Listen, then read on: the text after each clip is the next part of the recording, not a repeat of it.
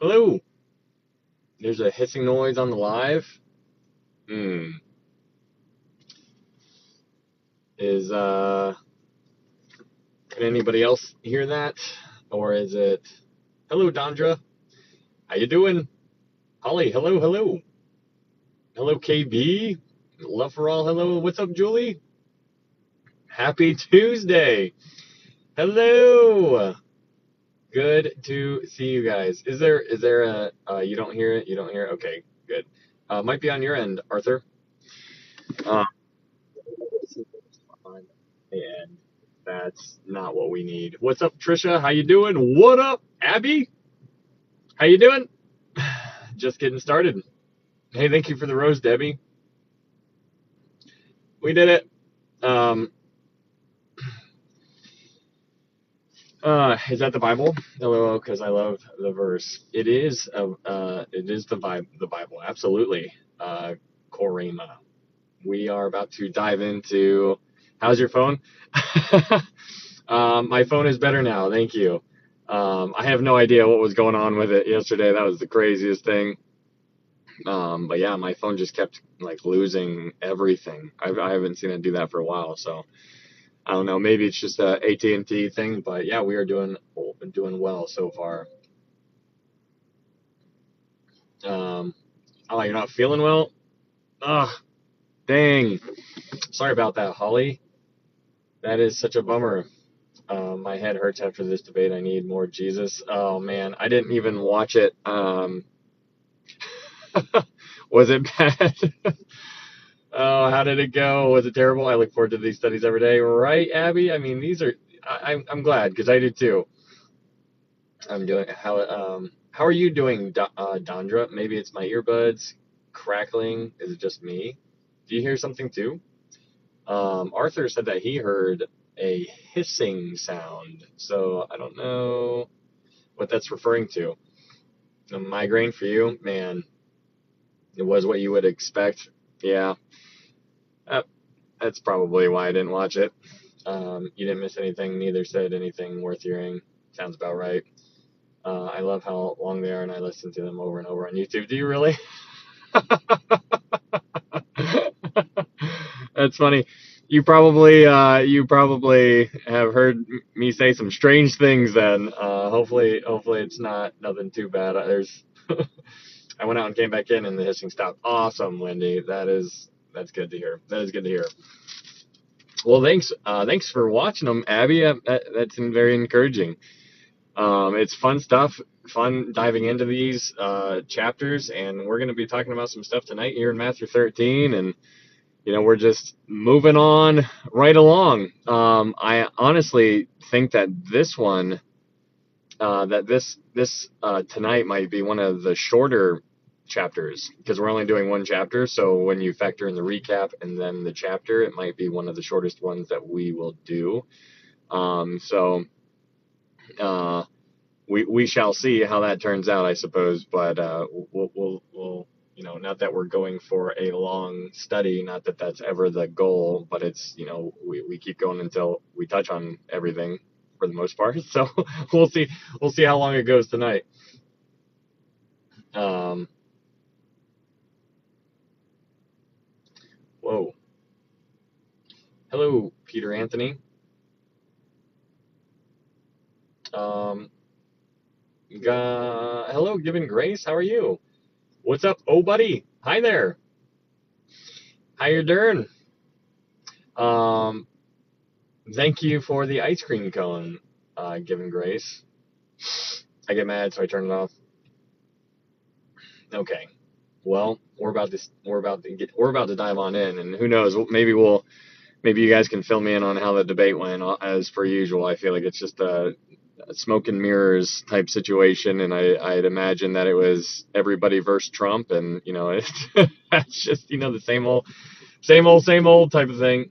We can be traced back to Noah. Um, what's up, Eli? How you doing, man? It's better when I left and returned. Awesome. What's up, Laura? How you doing? You feeling any better? I love the recaps. You're right, Ryan. Oh man, that's not good. I guess I'm not surprised, but it's easy when you can. Very predictable.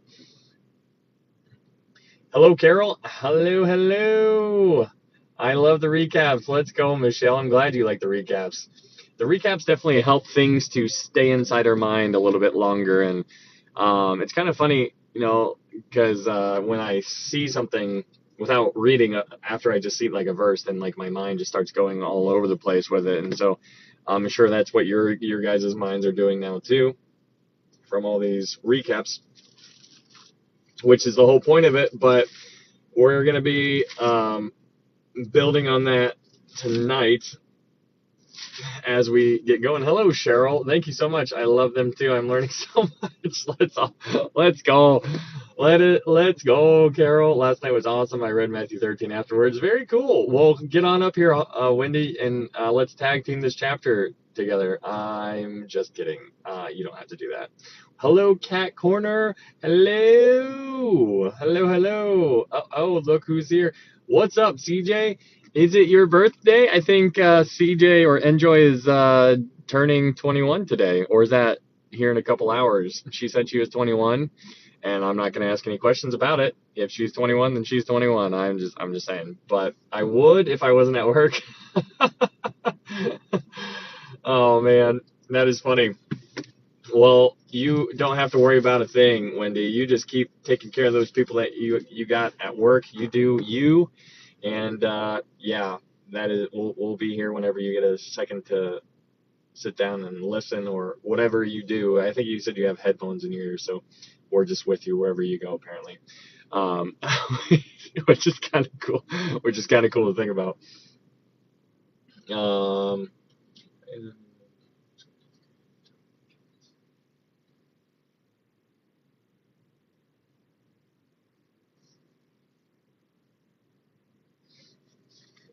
Okay.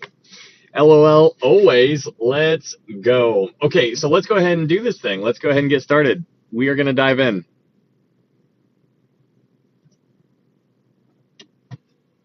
And we're going to be talking about these kingdom parables tonight. But as per usual, if you guys are new here, thank you so much for being here. My name is Ryan. And what's up, Amanda? How you doing? Hello, Costanzo. How you doing? Break the parables down for me, though. Yeah, that's the goal tonight. That's what we're going to try and work on in breaking down these parables. So let's do this recap. But thank you guys for being here. We're going to get started. My name is Ryan. We are going to be covering Matthew chapter 13, which is going to be a fun chapter. I think there'll be some surprises, maybe some connections. Hello, Leah. Hello, Ren. So maybe it'll be something new for you. Maybe it won't be something new for you. Matthew 13 will probably sound very familiar to your ears at the very least. And so, the hope is to just expound on some of that and to give you a way to view things. And as per usual, I want you to test every single thing that I say, because that is how we're supposed to navigate our life. You're supposed to look at each person in your world who is talking about the Bible and talking about Jesus, and you are supposed to test them. And so that's what I do, and that's what you need to do, and that's what we're called to do. So we need to be good stewards in handling those situations by testing everything to the Word of God. So we're going to be diving into Matthew chapter 13, but as per usual, we will cover the recap, and we will talk about Matthew chapter 1 through 12. We touch on some things that I think are important. I think like the key factors in each chapter. I think when we do this recap, we kind of hit like the high points and try to keep drilling those big points home. And it's not on like I'm avoiding other verses. It's just that the things that stand out to me are the ones. So those are the things that I typically mention in the recaps. Hello, North Dakota girl. Hello, Julie, Amanda Cook, Danny, Dennis. Hello. Hey, Ryan, pretty much listen a lot. You're good. Hey, thanks, Danny. I appreciate it, man. All right, so let's go ahead and dive on in. So, as per usual, I want you guys to understand that the most important thing is how to know for sure you can get to heaven. That's literally the whole goal of this study, is like to share the gospel. That's how it began. I just started going live one day, and I was like, you know what? I'm going to tell people about Jesus. And so it's funny looking back because that was about a year ago. And then I got conned into doing the book of Revelation. And so here we are a year later. But, still telling people about Jesus and still telling, sharing the gospel. And so that's just funny looking back on that. So it is just a funny thing to see how things turn out, but I'm glad to be a part of this. Hey, thank you. Enjoy. Thank you. I appreciate it. And it's just kind of cool, and I just am very honored to be able to be used by God. And I mean, it's just, if you're doing things for the Lord, then you're being used by him too. And just think about that for a second. Like, wow. Because there's people in your life that only you have the ability to speak into their lives. And so if you are giving them truth, then how amazing, how cool is that? And so, you and I, if you are a born again believer, if you are a Christian, if you are a new creation, then you and I are on the same team. We got the same jerseys on. And so I got to pass the ball to you, and then you take it down the court, and then you pass it back to me, and then I pass it across to the other person. And so that's the idea of what we're trying to do here as a body, or being in Christ, or being a part of the church in the mystical sense. But it's just really cool to visualize this entire thing and to see the like how it was intended to be, and just to, I mean, it's just really neat.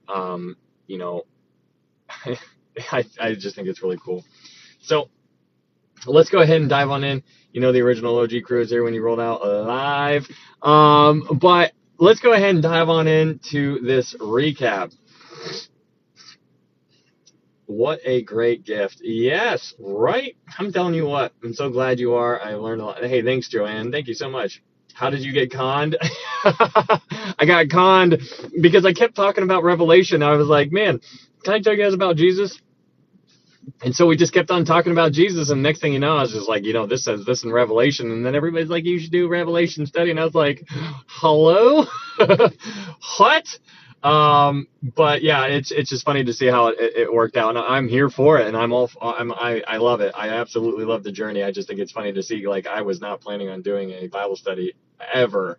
But I love it, and I'm all for it. But as per usual, just want you to know how to know for sure you can get to heaven. And that is by, number one, I actually was explaining to somebody who was in here last night, and I don't think he's in here right now, but when I ask people to reach out and like say, hey, if you have any questions, feel free to reach out to me. I don't know all the answers, but I can help if I'm able to. I will definitely help you.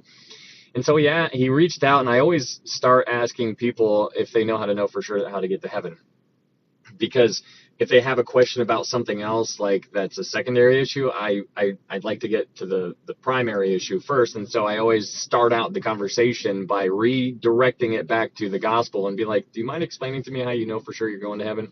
Because I want to make sure. And I'm never like making people try to second guess themselves. But anyways, this guy, he said he didn't know. And he said that he thinks, you just got to be without sin, and you just got to be a good person. And so I was able to tell him a whole, like, I typed out this huge long message and tried to explain it to him very simply. Maybe he'll join back in sometime. I don't know if he'll ever come back, but and that's the whole thing. We're just supposed to tell people, we're supposed to help them, and like lower the rope down to them and say, grab hold of the rope.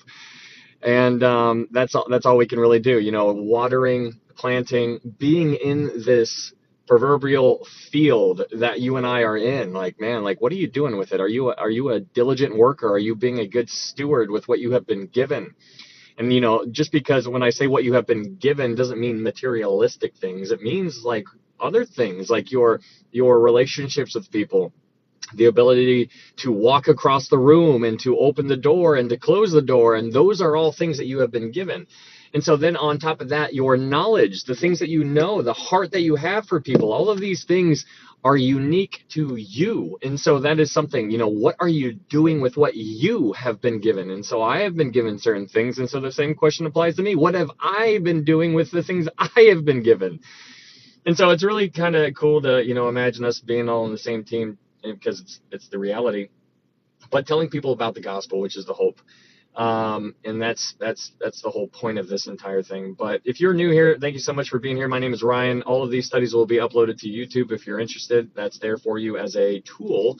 But let's go ahead and dive on into this recap. Okay, so the book we're doing the book of Matthew, and so it's important to understand how the Old Testament ends. So the Old Testament ends with Malachi, and then the New Testament begins with Matthew. And so the question is, what happens in between those years from Malachi to Matthew? So you have this gap where many people refer to that gap, which was about 400 and 450 years or so. They refer to that as the silent years. And so the question is, what happened during those silent years? How come it's not documented anywhere? Well, they actually are documented, which is why the book of Daniel is so cool. Because if you go to the book of Daniel, what you will end up reading about is you'll end up reading about this whole forecast from these empires from God's point of view. So Daniel is given this, he interprets King Nebuchadnezzar's dream in Daniel chapter 2, and what he basically tells you is that there's going to be 4 empires from God's point of view. And the first one is going to be Babylon.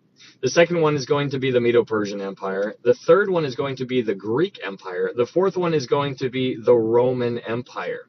So the Babylonian Empire fell to the Medo-Persian Empire. The Medo-Persian Empire fell to the Greek Empire, and the Greek Empire fell to the Roman Empire.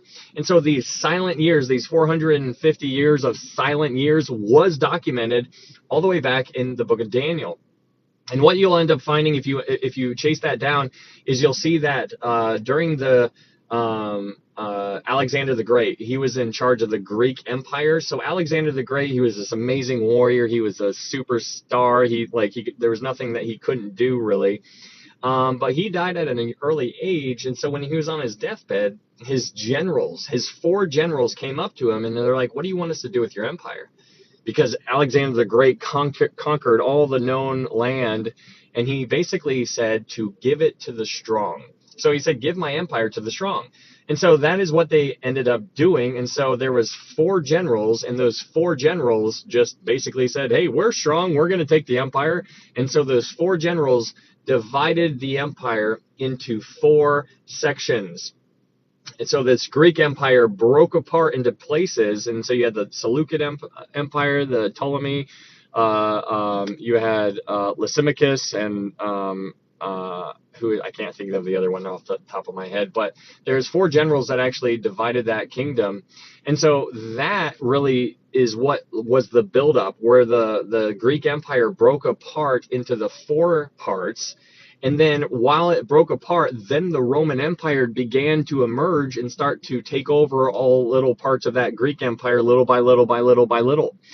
And so when you go in, after the Greek Empire fell, one of the biggest things to really understand is after the Greek Empire fell, like when Alexander the Great died and it divided into these different sections of 4, each general giving a piece of the Greek Empire, you have this guy who is a part of the Seleucid Empire, and his name is Antiochus Epiphanes.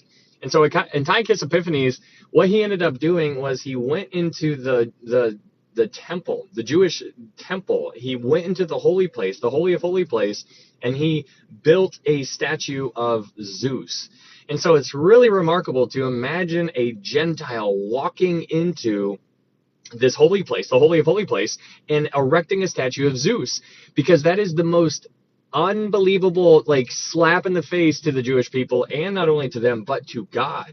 So much so that Jesus himself identified that part in history as being what you and I refer to as the abomination of desolation. Jesus quotes that in Matthew chapter 24, and he tells his Jewish people that he's talking to remember what happened back in Daniel's time. And he says, remember the abomination of desolation, and he's pointing us back to Daniel to go study Daniel, because when you study Daniel, you will learn about this abomination of desolation, which was talking about Antiochus Epiphanes. And so Antiochus Epiphanes walked in there, and he builds the statue of Zeus, and that is why we have the Maccabean revolution. These Jewish people completely push back against the Seleucid Empire, and they just go hand in hand, like they're just battling it out. And so that's when the Jewish people revolt, they push back, and it's just really remarkable. And so they end up eventually taking back their temple, and they end up cleansing that temple, basically because it was completely desecrated. And so that is what is very important to understand. And we'll talk more about that when we get to Matthew chapter 24. But that's a little bit of a backstory, because after the Seleucid Empire fell, the Roman Empire began to emerge. And so the Jewish people all throughout time are being oppressed. They're being oppressed. If this is the Jewish people, they are being oppressed by the Gentiles. And so this is why it's important to understand the difference between the times of the Gentiles and the fullness of the Gentiles. The times of the Gentiles is what Jesus refers to in Luke chapter 21. He tells us basically about, he's like, the times of the Gentiles. He uses that phrase, the times of the Gentiles. And so the times of the Gentiles began with King Nebuchadnezzar. Because when Nebuchadnezzar was basically ruling over the Jewish people, that is what started the times of the Gentiles. And so we are still in an area of where we are still in that little section of time that we would refer to, or Jesus would refer to, as the time of the Gentiles. Because even though the Jewish people have their own state, we are still oppressing them. We, as Americans, are completely stopping the Jewish people, the only Jewish state in the entire world, from not going too far. Hey, don't push back, don't do too much, just kind of defend yourself. Hey, take the win. And like, we're gonna, like, we do all kinds of stuff to not allow them to succeed. So they are still under Gentile dominion. And so we are looking for a day to where thy kingdom come, which is all about the Messianic kingdom, or the millennial kingdom, which is when Jesus is going to be reigning and ruling as king. And when he is going to be sitting as king, it's going to be a whole completely different world. It's a whole new kingdom. You have these two kingdoms that are at battle with one another. In a sense, you have the Antichrist kingdom, which we're seeing the foundation being laid right now for that, for the Antichrist to come in, and he's going to go into the temple, which the third temple, it's not built yet, but it will eventually. And he's going to go sit in there, and he will basically create everybody, or cause everybody to worship him. And so we're seeing the foundation of that being poured, but that's going to be a really, really short period of time where the Antichrist is going to be worshipped. And so he's going to have a total of 3.5 years of that dominion, because that's going to happen at the 3.5 point into the tribulation. And then he will basically be completely get right out of there. And that is, ushers in the second coming, which is what happens at the end of the tribulation. So it's some cool stuff to look forward to. Going back to the recap, though, because I kind of got a little distracted there talking about the times of the Gentiles. We are still in the times of the Gentiles. But after the Greek Empire fell, and the 4 generals that Alexander the Great had, after those empires fell, those 4 mini sections of the Greek Empire just started to fall one by one, like a domino effect. They were falling to the Romans. The Romans were going back. They were conquering everything, and this empire was massive. And so they just took over everything. And so the Roman Empire began to emerge in a very great way. And so during this Roman Empire, there began to become a civil war, because a guy named Pompey started rising through the ranks very quickly, and he started gaining a lot of traction with all the right people.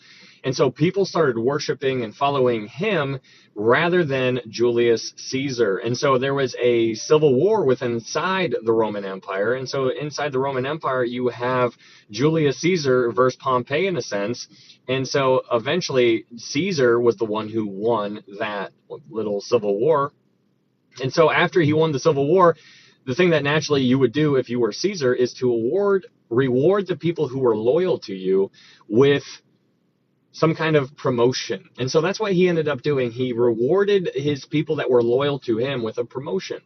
And so he ended up rewarding this one guy who is named Antipater. Hey, thank you, Marsuka and Monica. Thank you so much.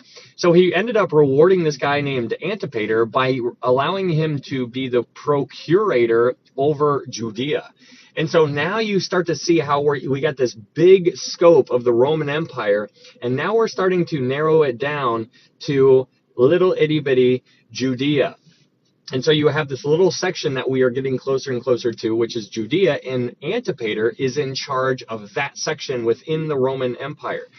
And so Antipater, he basically was able to use his influence and his sway to get his son, Herod, to become king of the Jews. So somehow he pulled all the right kind of strings, and he got his son, King Herod, and he appointed his son to be king over the Jewish people. And so there's a big word there that's important to really pay attention to. King Herod was appointed, meaning people basically said, hey, you know what? You're going to be king. He wasn't born king of the Jews. He was appointed king of the Jews. And so you see this stage being set, but while this is happening, you have the Roman Empire basically oppressing the Jewish people. They are oppressing the Jewish people by ruling over them. And so the Jewish people are being oppressed by having the Gentiles rule over them, and that is classification of the times of the Gentiles. And so we are looking for a time where there's going to be the fullness of the Gentiles, which is where, it's talking about something completely different, which is the rapture. I'm looking forward to that. That seems to be rapidly approaching one way or the other. World's getting weird, I can say. But, what's interesting about this Roman Empire is that during this Roman Empire period, there was another empire that we're not told about. But if you look in history, you'll find that there was this Parthian Empire. And what they did, the Parthians had these guys called the Magi, or the wise men. And so they sent their Magi, or wise men. We'll talk about that when we get to Matthew chapter 2. But diving into Matthew chapter 1, Matthew chapter 1 talks a lot about the genealogy of Jesus from, and thank you, Danette, thank you so much. Matthew chapter 1 talks a lot about the genealogies from Joseph's point of view. TK, thank you so much. So you get Joseph's genealogy, which is the father, the stepfather, in a sense, the earthly father to Jesus. And so we're given his genealogy, and what we learn about Joseph is that he is a son of David, which is very interesting. He is of the tribe of David, which is Judah, and so he's from that tribe. And so we learn that very quickly when you look in Matthew chapter 1 verse 17. Matthew chapter 1 verse 1 through 17. It goes all the way back, gives you all the genealogies, where they came from, what line they came down through. We see David's name in there, we see Solomon's name in there, and then we see Joseph's name in there. But what's really interesting is to really understand that in Luke chapter 3, we are told about another genealogy, which is all about Mary's genealogy. So you and I are given two different genealogies. We have Joseph's genealogy, and we have Mary's genealogy. So that why are we given both of them? Well, it's important to understand that we were given both of them because of what happens in Matthew chapter 1 verse 12. Because in Matthew chapter 1 verse 12, you're given a guy whose name is Jeconiah. And if you read about Jeconiah in Jeremiah chapter 22 verse 30, you will find that God himself calls Jeconiah out because Jeconiah was terrible. This dude was trash, right? And so God calls him out, and God himself puts a blood curse on Jeconiah. He puts a curse on Jeconiah and all of his offspring. Every person who ever was born of Jeconiah had this curse over them, that they would not rule on the throne, that they would not prosper, and all this kind of stuff you can read about in Jeremiah 22 if you're interested. But it's fascinating because it almost seems like God shot himself in his foot when he did that, right? And that's kind of seems how that would comes across, but that is not at all what happened, because Jesus was not born out of Joseph's line. Hey, thank you, Rita. So when you are understanding, you're like, well, wait a second. He wasn't born of Joseph's line. What do you mean? Well, this is why the virgin birth is so remarkable, because when you read Luke chapter 3, which is Mary's genealogy, what you see between both genealogies is that they both go down very similarly. They have some key names that are mentioned time and time again, but they all go down to David. And this is where it gets interesting, because in Joseph's genealogy, after David, it goes to Solomon. And in Mary's genealogy, after David, it goes to Nathan. So David had multiple sons. So it's just interesting because they're still the son of David, right? Both lines are branching from David both ways. It's just that one way took a different turn than the other one did. And that is why it's so fascinating. So Jesus bypassed that blood curse that was on top of Jeconiah that is mentioned in Matthew chapter 1 by being born from Mary's line. In Mary's line there's no blood curse or anything like that. And it's very, very important to pay attention to those things because the details are really what make the Bible amazing. Like the big things, we all know the big stories and all of these kind of things, but when you start searching for these little answers, that is where you really find the beauty and the amazing architecture of the Bible. And you get to just dive in and learn more about the architect, which is the God Almighty. I mean, it is God breathed. This book is unbelievable. It's unlike any other book in the entire world, and it's got all these prophecies in it, and you can just chase these things down and find these things to be true. And I mean, there's so many people in the world who just want the Bible so badly to be wrong. And it just makes all these people so upset when you start talking about the Bible. And it's just like, dude, I'm not even, like, why are you so upset with me? And so you see like this reaction of people just getting so hateful and hateful and hateful and hateful. And so it's important to understand that when those things happen, that it's because of the prince of the power of the air. And who is the prince of the power of the air during this time that we're living in right now? The prince of the power of the air is none other than Lucifer. And so when you start to ask yourself, like, why is this? And like, why are these people hating and all of these things? Remember what we learn about in Isaiah 14 and Ezekiel 28. We learn about Lucifer. And what you learn about Lucifer is that he was the seal of perfection. He literally is described in the Bible, which God is author of. God describes him as being the seal of perfection. We have no grasp at what that actually means, but that is your adversary. So that is the one who was cast out, and because he was found, there was pride that was found in his heart because of his beauty. And so it's really remarkable to see this kind of stuff, but we learn in Ezekiel 28 that it was him who weakened the nations. And that is what you see when you look around in your world and my world. Like, the world's falling apart on all ends. It's just like, what's going on? And so it makes so much more sense when you understand who's the person behind it, who is literally just destroying. And what does Satan come to do? He comes to kill, steal, and what? Destroy. And so that is what he's doing. He is the exact antithesis of Jesus Christ. He is a complete counterfeit, and this is what he's doing. He's never had an original thought. He literally just does the opposite of what Jesus does. Jesus is going to have a kingdom. Satan is like, you know what? I'm going to have a kingdom. We have God the Father, God the Son, God the Holy Spirit. He's like, you know what? I got the dragon, the beast, and the false prophet. That's a complete counterfeit. You have all of these counterfeits all throughout. You have the seed of the serpent, and you have the seed of the woman. You have these things that are just kind of right in your face when you just compare and contrast these things. And it's really important to pay attention to these differences, but it's really cool once you start to see it. But when you dive into Matthew chapter 1, you see this genealogy, and it's all about Jesus, and it's so cool, and I can't stop reading this verse. But in Matthew chapter 1, verse 21, in Matthew chapter 1, verse 21, it says this: "And she will bring forth a son, and you shall call his name Jesus, for he will save his people from their sins." And that is amazing news. Like, unbelievable. Like, I'm just like, so just understand that you are here after that. You are here after Jesus died on the cross. You are here and you get to read about what he's already done. The people in the Old Testament just were like they were confused. They saw some shadows. They didn't really see what it would mean, what would be around the corner. They saw something coming around the corner. They saw a shadow. They didn't know what the shadow was of, and they're trying to figure it out. They don't know. They didn't know. They didn't know. They didn't have all of the things, the ability to look back into time and see this stuff happening in history, but you do, and I do.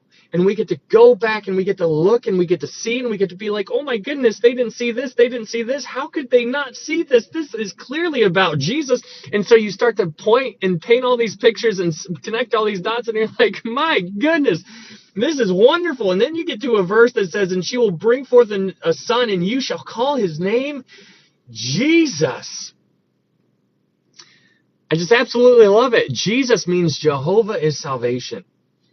Jehovah is salvation, which is Yehoshua, Joshua in the Old Testament, and Yeshua in the New Testament. It's the same name. They both mean the exact same thing. Jehovah is salvation. Wow.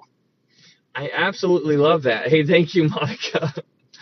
Matthew chapter 2. In Matthew chapter 2, this is where the background comes into play to really understand the dynamics and the tension. Like, I want you to really understand the tension. And if you've been here for the other recaps, you already know what I'm going to say. But the Parthians you have the Roman Empire, this massive Roman Empire, and then you had the Parthians, which was right around Iran and Afghanistan. It was a smaller empire, but they started going to battle with the Romans. They just kept going to battle with one another. And so there's a lot of tension between the Romans and the Parthians. But what's remarkable that we read about in Matthew chapter 2 is we read about these guys that are called the Magi. And so these Magi, you're like, well, you know, what's the Magi all about? Well, you know, the wise men, like we three kings, like of Orient are. It's really interesting to dive into the Magi, because when you do in the Bible, when you dive into it, you learn that Daniel, in Daniel chapter 4 and 5, you'll learn that Daniel was appointed chief of the Magi.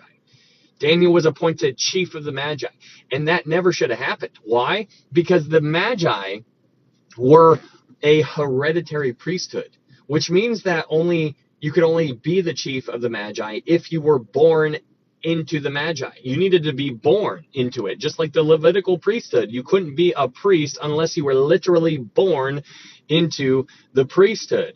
And so the Magi are very similar to the Levitical priesthood. And so when all of a sudden these Magi in Daniel 4 and 5, they get the news that this Jewish dude was going to be appointed chief of them, that really didn't sit well with them. And so that's why they tried to throw him in. You know, they did a whole bunch of conniving and whatnot, and they ended up getting him thrown into the lion's den, and that didn't work out well for him, because we know how that story ends, because then they all got thrown into the lion's den. But anyways, Daniel was the chief of the Magi, and so he's the chief of the Magi, and you just have to use your imagination here, and with what you know about Daniel. Now with Daniel and everything that he has done, he's had all of these visions, all of these crazy stories, and with all of that that was revealed to him, and with all of Daniel, just, you know, all inclusive, being an apocalyptic book, Daniel was in charge of the Magi. So you know Daniel was pouring into these Magi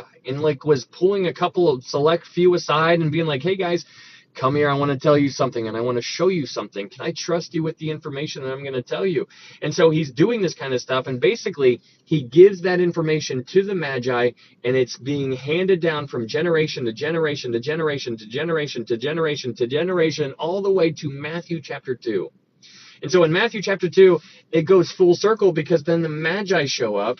And in Matthew chapter 2, verse 1, it says, now after Jesus was born in Bethlehem of Judea in the days of Herod the king, behold, wise men from the east came to Jerusalem.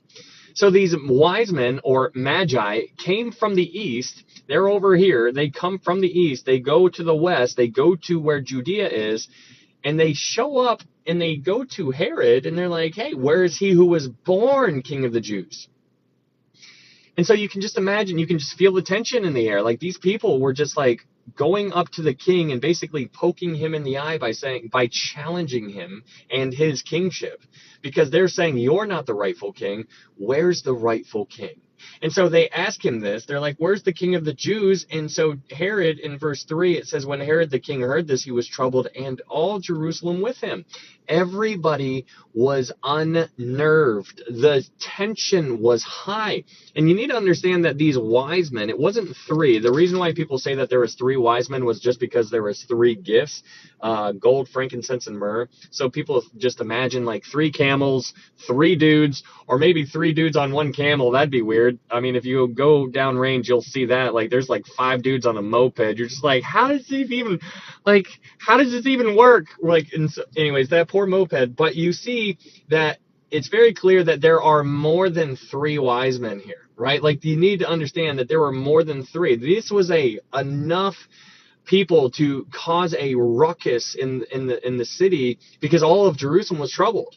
And so how would all Jerusalem would be troubled unless there was enough commotion going on and everybody could like look out their window and, just like what's going on out there, right? And like they're looking, they hear these people coming, walking through their town, they ask people, they find out all these things, and they're searching for the king who is born King of the Jews.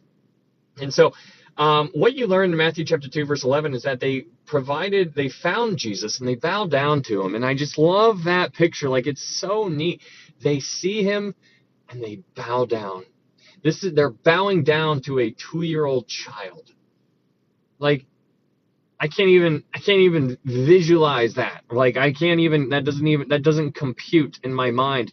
But then they give him gold, frankincense, and myrrh. And when they give him gold, frankincense, and myrrh, that's showing you how much they actually understood about this king, about Jesus. They understood gold represents his deity, his kingship. They are acknowledging his deity and his kingship by providing him gold.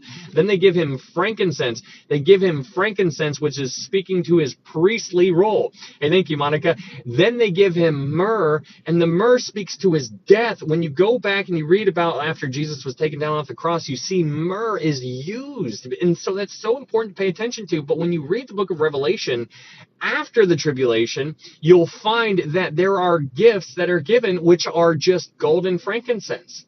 But there's not myrrh. Why is myrrh not mentioned in the book of Revelation? How come it's just gold and frankincense? It's because he's already completed the myrrh part. He already did that. He already died. He already did that. That's already checked off the list. So now it's just gold and frankincense. Why? Because he's still a king and he's still a priest, because he's constantly interceding for us. It's unbelievable. And so this kind of stuff, it just goes all over the place. Diving into Matthew chapter 3. What's up, Vina? How you doing, man? Matthew chapter 3, we start talking about John the Baptist. And in John the Baptist, it's really fun to just learn about Isaiah chapter 40, because in Isaiah chapter 40, verse 3, I think, we're told about the voice of one crying in the wilderness.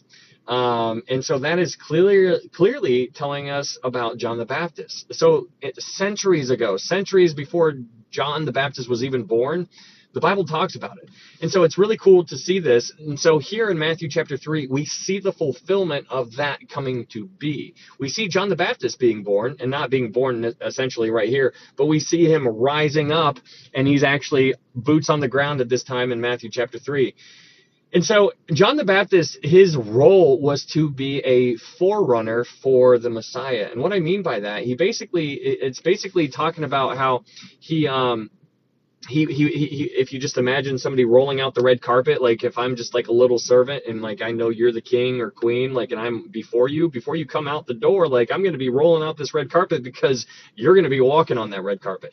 That's what John the Baptist was doing to Jesus in a sense, because he was going out and he was preparing the way and he was like shouting, he was declaring, he was heralding all about Jesus. And so out there in the wilderness, John the Baptist is baptizing people.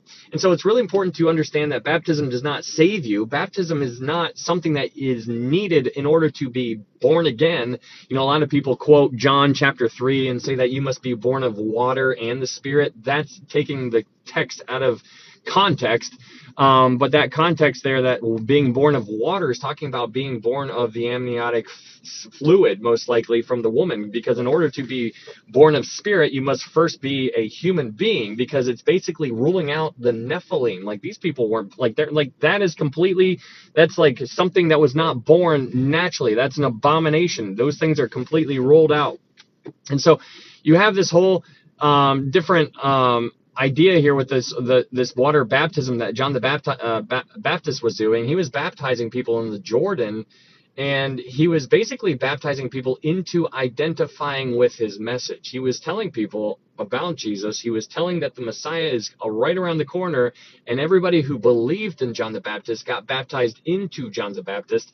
And you think, Ryan, what's up, Meredith? Good to see you. And so he was baptizing people, and so they were basically saying that, hey, John, I believe that when you point to the Messiah, I believe that he will be the Messiah.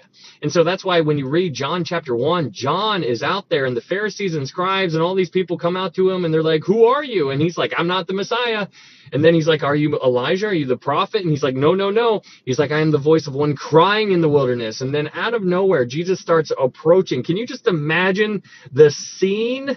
I mean, I can't even visualize this. Like, I don't know if it was hilly, like if Jesus just like started slowly walking over a hill, and then John the Baptist just like stops talking to these Pharisees and he says, behold the Lamb of God, which takes away the sins of the world. Like, unbelievable. Like, this is just like, I mean, the Bible is so stinking neat. It is so stinking neat. And all the pieces are coming together. And like if you get like a little Swiss watch, like how it's just like everything is like perfectly in tune, like click, click, click, click, click, click, click, click, click, click, click, click, click. Like, how it's just like it to a watchmaker, they find so much joy in just like tuning it and making sure that everything is perfectly synchronized and all these things. And so it's really important to understand that everything is on time. Everything that's happening right now is on time, and that is really cool. Like, what we are doing right now is on time. We are not surprising God. Before God flung the world into existence, before there was a heaven and earth, he was there. And so it's so important to understand this, because everything that's happening right now we learn about in Psalm chapter 2 is a complete quick flyby of eschatological times, and you find that he who sits in the heavens shall laugh. Like, everybody, like our world, from our perspective, the world's falling apart and we're freaking out and we're like, oh my goodness, but he is sitting on the throne and he's just like, why do the nations rage and plot a vain thing? And so it's just really important to understand like where he's coming from. He's got it all in control. No matter what happens to me, no matter what happens to you, no matter what happens to the people around us, he's in control. And so your faith, what is it built on? Is it built on Jesus? How is your faith? How are you building upon your knowledge? Are you growing? And so that's what we need to be doing in our day-to-day walk. But anyways, going back to Matthew chapter 3, what you find, hey, thank you, Ed King, for that heart. Matthew chapter 3, we talked about these Pharisees and these Sadducees, and so we're going to talk a lot about them. But the Pharisees were very legalistic, and they still very are. The Pharisaical law is still in existence today. There's a lot of people who are still thinking that being a good person and obeying the law, like those Orthodox Jews that I had that opportunity to talk to for those 5 hours over those 3 days, was really fun. And those people just were doing good things. They were obeying laws. And it's just like, what? We try to do best we can. And I'm like, man, you're missing it. And so they literally had a blindfold on, spiritually speaking, that they couldn't see who Jesus was. Even after I used the scriptures, the Old Testament, I was trying to point them to all the things that pointed to Jesus, and I was like, this is Jesus. Thank you, Adriana. And so you see this, like these Jewish people, they just are trying so hard to earn their salvation, completely negating what Jesus did on the cross. And so the Pharisees are a very legalistic kind of perspective, religious-wise, very religious, if you will. Very interesting. Thank you, Adriana. I think it's very important to pay attention to that, because when the Pharisees, that's religion. And when you and I look into our world today and you think of the people that you view as very religious, how many people have you said, like, I've talked to a lot of people, and when I talk to them about Jesus and I try to witness to them, they say, oh, I'm not very religious. Hey, thank you, Magda. And so I'm not like, I always find that word very thought-provoking, at least in my mind. Because when somebody says that they're not very religious, or that they are very religious, or my mom is very religious, or my dad is very religious, I just like question it. I'm just like, what do you mean? Like, I just don't, like for me, like my mom loves the Lord. My dad loves the Lord. And so is that like labeled as being religious? Like, and so it's like almost a misnomer in a sense by labeling it that way. In a roundabout way, and I'm not trying, I'm just trying to make you guys understand how I think. This is just my own personal thoughts, but like the danger of religion is kind of like what my hope is to get you to understand. When somebody says religion, it's just like, man, like, and so what I want you to understand is that Jesus didn't join their club. The Pharisees were religious. Jesus did not join the religious club. And so that's very provocative, because he's just like, well, why wouldn't he join the religious club? Like, it would have made sense for Jesus to just be the chief Pharisee, right? But he didn't do that. And actually, he actually went against what they were teaching. And so that's why they ended up hating him. But he didn't go again, or he went against their religion. That's very interesting. They were reading the same scriptures, by the way. They were reading the same scriptures that Jesus was reading. Very interesting. That's very interesting. You can be reading the same book that somebody else can be reading, and they can be completely lost. And so when you make that connection, you start to view people differently. You're like, well, wait a second, maybe this person isn't a Christian, even though they use the phrase, I am a Christian. They don't know. Maybe they don't know. And that's why I try to encourage you guys, like, ask them. Like, they don't, like the only way that you can know if they actually truly understand is by asking. You need to ask. When somebody says they're a Christian, be like, awesome. Do you mind telling me why? Can you explain it to me? Whitewashed tombs, absolutely. Hey, thank you, Adrian. And so you see this the whole idea of this religious situation with the Pharisees, and then you have the Sadducees. The Sadducees were the exact opposite. They were more, they just didn't believe in the resurrection. They didn't believe in the divine scriptures. They didn't believe in that kind of stuff, and that's why they were very sad, you see. But moving on to Matthew chapter 4. In Matthew chapter 4, hello, Savannah. So true, right, North Dakota? But in Matthew chapter 4, you have this whole situation where Jesus goes into the wilderness. He's led into the wilderness by the Spirit. And you know, what do things look like from a spiritual vantage point? Because you and I see a physical world. But what does something look like from a spiritual vantage point? And so what I mean by that, in Matthew chapter 4, verse 1, we're told that Jesus was led by the Spirit. What does that mean? Like, what does that look like? Like, how? And so, you know, it's very curious, I suppose, to just try to imagine what that looks like. What is that? Like, what does that mean? I have questions. Like, I'm a very visual learner. Is this? And so, anyways, but going into Matthew chapter 4, you learn that Lucifer is approaching Jesus, and he is challenging Jesus, and he's questioning Jesus, and he's asking him all these questions. He's like, if you are the Son of God, go ahead and throw yourself down. And then he quotes a verse. What you learn very quickly is that Lucifer is manipulating the verses.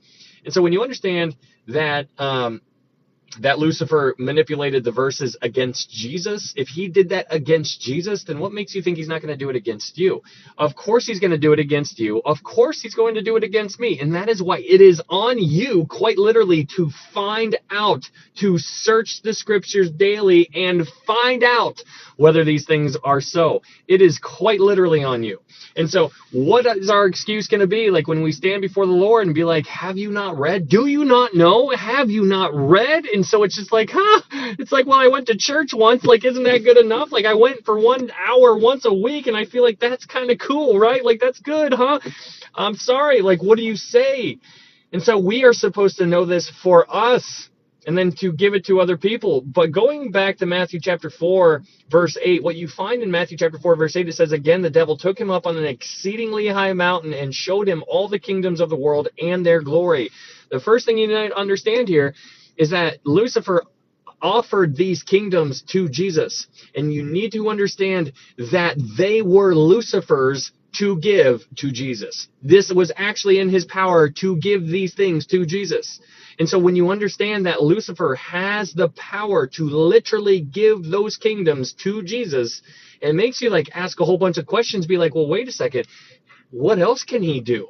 If he had the power to give those things to Jesus back then, what does he have the power to give people in our world today? There's a whole bunch of Luciferians in our world who completely worship Satan. And it is a whole thing. During the tribulation, there's people who are literally going to be worshiping Satan. They are going to be worshiping the beast. They are going to do that. It's demonic. It's very Satan worshiping type material that you're seeing. You're seeing the pump being primed right now. And so it's fascinating seeing all these things.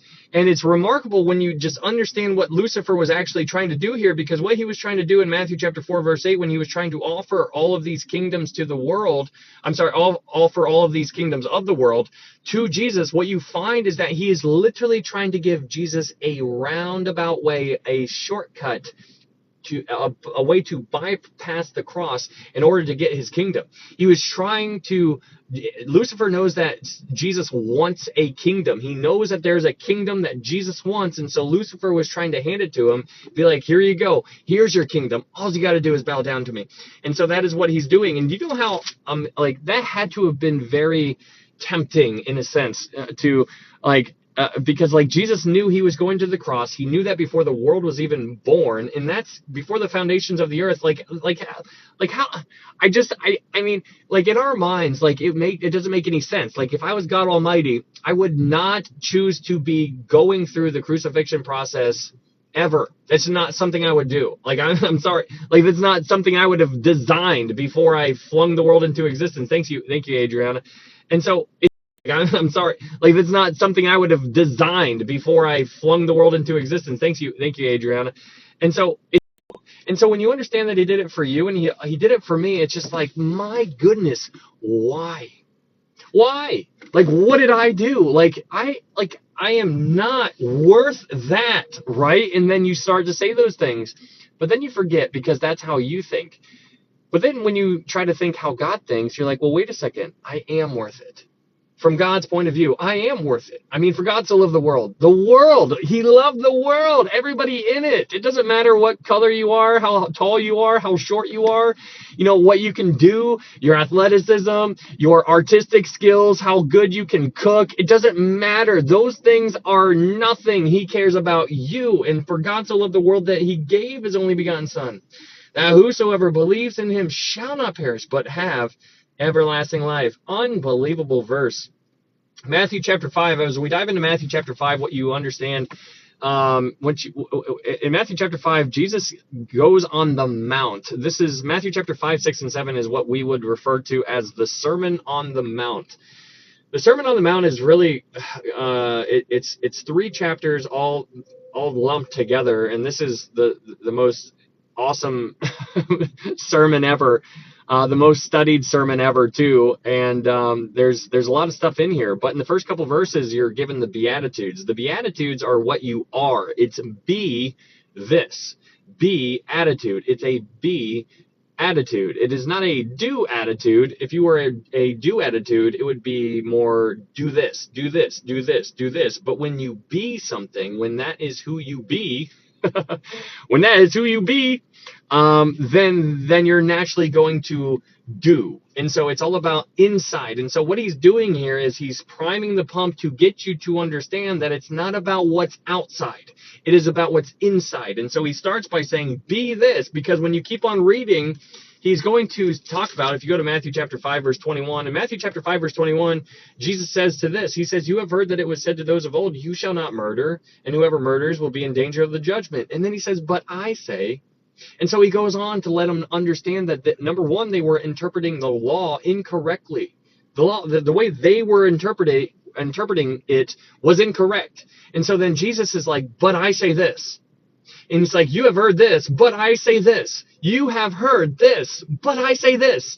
And so he's giving them more light. And when he gives them more light, what that does to somebody is it shines a light within their life for them to have the realization of like, wait a second, according to what Jesus is saying, I'm in big trouble. Because before you started talking, Jesus, I thought I was all that. I thought it was pretty cool. Like, I thought I was upholding all the law because I literally never murdered. I literally never committed adultery. I literally never bore false witness. I literally never did all of these things. But you're saying that I don't actually have to physically do them, but internally, if I do these things and these things and these things, then I'm guilty of all of those things.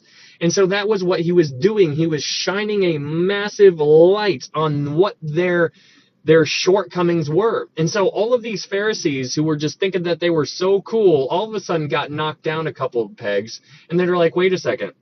And they didn't like that because they were the experts of the law. And so in a key verse in Matthew chapter 5, verse 20, in Matthew chapter 5, verse 20, Jesus he's talking to his disciples. You need to understand that. In Matthew chapter 5, verse 20, can you slow down? You're talking, no disrespect, brother. I tried that once, and then I This is I try to talk this way when we're doing a recap because it's just a recap. All of these are uploaded on YouTube. There's a YouTube link up here. If you wanted to go check that out, which is where we expound more on this. And so during the recap, I talk faster just to kind of, because it's all stuff that we've already talked about before. So I try to do it quickly to get through to get to what we're actually going to talk about. I could try slowing down a little bit. I just talk fast normally. I think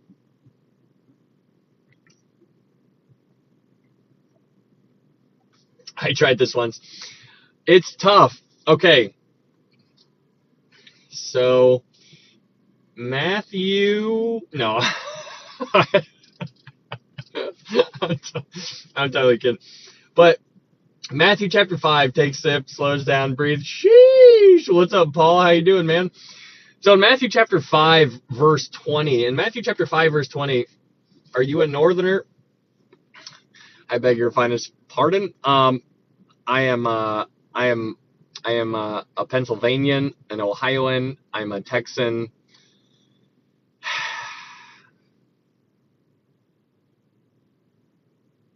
I'm all the things. She dying. Okay. But in Matthew chapter 5, verse 20, it says Jesus is talking to his disciples, which is really important to remember that he's talking to his disciples and he has multitudes all around him, but he's talking to his core group. Now he's talking to his core group, but he's got all of those people all the way over here that are listening in. And so if I'm talking to Monica and Julie right now, if those two ladies are right in front of me and I'm talking to them and everybody else is just like right behind them, I'm talking to Monica and Julie, but everybody else is hearing what I'm saying. And that's the whole point of the situation, because Jesus was talking to his disciples. And so he's talking to his disciples. And so in Matthew chapter 5, verse 20, Jesus says, "For I say to you that unless your righteousness exceeds the righteousness of the scribes and Pharisees, you will by no means enter the kingdom of heaven." And so it's remarkable hearing that. Can you imagine being a disciple, which they were all kind of common people, fishermen, tax collectors, whatever. You have these people who were not very righteous. And so then Jesus shows up and says, hey, unless your righteousness exceeds that of the Pharisees, then you're not going to enter the kingdom of heaven.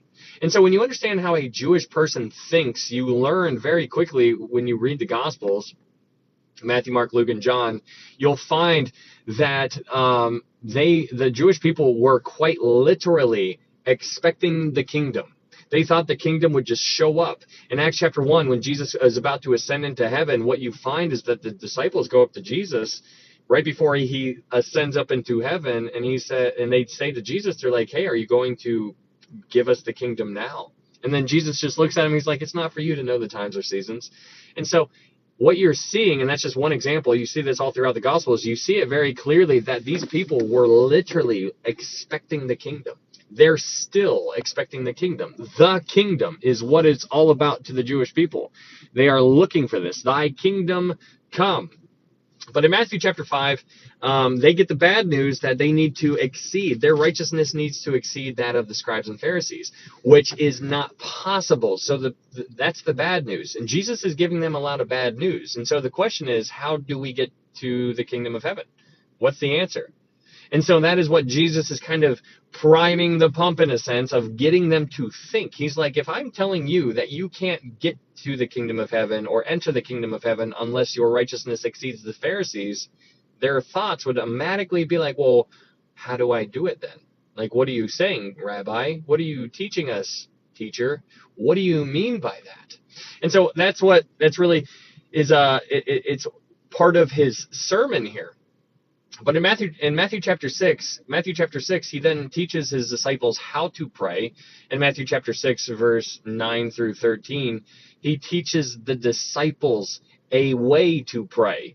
And he says, Our Father who art in heaven, which is basically them. He's teaching them to acknowledge the Father. He's like, acknowledge the Father. Pray to the Father. Our Father who art in heaven, hallowed be your name. You are highly revering the Father's name. And then he goes on in verse 10, he says, Your kingdom come. your will be done. So when you are praying, it's okay to ask for things and tell him your heart and whatnot. But what we should really be praying for is for us to be put in the game. Use me, God. Like, what can I do? Like, allow me to enter into that program, your kingdom program. Like, what can I do to be, it's like you raising your hand. Put me in, coach. Put me in, coach. And so breathing would just slow him down. Yeah. I'm telling you, it says your kingdom come, your will be done. Understanding what the kingdom is actually talking about is vital for your understanding on so many different aspects all throughout the Old Testament and into the New. You can't really understand eschatology unless you understand the kingdom. And so, that takes you all the way back to these everlasting covenants, which would be a fun study to do. And I think that we will probably do that sooner or later, just so we can really get a better understanding on what these covenants actually talk about and how they really pour into our lives. I think that's very important to understand, because when you understand something that is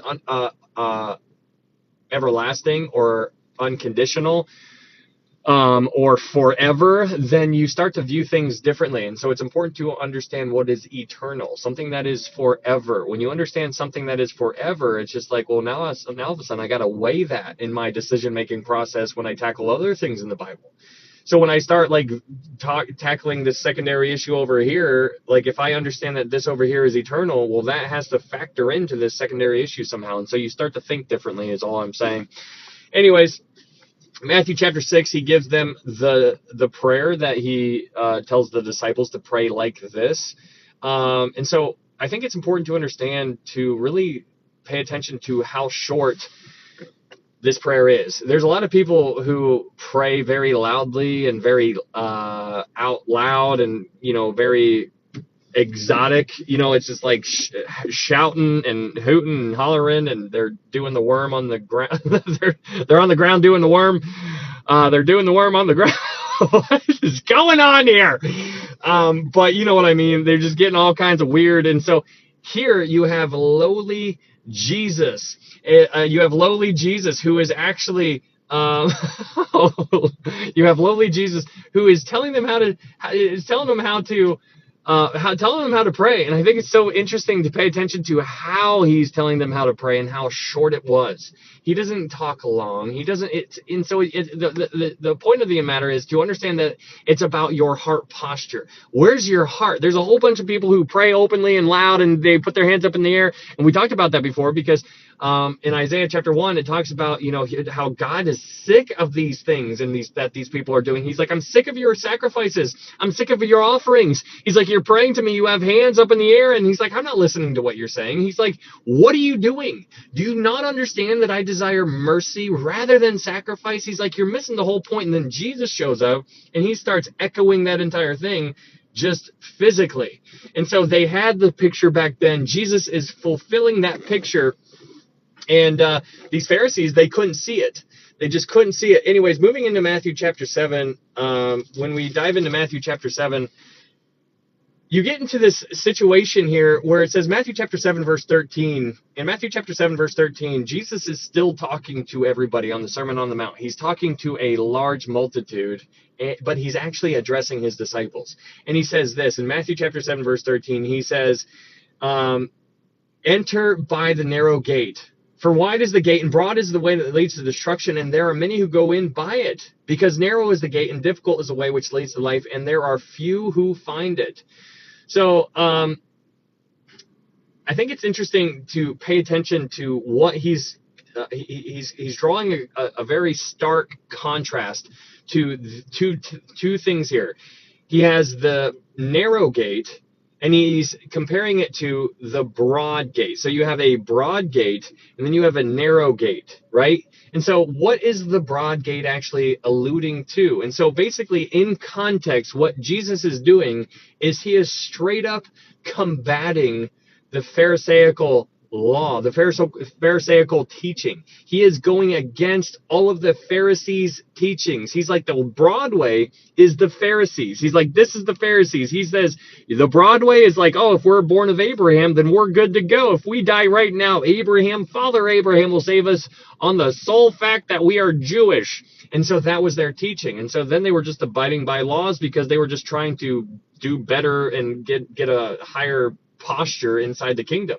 They were completely broken in their way of thinking. And so Jesus is talking about the broad way, which was the Pharisaical way of thinking, and then he tells them his way, which was the narrow gate.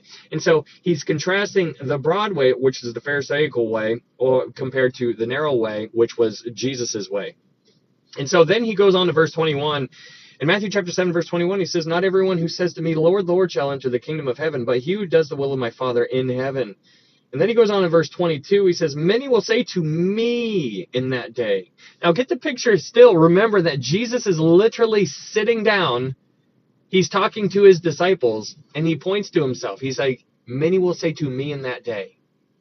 And so he's really creating a visual for his disciples. He's like, "Do you not understand that there's coming a day that is still yet future from this point on?" He's like, "There's a day in the future where people are going to look at me and they're going to say, 'Lord, Lord, did we not cast out demons in your name? Did we not prophesy in your name? Did we not do many wonders in your name?' And he will say, 'I never knew you. Depart from me. I never knew you.'" What is so interesting is those three things that he chooses to use.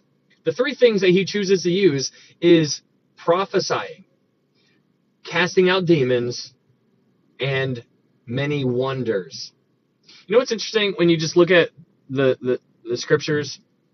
When you look at the Old Testament, what you'll find is that, let's go back to Egypt, before the Exodus. So there you are, you have Moses and Aaron. They're standing before Pharaoh. They're saying, "Let my people go," right? And so when he says that, he obviously Pharaoh doesn't listen, and so Aaron throws down the staff and it turns into a serpent, right? It turns into a serpent. But then, as we talked about before, the Pharaoh's magicians, they threw down their staffs as well, and they also turned into a serpent. And so you see powers coming at one another, right? Now, my point here is that they had the ability to do great wonders. They had the ability to do things that nobody else could really do. Like, I can't do that. Are you kidding me? Like, if I had a staff and I just kept throwing it down, I just get tired of throwing it down after a while. It's not going to turn into a snake. But they could do it. Those would be classified as great wonders. Do you know that what people want in our world right now is something tangible? They want something that they can literally see and feel and talk to. That is what the world wants. And so that is what's so dangerous about our time today, is that we are being deceived on every single level. But when you dive into the book of Revelation, what you'll find that during the tribulation, in Revelation chapter 13, what you'll find, if you read Revelation chapter 13, you'll find that this beast will emerge, and then the false prophet will emerge. The false prophet's role is to point to the beast and be like, "Hey, go worship that guy." But the false prophet is going to literally be able to pull fire down from heaven, and everybody's going to be like, "Oh my goodness, he's so cool. Let's go worship that dude. I love worshiping things," right? And that's what they will do because they are using their eyes. They are going to be using and they're going to be deceived, right? And so the world, it's like that right now on a smaller scale. But during the tribulation, it's going to be on a much bigger scale. Right now, everybody is looking around and they look at other people. They look at a person. They literally look at another sinner and they're like, "Oh, he's so wonderful and I just want to be like him," right? And that's what they say. And it's just like, what are you doing, man? And where'd that accent come from? I don't know what I'm even doing right now. What? But you just like see this happening, and it's just crazy because so many people want to feel spiritual. They want to feel and they want to see and they want to be a part of something, and that's what they do. And it's just like, why are they doing this when they literally have the Word of God right here, and they have all the things that they need right here? And if they have this, then that is everything. Like we actually downplay, like, the Word of God is not enough. Like, can you imagine when you go to a church, if you go to a church, like if you just drive around your city and you just like, plug in your GPS, like some kind of church, and you just go to it, you would be blown away just if you just sat there and just like would observe and just like watch people and be like, what is going on in this church? Like, what are they doing? And so it's so eye-opening. But in that church, those people who are there are completely unaware. They're there under false pretenses. They're there and they have this false sense of security. It's just like they're all thinking that they're doing something good, but it's not about being inside a building that's got four walls. That's not the whole point of the entire thing. They're not even teaching the word of God. And if they are talking about the Bible, it's about something very surface level. And it's very, that people don't know. And how will they know unless they are told? But let's go back to Matthew chapter 8. Matthew chapter 8, Matthew chapter 7, let's say in Matthew chapter 7 a little bit more. In Matthew chapter 7, after he says, many will say to me, Lord, Lord, in Matthew chapter 7, verse 24, he starts comparing the parable of two builders, the one who built his house on the rock and one who built his house on the sand. Now, the sand is representative of the Pharisaical law. The sand, if you build your house on the Pharisaical teachings, which was what Jesus was completely combating the entire time, he's like, you know what? If you build your house on that, it's going to fall down. It's not going to last. Like it's trash. But if you build your house on the rock, which is me, which is Jesus, which is as it is written type of law, he's like, if you build it on this, then your house will stand. And so what's really fascinating in Matthew chapter 7, verse 28, in Matthew chapter 7, verse 28, it says, and so it was when Jesus had ended these sayings that the people were astonished at his teaching, for he taught them as one having authority and not as the scribes. So the reason why they were astonished in this teaching is because of what he was saying. Jesus, they were astonished because he never quoted any rabbinic teachings. He never quoted any past rabbinic authors or somebody. Like, the way that the Pharisees operated is that they kept on building on top of one another, and they kept on adding laws to it, laws. And so all of these Pharisees all the way up here that were all throughout time, they were building on the past people who had set the foundation. And so everybody just kept building on that foundation, and the further and further they kept building, the further they got away from the actual law. So if this is the Torah right here, the first 5 books of the Bible, the Pharisees kept on building on top of it and kept on building and building and building and building and building. And the more they built, the further they got away from God's law. And so that is what the Pharisees were doing. And so the reason why they were astonished here is because Jesus did not refer back to any rabbinic teachings. This was all original stuff. Jesus is like literally giving them exactly how it is, and they were just completely mind blown. So you have all of these students, these Pharisees, these people who are high up in the Pharisaical world, and you have the students of those Pharisees being in there. Thank you, Christina. And they're all listening to Jesus, and they're like, wow, I never even thought, what? And so like they're hearing. And so then we get to Matthew chapter 8. And in Matthew chapter 8, we learn about this leper that was cleansed. And understanding the importance of this leper is vital, because when you understand how a Jewish person would take this, your mind is going to be blown, because in the Jewish world, the Jewish people in the first century understood that there was no leper ever in Jewish history that was ever cleansed. There was none. Like, there was Miriam, but that was the only example, but God obviously healed her. And so the cleansing of a leper was strictly a messianic miracle. And so if you were a Jewish person back during this time and you heard somebody got healed from leprosy, it was natural for your mind to go straight to Messiah. It was natural for you to think the Messiah is here. That is a messianic miracle. And so this leper shows up in Matthew chapter 8, and he comes up to Jesus and he says, Lord, if you are willing, you can heal me. And so I think that's so cool, because this leper, like this dude, he understood who Jesus was. And I just want to go ask this dude some questions. I'm gonna be like, how'd you know? Like, whoa, like what made it, like, why did you, like, what tipped you off? Like, why did you go up to Jesus? Because this leper was a Jewish person. And so it's interesting, because if you read Luke's account, what you'll find is that Luke, or Dr. Luke, because he was a physician, you'll learn that Luke describes him as being full of leprosy, which shows that this man was quite literally on the verge of dying. He was on the verge of dying. He goes up to Jesus and he says, Lord, if you are willing, you can heal me. And so Jesus, he puts out, he stretches out his hand and he touches him. And I want you to understand here the very very on purpose motion that he did. He didn't have to touch him, because how many other miracles where he said, hey, go back to your house, your servant's healed? Or how many times it, like when Lazarus was in the tomb, he didn't go inside and walk in there. No, he says, Lazarus, come forth, right? He just spoke a word. Here, he purposefully reached out his hand and touched him. Now, I love this because it shows the compassion of Jesus. This man had not been touched since he had been excommunicated from the area, because when you were a leper during this time, you were put out of the city.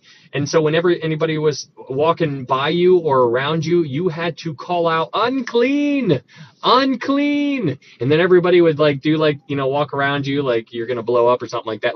And so that is what they had to do. And so Jesus reaches out and he touches them.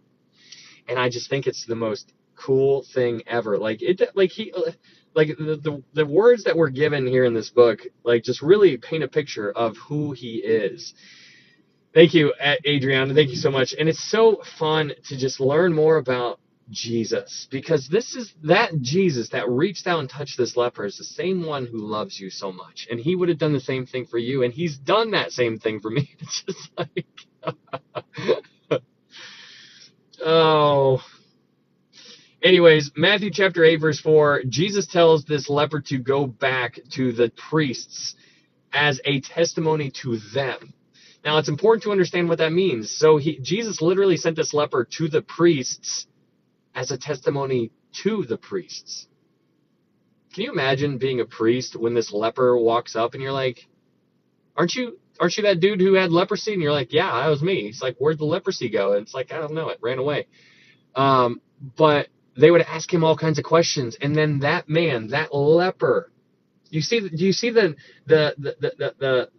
butterfly, the ripple effect? Do you see the ripple effect from, I was going to say butterfly effect. Do you see the ripple effect from Jesus sending that man to the priests?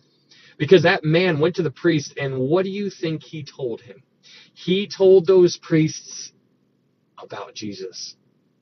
And that's what we're supposed to be doing. Can I tell you what Jesus did for me? Can I tell you, leprosy is representative of sin. Did you know that we're all sinners and we all fall short of the glory of God? Can I tell you what Jesus did for me?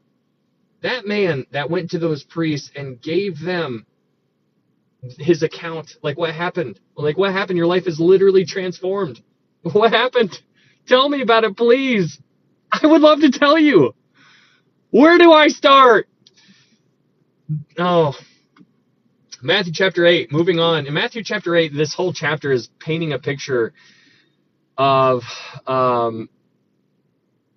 basically Jesus doing all of these miracles. He's painting a picture. He's like, these are miracles that are going on. And he's like, I healed a leper. I healed this centurion. His servant was paralyzed. And so it's interesting because this centurion, we learn from Luke's account that the centurion was very, had a huge heart for the Jewish people. And I think that's really cool.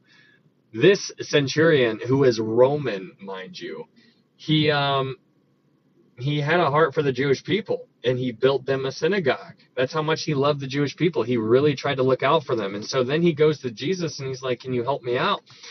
And I think that's really cool. So you see a mixture of Romans, you see a mixture, and remember that Jesus, his mission was not to the Gentiles. This centurion was a Gentile.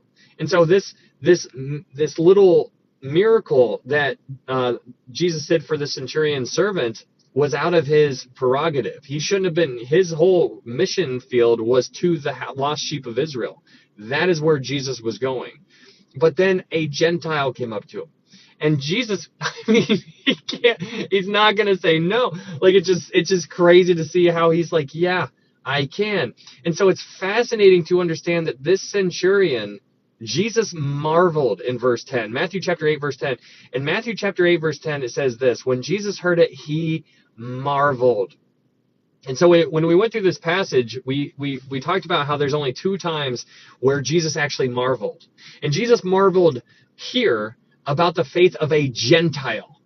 The second place where Jesus marveled was being directed towards the Jewish people, but it was in a negative kind of way. Jesus was marveling towards the Jewish people because of their lack of faith.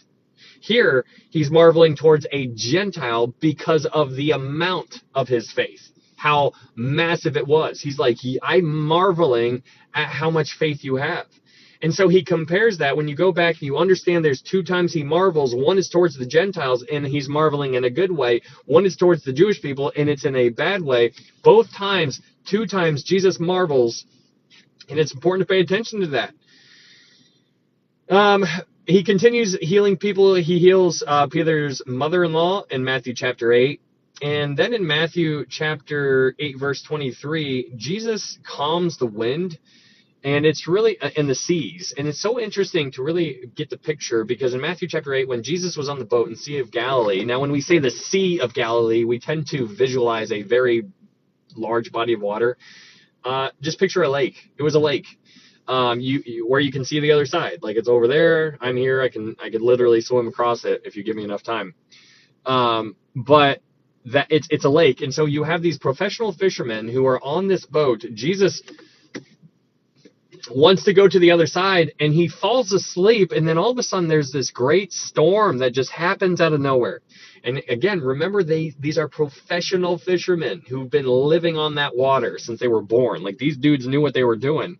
But it tells us that they were afraid for their lives. And so when you understand that they were afraid for their lives, it says then they woke Jesus up. They had to wake him up. Like, these dudes are literally afraid for their lives, and then they had to go and wake him up. Can you imagine? Be like, is he really sleeping right now? Like, you're just like, like you're hanging on. Like, Peter's like, his legs are up in the air. He's just like flying around, holding onto a rope somehow. It's just like, I'm flying.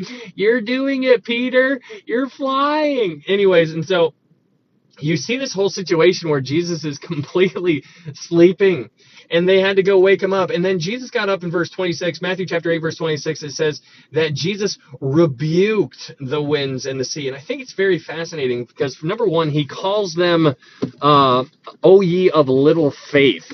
He says, you little faith. Like, man, just, that's wild. But he rebukes the wind and the sea, and then there is a great calm. And so it's just fascinating that he rebuked the wind and the sea, which makes you wonder, was there something demonic going on? Was Satan doing something to try to capsize the boat and to drown Jesus or something like that? You don't know, but he rebuked the winds and the sea. And I think that's very important to pay attention on. Anyways, Matthew chapter 8, verse 28 to the end of the chapter, he casts out these demons out of the 2 men. The demons go into the herd of swine, then the swine drown themselves. And so we talked a little bit about demons, the difference between demons, and we talked about Nephilim, we talked about the Rephaim, we talked about different principalities and powers, we talked about all that kind of stuff. Matthew chapter 9, in Matthew chapter 9, we talked about so much. We stayed a long time in Matthew chapter 9 because of all the places that we had to go. But I think it's really cool. In Matthew chapter 9, Matthew chapter 9, verse 15, it talks about Jesus draws the connection to the bridegroom.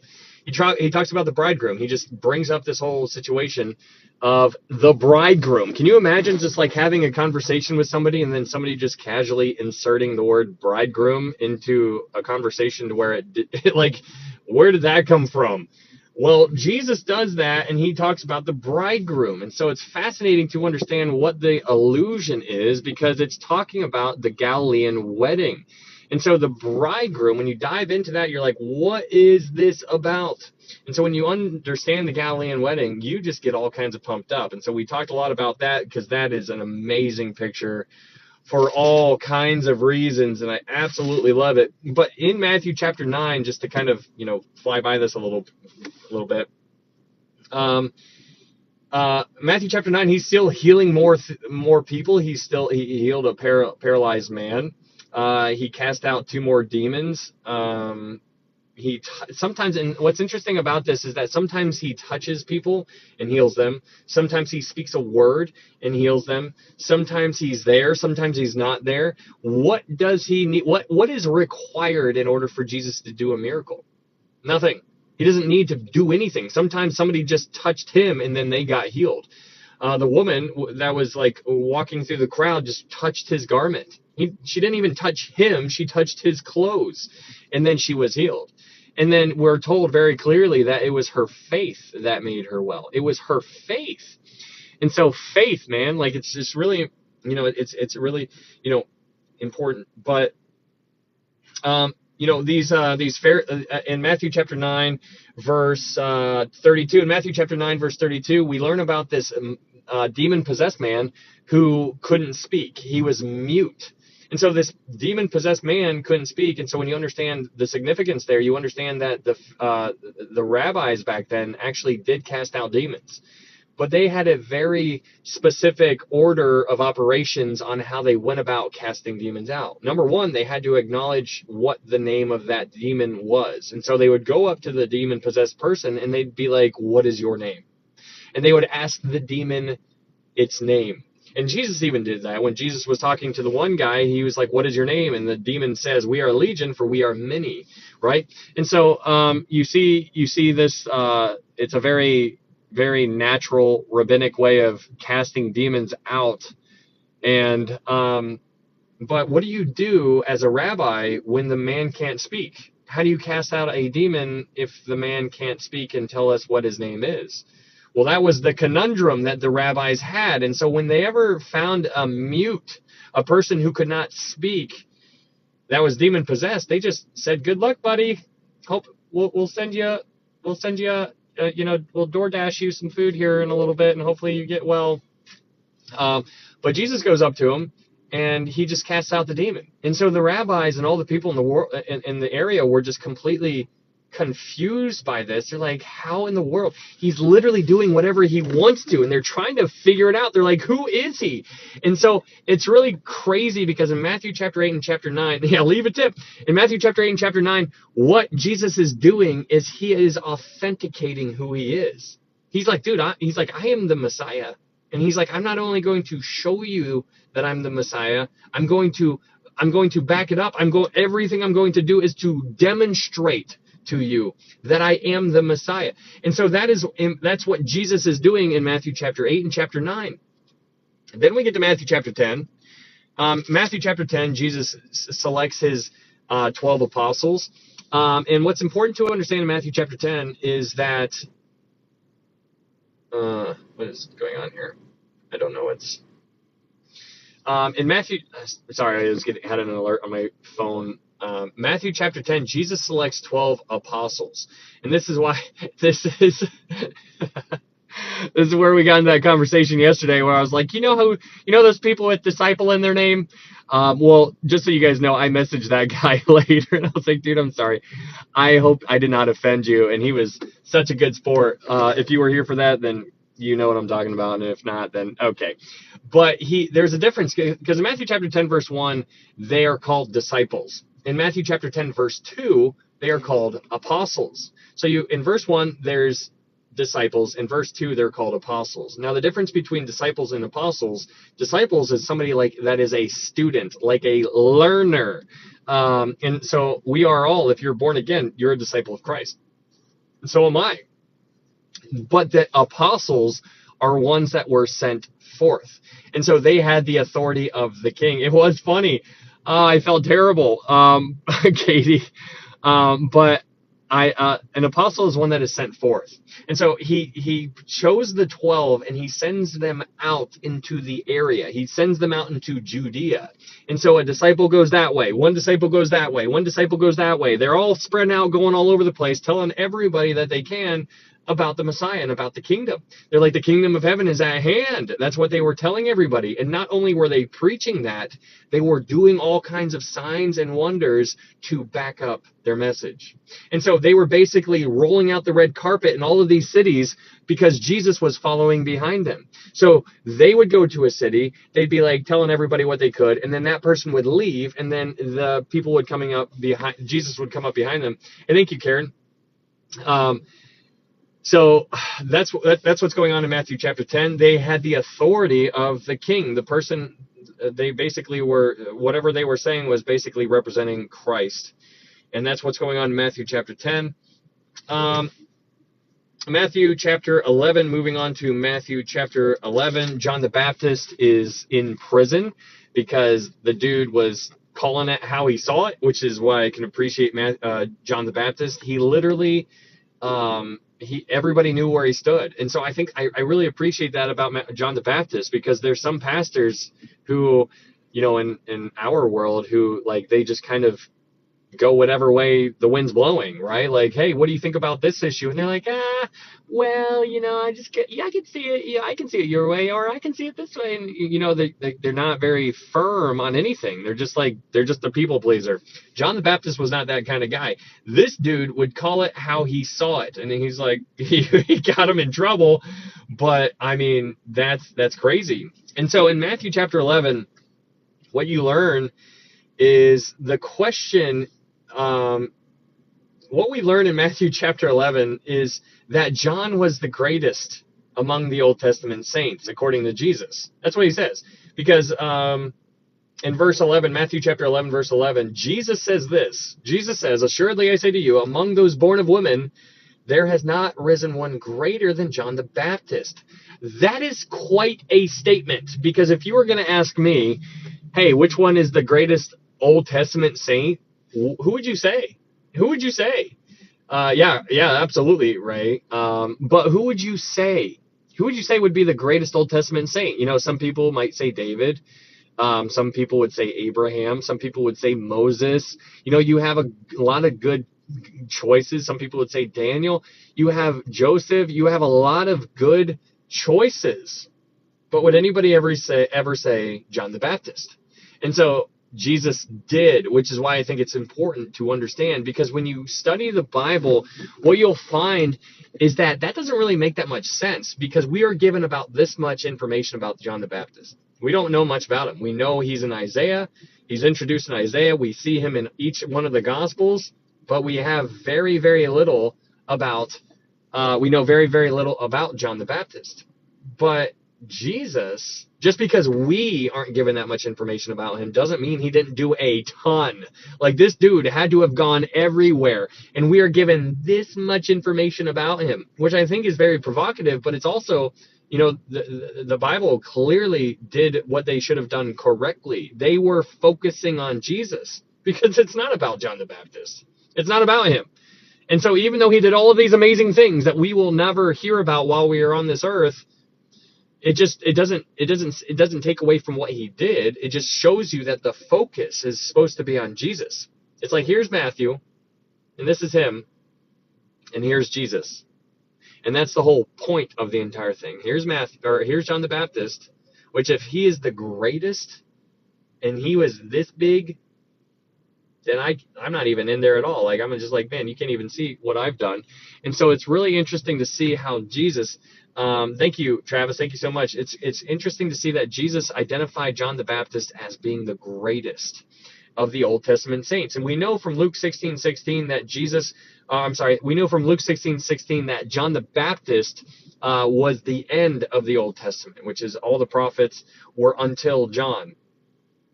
But in Matthew chapter 11, verse 14, it says this. In Matthew chapter 11, verse 14, it says, Jesus says, and if you are willing to receive it, John the Baptist is Elijah who is to come. You see, the offer was on the table. The offer was the kingdom. Jesus is literally trying to present them the kingdom. He shows up, how he came into his own and his own did not receive him, right? He came to his Jewish people. The Jewish people rejected him. But what Jesus was doing before he was rejected was offering them the kingdom. He's like, here's the kingdom. I'm the king. Are you going to accept me as your king? Yes or no? That was the option. They had to check yes or no. They said no. And so that is why, after a while, Jesus retracted the offer. And he's like, you know what? Now this is hidden from your eyes. And so that is what's going on here. And so in Matthew chapter 11, verse 14, when it says, and if you are willing to receive it, then he, John the Baptist, is Elijah who is to come. You see, everything would have turned out completely different if they had received Jesus. But Jesus knew that they were not going to receive Jesus. And so obviously that is why everything played out the way it was. Like, this didn't surprise him. He was just doing it to show them a point that they were not going to receive him so that he could die. And so if they did receive him, can you imagine the world? So that's why people get lost in this, like, what if Jesus, what if they did accept Jesus? What if? It's not about the what if. God knew, he knew what was going to happen. And so he played it out exactly how he knew it would be played out. But John the Baptist would have been Elijah if they did accept him, but they did not accept him. Moving on to Matthew chapter 12. In Matthew chapter 12, we spent a lot of time talking about the Sabbath. The Sabbath is a very, very diverse kind of conversation, and I think that's very important to understand. Anybody who says that they really understand the Sabbath, maybe they're telling you the truth, but it's a very, very broad kind of conversation. I mean, you can go all over the place. And so we talked about all kinds of things, but really I think some of the main takeaways from what we talked about before is to understand that there are two extremes when it comes to the Sabbath. There are people who are completely ignore it, and then the other one is where they are nothing but all about the Sabbath, and they just start being about Sabbath, nothing but the Sabbath. And then there's the people who completely just ignore it. So for you and I think it's good to be right in the middle, to acknowledge that the Sabbath is still very important, but not to be like so legalistic and be like, you know what? If you're not obeying the Sabbath, then you're a terrible person. Because there are people in the world, and they label themselves Christians, you know, that's between them and the Lord. But when you start getting into this legalism type of mentality, then you're getting further and further away from grace. And so we are not under law, but under grace. And it's important to understand that. So the Sabbath is a very real thing.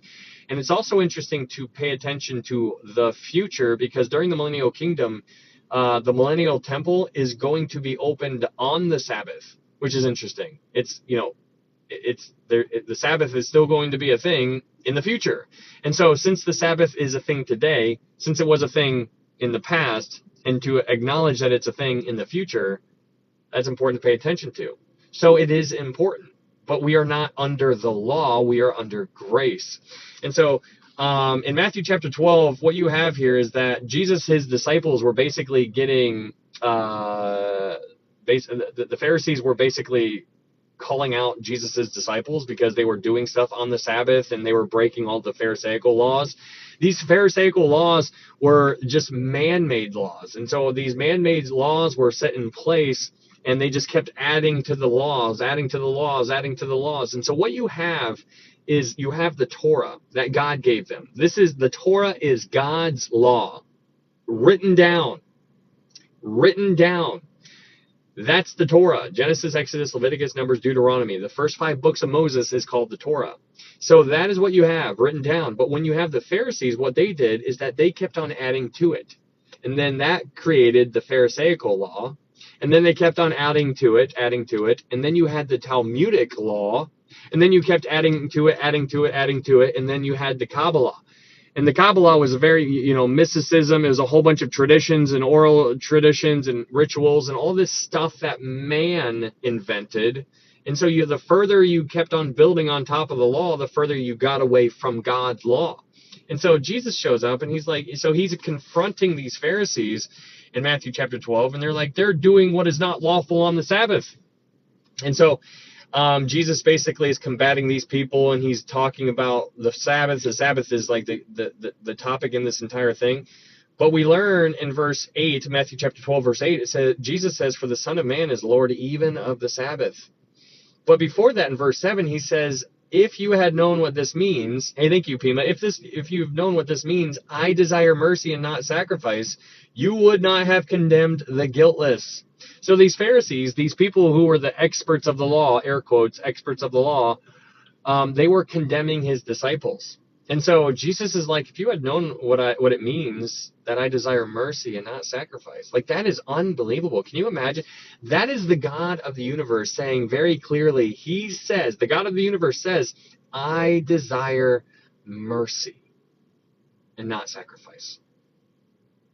I think I can't, that's his nature. That's his nature.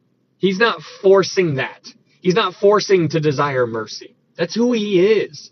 And praise God for that, because that's who he is. And you know what? I need a lot of mercy. But it goes on in verse 8, it says, for the Son of Man is Lord even of the Sabbath. And then he's completely combating these people, and then he gets entrapped in a sense, because these people send this man with a withered hand to Jesus, because they were going to see if Jesus was going to heal a man on the Sabbath, and they're going to be like, oh, look at what you did. Anyways, Jesus healed the man on the Sabbath, and they got so ticked off. Can you imagine? Like, this hand was just like completely like broken. Like it was something that didn't work. And so you had this weird hand, and there's this man, and everybody acknowledged that the hand was not working how it should have been working. Everybody acknowledged it, which is why everybody was paying attention to it. And so then he goes up to Jesus, and Jesus heals him. And when he heals him, you think the natural reaction would be for everybody to be like, oh my goodness, praise God, a miracle has just taken place. But what you find is the opposite. The Pharisees get so upset because he just broke one of their man-made laws. Can you imagine having these man-made laws that you wrote down yourself, and you're like, we won't do this because I said so. We're not going to do this because I said so too. Like I'm saying it. You guys know who I am. I'm pretty important in this country here. I'm saying that one too. We're not going to do this one either, okay? These are the ones we're going to do right now. And then Jesus shows up, and you're like, hey, I wrote these down, and you're breaking those things, right? And so that's what they basically were doing to the God of the universe. Can you imagine the audacity to go up and to go to Jesus, who is the God Almighty, and say, you shouldn't do that. Oof. Man. Anyways, as you continue reading in Matthew chapter 12, verse 18, in Matthew chapter 12, verse 18, what you see is the shift is beginning to take place, because in Matthew chapter 12, verse 18, Matthew quotes Isaiah by saying, behold, my servant whom I have chosen, my beloved, in whom my soul is well pleased. I will put my spirit upon him, and he will declare justice to the Gentiles. So you see that the Gentiles are being introduced into the scene, because just a couple chapters ago in Matthew chapter 10, Jesus tells his disciples to not go to the Samaritans and to not go to, oh man, why can I not think of what, I'm completely blanking. Matthew, do not go to the Gentiles, and do not enter Gentiles. Okay, yeah, the Samaritans and the Gentiles. And so he purposefully leaves out the Gentiles and says, don't go to them. But now you see Jesus is reintroducing the Gentiles into the conversation. You're seeing it's a slow rejection on Jesus' part. And then that leads us into Matthew chapter 12. In Matthew chapter 12, verse 24. In Matthew chapter 12, verse 24, this is so important. Matthew chapter 12, verse 24, it says, now when the Pharisees heard it, they said, this fellow does not cast out demons except by Beelzebub, the ruler of the demons. But Jesus knew their thoughts and said to them, every kingdom divided against itself is brought to desolation, and every city or house divided against itself will not stand. If Satan casts out Satan, how he is divided against himself? How then will his kingdom stand? And if I cast out demons by Beelzebub, by whom do your sons cast them out? Therefore, they shall be your judges. But if I cast out demons by the Spirit of God, surely the kingdom of God has come upon you. So you see this whole picture where Jesus is being confronted by the Pharisees. And so here's the situation with the Pharisees. The Pharisees were watching and monitoring Jesus. They were following him around. Like little, like they were just little investigators just following Jesus around, but looking for all the wrong things, right? And so they were confronted with a couple of decisions. Number one, they had the decisions to deny that Jesus had the ability to do these miracles. But that was undeniable because all the miracles that were taking place. So they obviously were in between a rock and a hard place. And so the option that they had, or that they chose, was to acknowledge the miracles that Jesus was doing. But since Jesus didn't join their little Pharisee club, they decided to go against him and blame the miracles that he was doing on him abusing the power of Satan. They called him satanic. So get the picture. In Matthew chapter 8, Jesus is doing all of these miracles. In Matthew chapter 9, he's doing the exact same thing. 9 more miracles. He is doing so many miracles.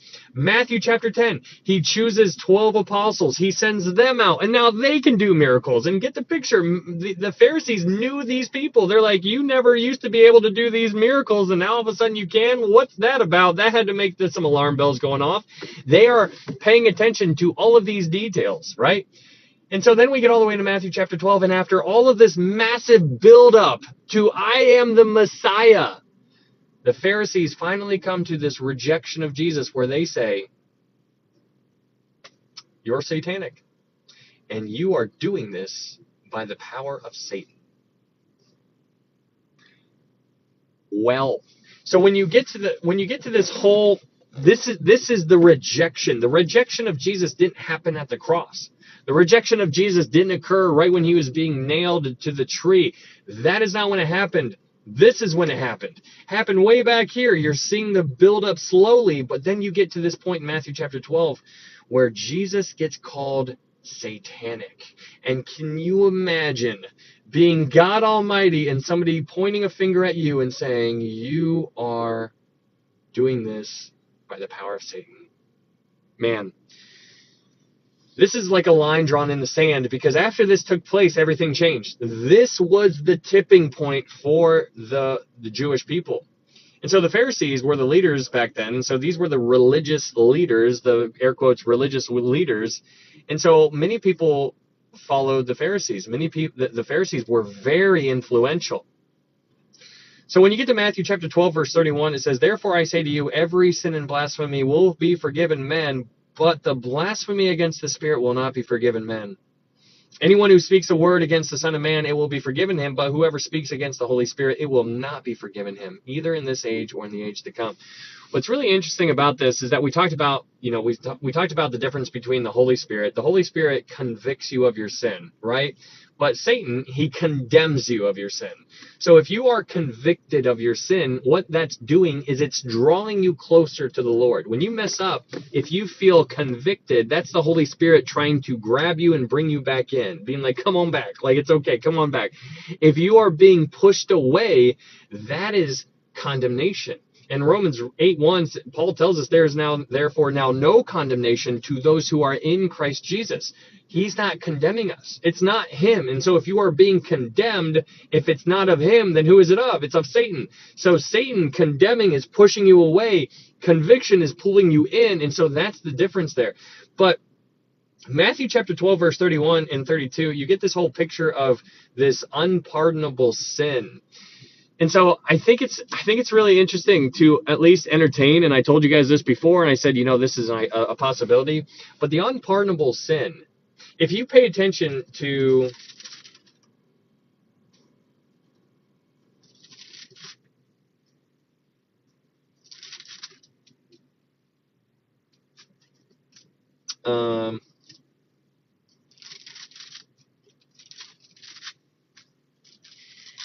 what should I say to this generation?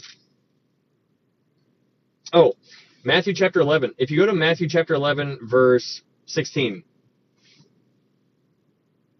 Matthew chapter 11, verse 16, Jesus says this. Matthew chapter 11, verse 16, he says, but to what shall I liken this generation? This generation. So here is where you start to see the phrase, this generation, being implemented into the text in the Matthew account. You see this generation being introduced by Jesus in Matthew chapter 11. So if you just scroll down, or not scroll down, I don't know why I said that. If you go over to Matthew chapter 12, verse 41, Matthew chapter 12, verse 41, In Matthew chapter 12, verse 41, Jesus says it again. In Matthew chapter 12, verse 41, it says this: the men of Nineveh will rise up in the judgment with this generation. He's talking about a specific generation. Verse 42, in Matthew chapter 12, verse 42, it says, the queen of the south will rise up in the judgment with this generation and condemn it. So you're seeing a very specific situation when it comes to this generation. This generation, it is on this generation. Jesus is talking to this generation. So when you go back to Matthew chapter 12, verse 31, with this generation in mind, it's not talking about our generation. He's talking about the generation that he was actually there. He's talking to the generation that he was looking at, the people who are alive during this time. And so when you think about what you and I have deemed as the unpardonable sin, yes, if you completely are in rejection of the Holy Spirit and you push the Holy Spirit away, who is convicting you like nonstop, if you completely reject him, then yes, that is unpardonable. You are going to die in your sins and you are going to be cast into the lake of fire. That is obvious. But I think that this situation here in Matthew chapter 12, verse 31 is quite different than, I think it's more to it. And so I think it's not a very popular opinion, but it just makes more sense when you view it in this kind of light. There is an unpardonable sin. And what I mean by that is there is a line in the sand that Jesus drew. And he drew a line in the sand and they crossed it when they called him satanic. And so that is when they rejected him. And so since he knew that they would reject him, when you go to Luke chapter 19, and in Luke chapter 19, when Jesus rides into Jerusalem on a donkey, he weeps over Jerusalem. And he prophesies over Jerusalem. And he says, oh, Jerusalem, Jerusalem, if you had even known even this, your day that makes for your peace. And then he says, but now it is hidden from your eyes. And then he prophesies over it, and he's basically prophesying about the fall of Jerusalem, which occurred in 70 AD. What I'm saying here is that generation, it was to this generation, the one that's alive during the time that we're reading here in Matthew chapter 12, that generation had an unpardonable sin. That unpardonable sin was a physical punishment on Jerusalem. That Jerusalem falling, that if you wanted to read it, we can go check it out if you want to in Luke chapter 19. This unpardonable sin that Jesus was talking about could possibly be alluding to this this situation that's in Matthew chapter 19 verse 41. In Matthew chapter 19 verse 41, it says this: now as he drew near, he saw the city and wept over it, saying, if you had known, even you, especially in this your day, the things that make for your peace, but now they are hidden from your eyes. And then he prophesies over in verse 43, he says, for days will come upon you when your enemies will build an embankment around you, surround you and close you in on every side, and level you and your children within you to the ground. And they will not leave in you one stone upon another, because you did not know the time of your visitation. That is, in my opinion, the unpardonable sin. It was unpardonable. When Jesus showed up, there was a penalty that was going to be paid, and that was a physical judgment on Jerusalem. Now, I'm just giving you a different way to view it. Now, I'm just letting you know that that was literally unpardonable. God was not going to change his mind on that. Now, at the same time, it is also applicable on how everybody else talks about it too, which means if you refuse to accept the Holy Spirit, if you refuse Christ, then you will die in your sins and you will go to Hades. You will be cast into the lake of fire then after that. My point is that is a no-brainer. We all know that. But in context, in Matthew chapter 12, verse 31, in context, with everything that Jesus did, the whole build up to the entire situation where he's doing all of these miracles, wonders, signs, wonders, casting out demons, all of these things, and then he's called satanic. It was at that moment that he says what he said. And that is where we get the whole unpardonable sin. And so these people, when he showed up, when he was presenting himself as the Messiah and they were not ready, he prophesied over it. And he's like, this is unpardonable. That physical judgment that took place in 70 AD was literally unstoppable. It was an unstoppable force. He couldn't change. It was not, well, I'm not saying he couldn't change. He could do whatever he wants to, but it was not going to be stopped. And so it's also interesting, and we talked about that in Kadesh Barnea, the same concept that took place in Kadesh Barnea. There's some lines that are drawn in the sand to where there is actually going to be an actual physical punishment that is unstoppable because of what they did. Now, obviously, God is willing to forgive at any time, but that doesn't mean that the punishment is not going to be taken away. There is a physical punishment that can be done because of our sin.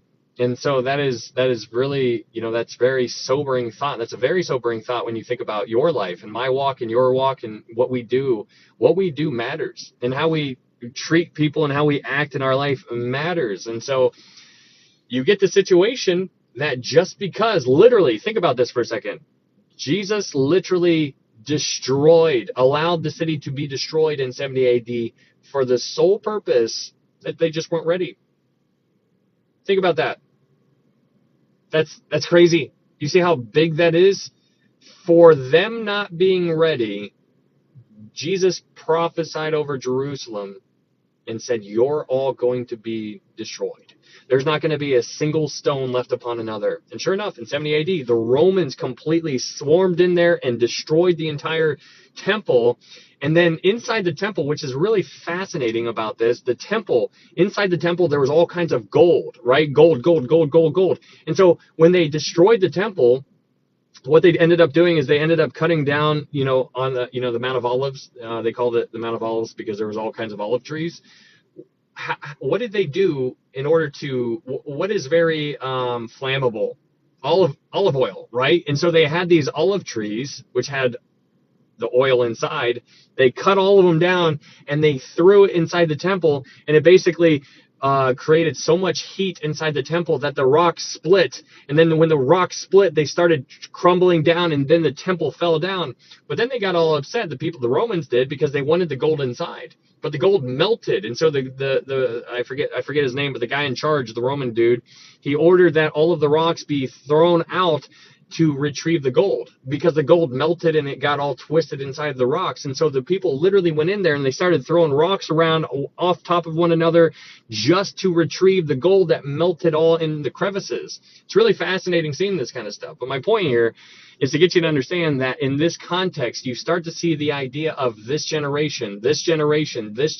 When Jesus says this generation, he's talking about this generation that he's literally looking at right now. And so I think that's just important to pay attention to. Okay, so that's Matthew chapter 12. Okay.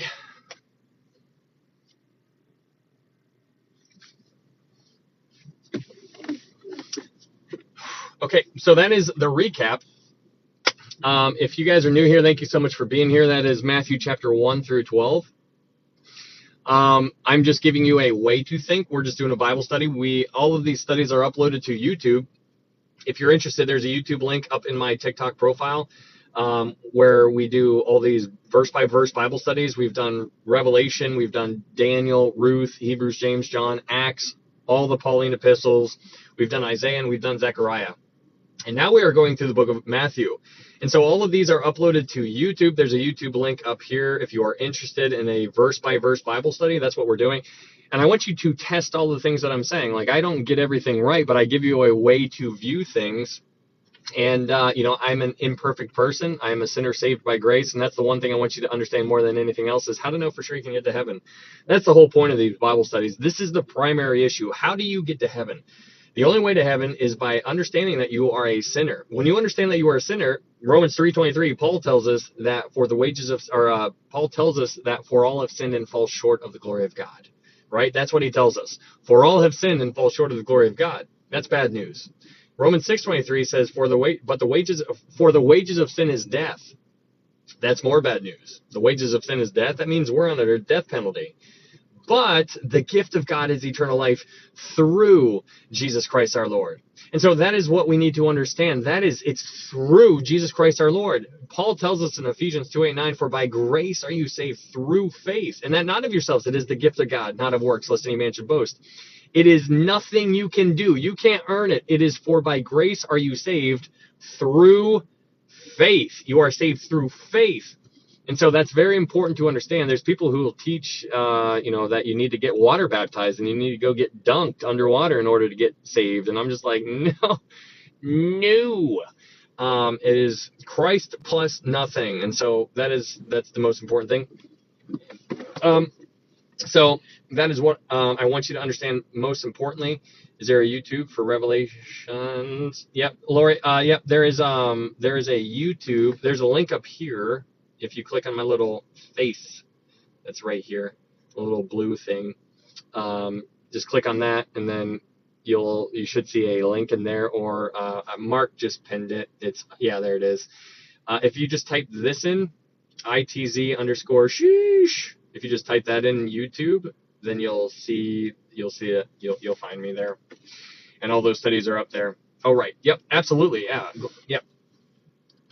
Okay, so let's go ahead and dive into Matthew chapter 13. Matthew chapter 13 is what we're going to be focusing on.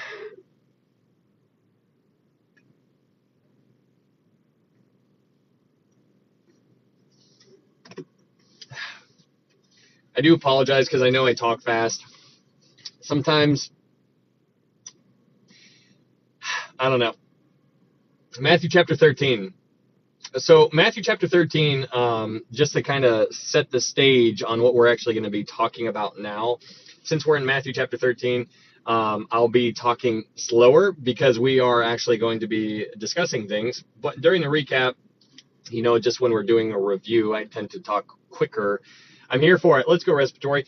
But chapter 12, just to kind of make you guys remember, Matthew chapter 12, Matthew chapter 12 ends the presentation of the kingdom to Israel. So all the way up until Matthew chapter 12, the kingdom was being presented to Israel.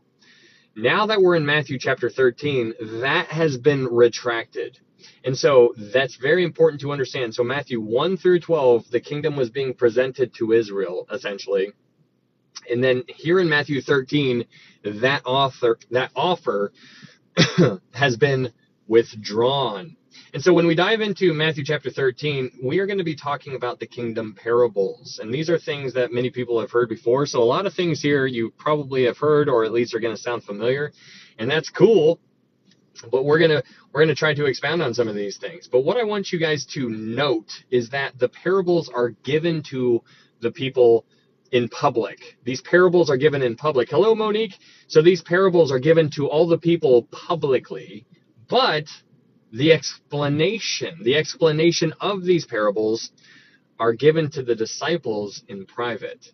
So that's important to understand. I'm actually going to say it again. All of the parables are going to be given to all the people publicly, but the explanation to those parables are given to the disciples privately, which means that the public doesn't understand what they mean, what they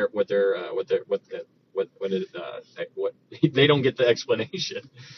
Okay, so these parables, he's going to talk in parables to the public, and the disciples get the explanation privately. So let's go to we're going to talk about some things real quick.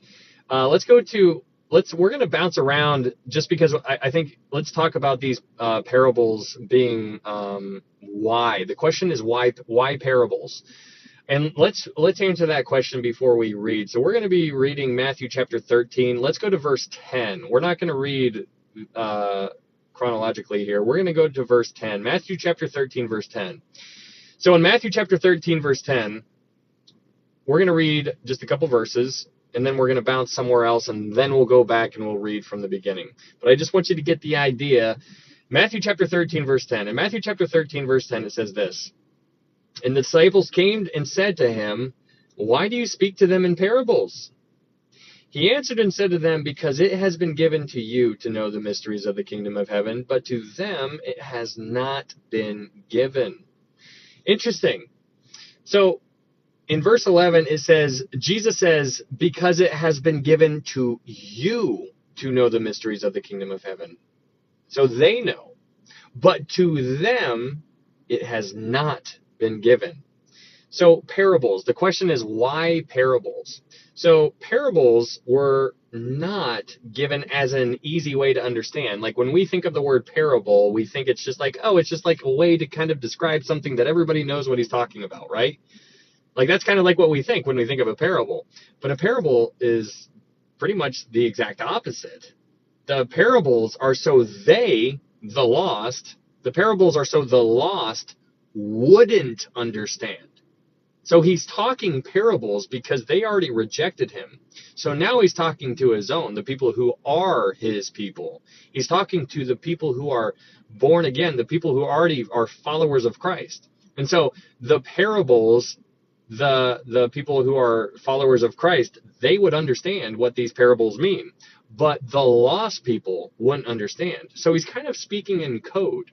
He's saying things that make sense to the disciples, but the disciples are listening. They're like, why are you doing that? But to the lost person, for the people who are following Jesus around, they're confused. They're like, I hear the words you're saying, but it's a complete mystery to me. I have no idea. So the parables are so the lost would not understand. But then we get to verse 12.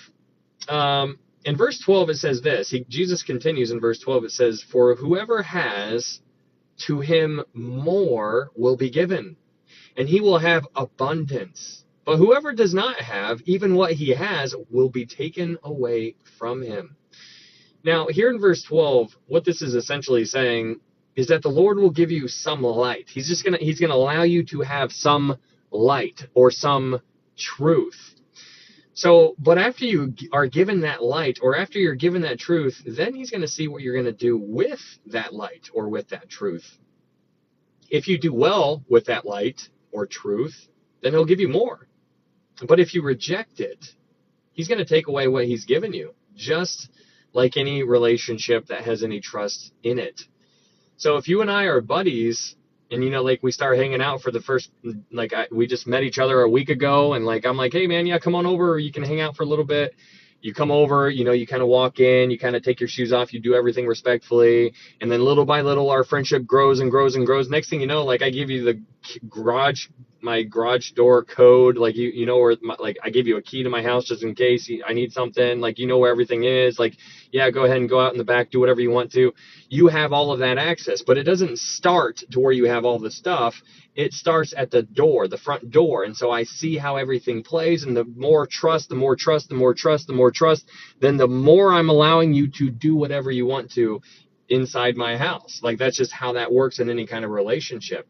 And so the same thing is going on here in verse 12, where he is going to give you some light, and what you do with that light is going to depend on if he gives you more or if he takes away what he's given you. If you do something with that light, he's going to give you more of it. And then if you do something with that, if you do more with that, then he's going to give you more of it. But if he gives you light and you just do nothing with it, then he's going to take that away. And that's very, very interesting to consider. But that's what verse 12 says, because in verse 12 it says, for whoever has, to him more will be given, and he will have abundance. But whoever does not have, even what he has will be taken away from him. So let's go to 1 Thessalonians chapter 5 real fast. 1 Thessalonians chapter 5 is an amazing, Thessalonians is an amazing chapter, epistle. But let's go to 1 Thessalonians chapter 5. And we're going to compare, because in Matthew chapter 13, verse 11, Jesus draws a connection or a contrast to you and them. Because in Matthew chapter 13, verse 11, Jesus says this. He answered and said to them, because it has been given to you, the people who are saved, the followers of Christ, it has been given to you to know the mysteries of the kingdom of heaven, but to them it has not been given. So he has a line drawn in the sand. He has his people and then the lost people on the other side. And so that is what we're going to focus on a different example here in 1 Thessalonians chapter 5, because in 1 Thessalonians chapter 5, Paul kind of draws the same kind of connection about you and them. In 1 Thessalonians chapter 5, verse 1, Paul says this, but concerning the times and the seasons, brethren, you have no need that I should write to you. He's talking to Christians here. He says, you have no need that I should talk to you. Verse 2, it says, for you yourselves know perfectly that the day of the Lord so comes as a thief in the night. For when they, so now you see the contrast, when they, who are they? They are the lost. So he's contrasting you, the born-again believers, to they, the lost people. So in verse 3, 1 Thessalonians chapter 3, or verse 5, 1 Thessalonians chapter 5, verse 3, Paul says, for when they, the lost, say peace and safety, then sudden destruction comes upon them. So he's talking that this is applicable towards the lost people. As labor pains upon a pregnant woman, and they shall not escape. In verse 1 Thessalonians chapter 5, verse 2, it says, for you yourselves know perfectly that the day of the Lord so comes as a thief in the night. Now, it comes as a thief in the night, but only to those who are in darkness. Like, it's just crazy, because there's people who are in darkness, and there are people who are of the light. Let's keep reading in verse 4. 1 Thessalonians chapter 5, verse 4, it says, but you, brethren, are not in darkness, so that this day should overtake you as a thief. You are all sons of the light and sons of the day. We are not of the night nor of darkness. So you see a very clear line that is drawn in the sand of you and they. You, born again believers, if that's you born again believers, or they, lost people. As you keep on reading in 1 Thessalonians chapter 5, it says, therefore let us not sleep as others do, but let us watch and be sober. For those who sleep, sleep at night, and those who get drunk at night. But let us, who are of the day, be sober, putting on the breastplate of faith and love, and as a helmet the hope of salvation. For God did not appoint us to wrath, but to obtain salvation through our Lord Jesus Christ. Now, that verse right there, God did not appoint us to wrath. He is talking to the born-again believers in Thessalonica. Like, he's talking to these dudes. He's like, you guys know perfectly well that I don't need to write to you guys. Like, come on. Like, what? And so he's trying to get them to understand everything that they already understood. He's just reminding them. He's like, don't be shaken so quickly. And so you can only imagine, I think Paul was only there for like 3 weeks or something like that. But he draws a clear line in the sand as far as them and you. You are sons of the day. They are of night. We are not mixing. This is, some things apply to the darkness. Some things apply to the light. The things that are going to happen in the darkness are all the bad things. That's that. They're going to be getting the wrath. You are sons of the day. We are of the light. We are not going to be here, is basically what he's telling. So anyways, that I just wanted to, let's go back to Matthew chapter 13. And I want you to understand, just to see the difference in you and they, because that's what Jesus is doing here in Matthew 13. So let's go back to Matthew chapter 13. Matthew chapter 13. All right, so let's go to, there's another,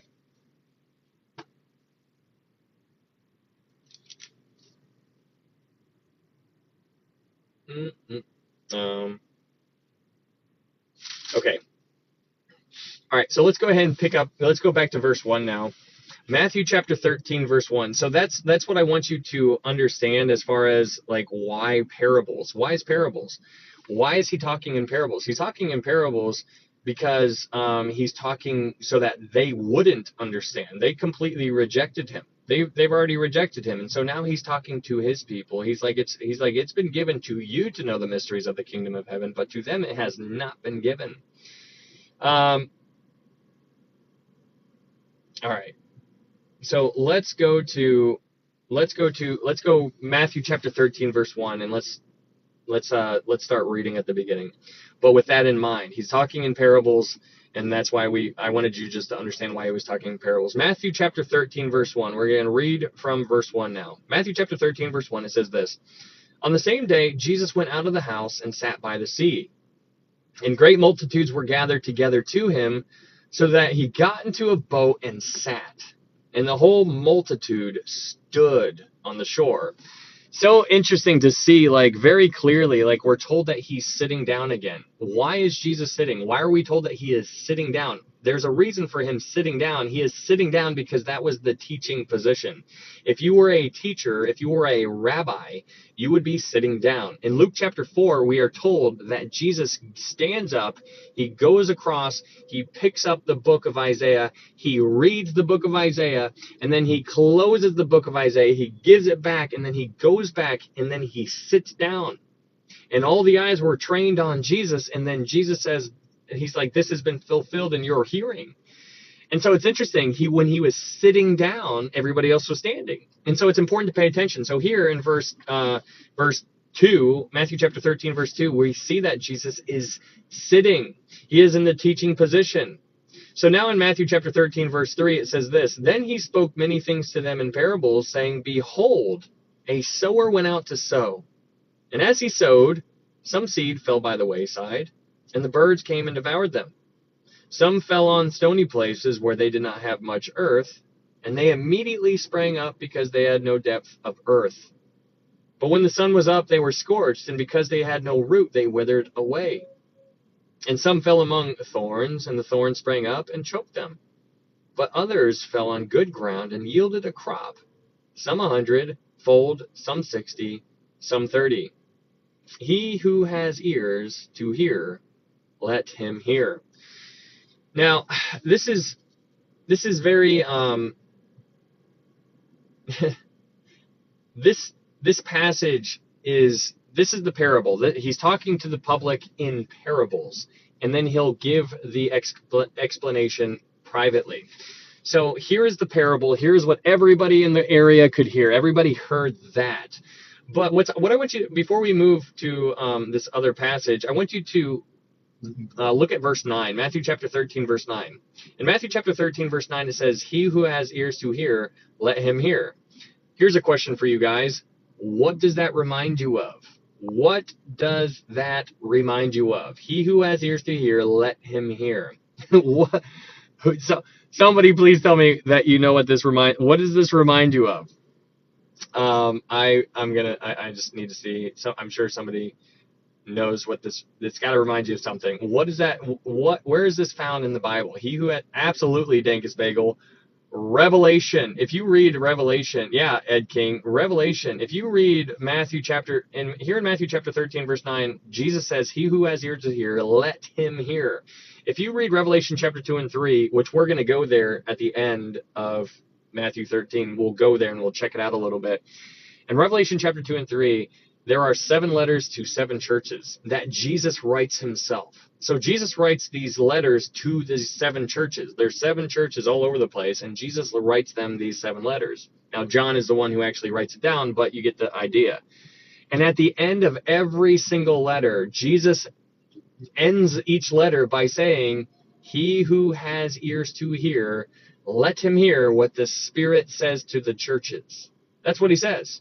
And so I think it's very important to understand that here in Matthew 13, verse 9, this is Jesus physically on earth before the crucifixion saying, he who has ears to hear, let him hear.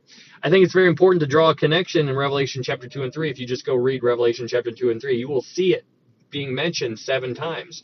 You will see that phrase being mentioned 7 times. Okay, so we just read Matthew 13, 1 through 9, and this is the parables of the sower and the soil. Thank you, Jude. But let's go check out the meaning of it. Let's go to Matthew 13, verse 18. Matthew 13, verse 18, and let's just read what it actually means. Thank you, Jules. And thank you, Jude. In Matthew chapter 13, verse 18, we're just going to be skipping around here. We're just going to be, trying to answer questions as they arise so that it's fresh on our mind. So we're going to get the explanation to this parable that Jesus just gave, the parable of the sower and the soils. So in Matthew 13, verse 18, it says this, therefore hear the parable of the sower. When anyone hears the word of the kingdom and does not understand it, then the wicked one comes and snatches away what was sown in his heart. This is he who received the seed by the wayside. But he who received the seed on stony places, this is he who hears the word and immediately receives it with joy. Yeah, he has no root in himself, but endures only for a while. For when tribulation or persecution arises because of the word, immediately he stumbles. Now, he who receives seed among the thorns, it is he who hears the word, and the cares of this world and the deceitfulness of the riches choke the word, and he becomes unfruitful. But he who receives seed on the good ground is he who hears the word and understands it, and indeed bears fruit and produces, some 100-fold, some 60, some 30. Okay, so that's just a flyby. I'm just trying to get you the feel for the entire thing. We're gonna take it apart little by little here. But Jesus is giving a private explanation to that parable. He is talking to his disciples by himself, and he's explaining it to them. This is in a sidebar kind of conversation. And he is expounding on what this parable actually means, and he's telling you what all of these seeds and what all the soils represent and what's happening. So we're going to have to bounce back and forth, but let's start in verse 19. In verse 19, in Matthew chapter 13, verse 19, Jesus says this: when anyone hears the word of the kingdom and does not understand it, then the wicked one comes and snatches away what was sown in his heart. So we're going to pause right there, and I'm going to ask you guys a question. The wicked one. Let's go to verse 4. We're going to have to bounce back and forth. So we're given the problem, and then we're going to find the solution, because Jesus gives us that. So that's why we're bouncing all over the place. Go to verse 4, Matthew 13, verse 4. In Matthew 13, verse 4, it says this: and as he sowed, some seed fell by the wayside, and birds came and devoured them. So we're going to take it verse by verse, but the verse 4 goes along with verse 19. The question is the problem is verse 4. The answer is verse 19, because Jesus tells you what it means in verse 19. So in verse 4, we're told that these birds, remember, this is a metaphorical sense. This is a parable that Jesus is giving. And Jesus is saying that these birds came and devoured the seed.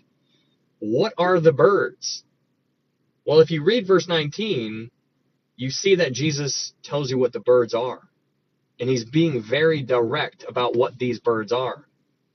In Matthew chapter 13, verse 19, he describes the birds not as birds, but as the wicked one. Because in verse 19, it says, when anyone hears the word of the kingdom and does not understand it, then the wicked one comes and snatches away what was sown in his heart. So the birds in verse 4 are wicked ones. It's the wicked ones. These are evil things. These are demonic ministers of evil forces. These are wicked agents. So I don't know if you understand what this is. Like, I can't really get people's feedback. I can't see anybody nodding their head or anything like that. Hopefully this makes sense. But verse 4, the question, you're seeing a picture in verse 4 of a man sowing seed. So what is the seed? Now let's answer the next question. What does the seed represent? Well, we have the seed in verse 4, so let's go find out what the seed is. Let's go back to verse 19. In Matthew chapter 4, verse 19, it says this: when anyone hears the word of God is the seed. The seed that this man, if you imagine a human being in a field, literally grabbing seed and throwing it in the field and just planting it all over the place, that seed that he picks up is the word of God, and he's throwing it. It's going all over the place. So that is the gospel in a sense. That is the word, right? So that's the seed. So okay, so we have the question, what is the seed? Now the answer is the word. Then we have the question, what are the birds? The birds represent the evil one. So that is also in verse 4 and in verse 19, you know that they're talking about the same one there, because you see that it's talking about the wayside. The word wayside is mentioned in verse 4 and in 19. So the problem is verse 4. The solution is in verse 19. Okay? So now let's go to verse 20. Let's go to verse 20. In verse 20, it says, "But he who received the seed on stony places, this is he who hears the word and immediately receives it with joy. Yet he has no root in himself, but endures only for a while. For when tribulation or persecution arises because of the word, immediately he stumbles." Okay, so in verse 20 and in verse 21, thank you, Jude. In verse 20 and verse 21, this is pointing us back to verse 5. This is pointing us back to verse 5. Because in verse 5, Matthew chapter 13, verse 5, it tells us the problem. The problem is verse 5. What is this talking about? Here we go back to the parable. The parable in verse 5 is some fell on stony places where they did not have much earth, and they immediately sprang up because they had no depth of earth. The answer is in verse 20 and verse 21. Jesus says that the answer to that parable is that he who received the seed, or the word of God, on stony places, this is he who hears the word and immediately receives it with joy. Yet he has no root in himself, but endures only for a while. For when tribulation or persecution arises of the word, immediately he stumbles. Now the word in verse 21, the word stumbles in verse 21, your Bible might say offends or offended. He is offended or something like that. The word there has the idea of apostasy. So this person literally falls away. And so we'll talk about things. I'll let you guys kind of determine it for yourself on what this is actually alluding to. But let's finish this these next two verses and let's complete this picture for where we're at right now. Let's go to verse 22. Matthew chapter 13, verse 22. In Matthew chapter 13, verse 22, it says this: "Now he who receives seed among the thorns is he who hears the word, and the cares of this world and the deceitfulness of riches choke the word, and he becomes unfruitful." Okay, so this is pointing us back to verse 7. This is the answer to verse 7, because in verse 7, Matthew chapter 13, verse 7, it says, here we go back to the parable or the problem. In verse 7, it says, "And some fell among thorns, and the thorns sprang up and choked them." So verse 7 and 22 go hand in hand.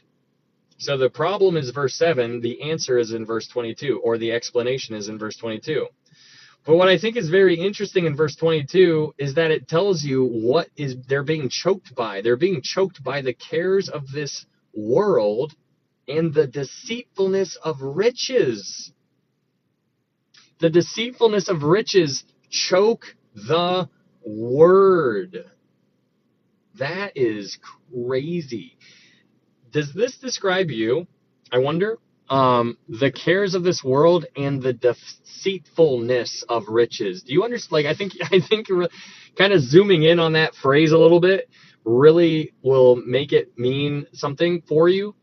The deceitfulness of riches. Your world, the things that we care about, the things that you are programmed, in a sense, when you're born here, to care about. Money, money, money, success, success, success. All of these things, that is the riches of the world. And that is what Jesus refers to as the deceitfulness of riches. I think that is crazy. The cares of this world and the deceitfulness. The riches of this world are deceitfulness. Wow. But they choke the word and he becomes unfruitful. Unfruitful, man. That is wild. But then we get to verse 23. Verse 23, and then we'll talk about it all. Verse 23, it says, "But he who receives seed on the good ground is he who hears the word and understands it, who indeed bears fruit and produces, some 100-fold, some 60, some 30. Now, this goes hand in hand with verse 8.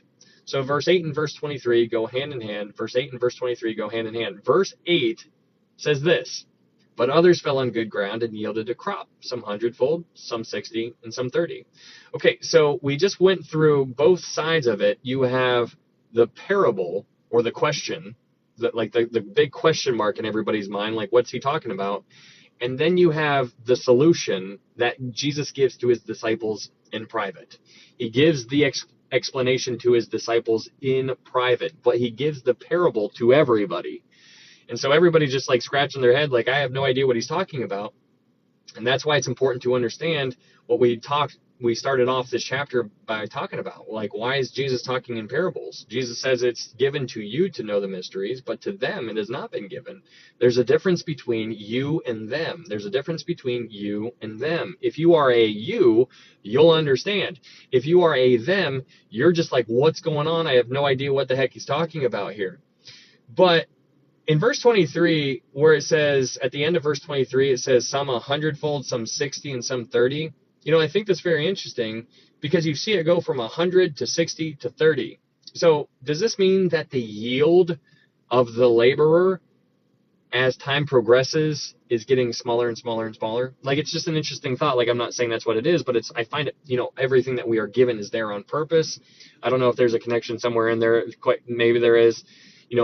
The Laodicean world that we're living in, it seems like fewer and fewer people are less open to hearing the word of God in our very, very dark world. So maybe there's something there to it. Maybe people are more eager at this point, and then as time progresses, the yield that they receive is smaller and smaller. I don't know. I'm just throwing an idea out there for you to chew on a little bit.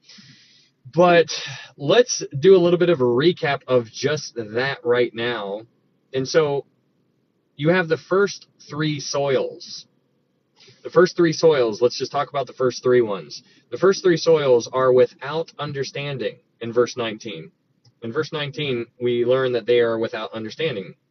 That's what verse 9 says. 19 says they are without understanding. In verse 21, we learn that they are without root. So they're without understanding, and they're without root. And then in verse 22, we learn that they are among thorns. So the first three soils are without understanding, without root, and among thorns. The fourth soil, however, is good. And where that soil is good, they hear and they do, which means they produce more fruit. That's the evidence of your faith. When you actually believe, your works are going to be evidence of your faith. And so that's what's going on here. But here's the question. Here's the $1 million question. Because this, there's a lot of people who, are these parables talking about people who were born again? Like, are these parables talking about people losing their salvation? I want you guys to understand that I believe you cannot lose your salvation. I believe that if you are saved, you are always saved. I know that's like the age-old kind of conversation, but I just want you to understand what I personally believe. I believe if you are saved, you are always saved. So this is not talking about anybody losing their salvation, about how like they spring up and then they get choked. But here's the question that I would like to propose to you so that you can just roll this around in your mind and then answer it as you go about your day or about your walk, just to think about this, because this is really, really provocative. Like, are these people that he's talking about here, are they born again? And so what you're seeing here is that some people, I just want you to understand, people are divided on this. So this is something that you're going to have to just find out for yourself and kind of come to your own conclusion, because you'll get whatever answer you're looking for, really. But I think a very interesting question to ask yourself in this situation, in these soils, you have one where nothing is grown. There's no life at all. And that's in verse 19. There's nothing, no growth, done. So seems like that one is not born again in any kind of capacity, not even a doubt, right? But in verse 20, he hears the word and immediately receives it with joy, yet he has no root, but he endures only for a while. So the question is, was there life in this plant? Can you grow something? Does something sprout up? does it like what does no root mean? Does the plant like kind of open up and like a little sprout pops out? Would you classify that as life? Would you classify that as, because if there is life, then does that mean salvation? It's very interesting to try to like apply this to like the world. Then you go to verse 22, and then in verse 22 it says this: now he who received the seed among the thorns is he who hears the word, and the cares of this world and the deceitfulness of riches choke the word, and he becomes unfruitful. Now, this is also another one of those questions. There is life, right? It seems very clear that there is life because he received the word, but then he's choked by the deceitfulness of the word. You can't be choked unless there's life, right? And so it's a very interesting thing. Like if you plant a seed and you like monitor it and you do like a time lapse, like where you get to see like the thing grow and grow and grow. That's kind of like what you're trying to decipher here. Like is he talking? Some people say that none of them are saved except for the good soil. Some people say that some of them are saved, but just not this one. Some people, and so I'm just trying to get you to think. Like I'm not telling you what to think. I'm just trying to tell you questions to ask and a way to think. And so I just think it's very important to view these things and kind of weigh it and see where you land. Now, one way or the other, it's fine if if we see things differently on this. It doesn't really matter. These are things that people write books over and try to figure it all out. But that's Matthew chapter 13, verse. We kind of danced all over this passage, but now let's go back to where we stopped reading, and let's go back to Matthew chapter 13, verse 13. Well, let's just read. No, I'm sorry. Matthew chapter 13, verse 10. We're going to read Matthew chapter 13, verse 10. In Matthew chapter 13, verse 10, it says, and the disciples came to him and said, why do you speak to them in parables? He answered and said to them, because it has been given to you to know the mysteries of the kingdom of heaven, but to them it has not been given.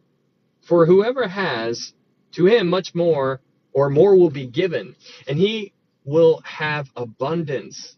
But whoever does not have, even what he has will be taken away from him. Therefore I speak to them in parables, because seeing they do not see, and hearing they do not hear, nor do they understand. And in them the prophecy of Isaiah is fulfilled, which says, hearing you will hear and shall not understand, and seeing you will see and not perceive. So in verse 15, it goes on. Let's just finish reading verse 15. It says, for the hearts of this people have grown dull. Their ears are hard of hearing, and their eyes they have closed, lest they should see with their eyes and hear with their ears, lest they should understand with their hearts and turn so that I should heal them. So here in verse 14, he is quoting Isaiah chapter 42. Let's go to Isaiah 42, verse 18. Isaiah chapter 42, verse 18. You need coffee? Yeah, this one's bouncing all over the place, Jules. This one is not something that is just like you can just read chronologically, because he gives you the question and then you have to go throughout the chapter to find it. Isaiah chapter 42. Let's go to Isaiah chapter 42. Isaiah chapter 42, verse 18. Isaiah chapter 42, verse 18. In Isaiah chapter 42, verse 18, this is what he was quoting. Isaiah 42, 18 says this, hear you deaf, and look you blind, that you may see. Who is blind but my servant? Or deaf as my messenger whom I send? Who is blind as he who is perfect, and blind as the Lord's servant? In verse 20, it says, seeing many things, but you do not observe. Opening the ears, but he does not hear. So that is Isaiah 42. Now let's go to Isaiah 6, verse 9. Isaiah chapter 6, verse 9. Isaiah chapter 6, verse 9 and 10. In Isaiah chapter 6, verse 9 and 10, this is when Isaiah stood before the Lord, which was an amazing chapter. I love this chapter. Isaiah chapter 6, verse 9, it says this, and he said, go and tell this people, keep on hearing, but do not understand. Keep on seeing, but do not perceive. Make the heart of this people dull, and their ears heavy, and shut their eyes, lest they see with their eyes, and hear with their ears, and understand with their heart, and return and be healed. So you see he's quoting Isaiah in multiple places there. But you okay, so let's go back to Matthew chapter 13. Let's go back to Matthew chapter 13 and pick up at verse 16. So we're reading this whole thing all the way through. Now that you hopefully things can kind of settle in a little bit more. But let's go to Matthew chapter 13 verse 16. In Matthew chapter 13 verse 16, Jesus continues and says this, "But blessed are your eyes." So he's contrasting them to the people who are lost. So now he's talking to the people, his disciples. He's talking to his disciples, and he says, "But blessed are your eyes, for they see, and your ears, for they hear. For assuredly I say to you, that many prophets and righteous men desired to see what you see, and did not see it, and to hear what you hear, and did not hear it." Hey, thank you, Chris. Verse 18, it says, "Therefore hear the parable of the sower. When anyone hears the word of the kingdom and does not understand it, then the wicked one comes and snatches away what was sown in his heart." You know, it's interesting, just pausing right there, that the wicked one, or the birds, which is, documented in verse 4, the birds represent the wicked one, but the wicked one, obviously Satan, the wicked one comes and snatches away what was sown into his heart. And so I think it's very interesting, because this means that even the devil, even Satan knows that a man will be saved if he will believe. Like, Satan understands that. And so he is on the offense. He's going in there and he's trying to remove whatever has been sown. And so I think that's very interesting to pay attention to, because Satan is on the offensive. He's going again. He's trying to intervene in a sense, and run interference in a sense. But in verse 19, it says, "When anyone hears the word of the kingdom and does not understand it, then the wicked one comes and snatches away what was sown in his heart. This is he who received seed by the wayside." So in verse 19 and in verse 23, I want you guys to pay attention to some words. In verse 19 and 23, you see the word. Look in verse 19. And in verse 19, it says, "When anyone hears the word," you see the word, the phrase, "the word." And then go to verse 23. And in verse 23, you see that same phrase. It says, "But he who receives seed on the good ground is he who hears the word." So in verse 19 and 23, you have the phrase, "the word," right? Okay, so the word represents the good seed. But the reason why we're talking about this is because we're about to dive into verse 24. And in verse 24, if you just look at it real fast, in verse 24, you see the good seed being brought up. Things are going to change now from verse 19 and 23, where it says the word.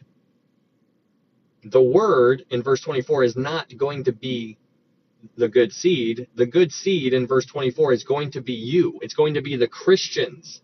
The Christians are going to be the seed. Like imagine me being picked up and me being flung out into the world.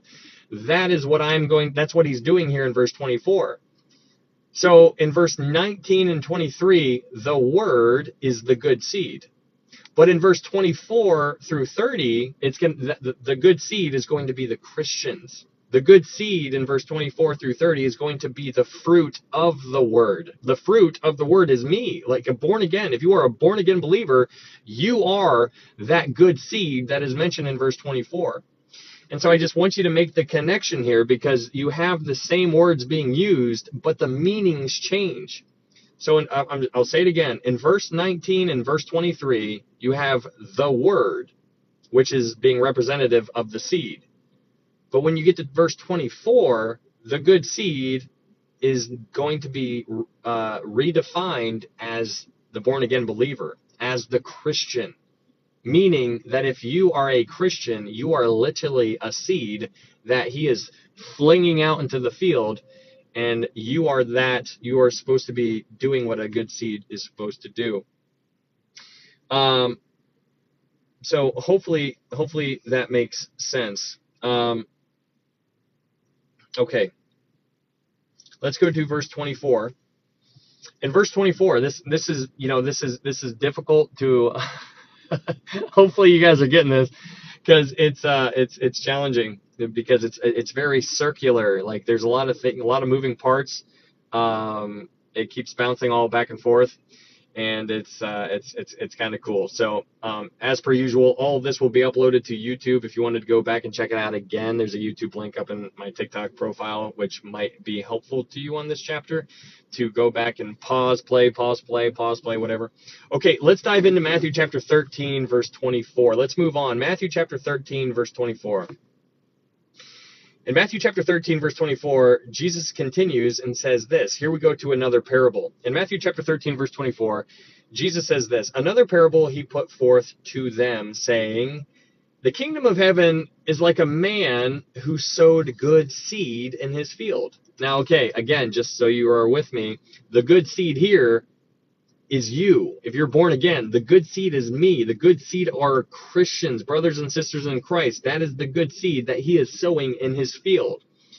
Okay? The field here is representative of the world. Okay? So that's the whole picture. This field, this parable that he's talking about, the field is the world. So let's keep moving on. Matthew chapter 13, verse 25. In Matthew chapter 13, verse 25, it says this, but while men slept, his enemy came and sowed tares among the wheat and went his way. But when the grain had sprouted and produced a crop, then the tares also appeared.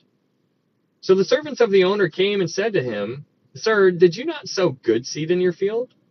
How then does it have tares? He said to them, An enemy has done this. The servant said to him, Do you want us to then go and gather them up? But he said, No, lest while you gather up the tares, you also uproot the wheat with them. Let both grow together until the harvest. And at the time of harvest, I will say to the reapers, First gather together the tares and bind them in bundles to burn them, but gather the wheat into my barn. Okay, so that is the parable. That's the parable right there. All right, so there you have the parable. That's the whole situation. That's the parable that Jesus gave to the public. But now let's talk about the explanation. We're going to talk about the explanation. Let's go to verse 36. So you have the parable there. Now let's go to verse 36, and he's going to give you the explanation.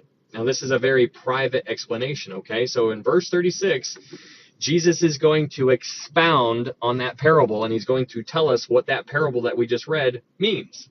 So let's read verse 36. In Matthew chapter 13, verse 36, it says this, Then Jesus sent the multitude away and went into the house. And his disciples came to him, saying, Explain to us the parable of the tares of the field. He answered and said to them, He who sows the good seed is the Son of Man. So the man in this story that is sowing the seed is Jesus himself. Jesus is the one who is sowing the seed. Verse 38, the field is the world. Okay? So you have Jesus, he's standing in the world. You can visualize this. The good seeds are the sons of the kingdom. Right? Makes sense? But the tares are the sons of the wicked one. Verse 39, the enemy who sowed them is the devil. Make sense? The enemy who goes into the field is the world. The enemy is sowing tares all over the place. That enemy is the devil. As we move on in verse 39, it says, the harvest is the end of the age. Interesting. That's when the harvest is, the end of the age. We'll talk about that here in a little bit. What is the end of the age? We'll talk about that. In verse 39, at the end of verse 39, it says this, and the reapers are the angels. Therefore, as the tares are gathered and burned in fire, so it will be at the end of the age.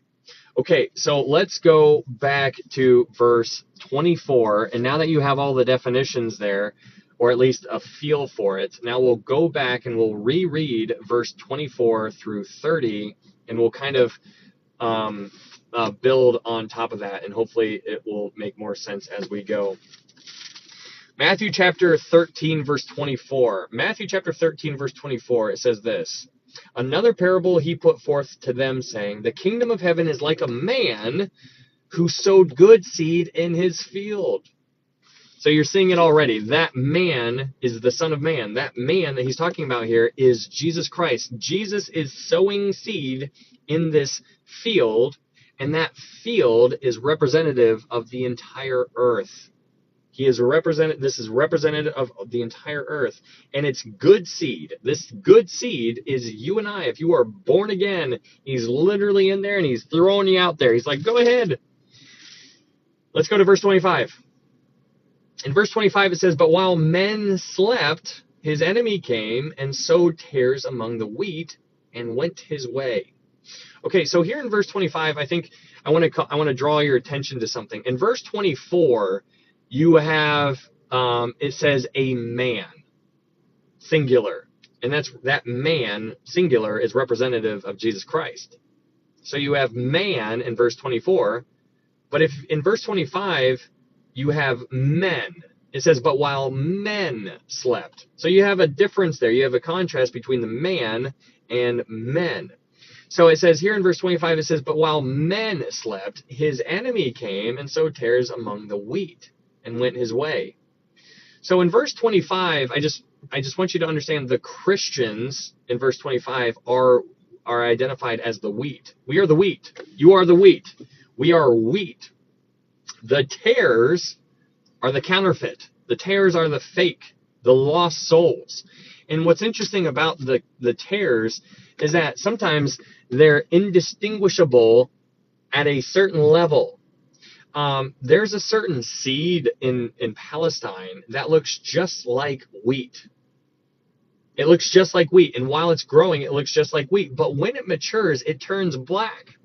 This seed is called a zizania seed, and it's over there in Israel. But when it's growing and when it's maturing, it turns black. And if it gets mixed in with the wheat, if you mix the wheat in, if you mix this zizania seed with the wheat and you mix it in to make bread, it becomes poisonous. It becomes toxic. And so it's just very interesting to see the difference in the importance of the details. And so this is what people do. They actually understand. They're like, oh, this is wrong. This is right. And so it's kind of like a counterfeit. Anything kind of counterfeit, like a $100 bill. Like if I give you a $100 bill, you're going to do like the whole, you pull it apart, like just like, and you hold it up to light and you look for that little, the piece of thing that you pull out. You look for that, and then you get a little marker and you draw on it, just make sure it's a legit thing. And you're testing it to see its authenticity, and you're testing it to see if it's authenticate, right? And that's what he's essentially doing here. But there are people who get mixed in there, and the trained eye, which are the reapers, these angels in verse 30. In verse 30 it says, but I will say to the reapers, these angels know what to look for. So you have this whole situation. The wheat is the Christians. The tares in verse 25 is the counterfeit, the fake Christians, the one who just say, Lord, Lord, have we not done all these things in your name, right? All of those things are mixed together with the wheat. So as you keep on reading in verse 26, it says, but when the grain had sprouted and produced a crop, then the tares also appeared. So the servants of the owner came and said to him, Sir, did you not sow good seed in your field? How then does it have tares? And he said to them, an enemy has done this. That enemy is obviously representative of Lucifer. So Lucifer gets in the field or gets in the world, and he starts sowing his own seed. So you see a difference between the seeds. He's literally never had an original thought. He just counterfeits everything that Jesus does. And so it says, in verse 28, it says, he said to them, an enemy has done this. The servant said to him, do you want us then to go and gather them up? Verse 29, but he said, no, lest while you gather up the tares, you also uproot the wheat with them. Verse 30 says, let both grow together until the harvest. And at the time of harvest, I will say to the reapers, first gather together the tares and bind them in bundles to burn them, but gather the wheat into my barn. I think it's so interesting.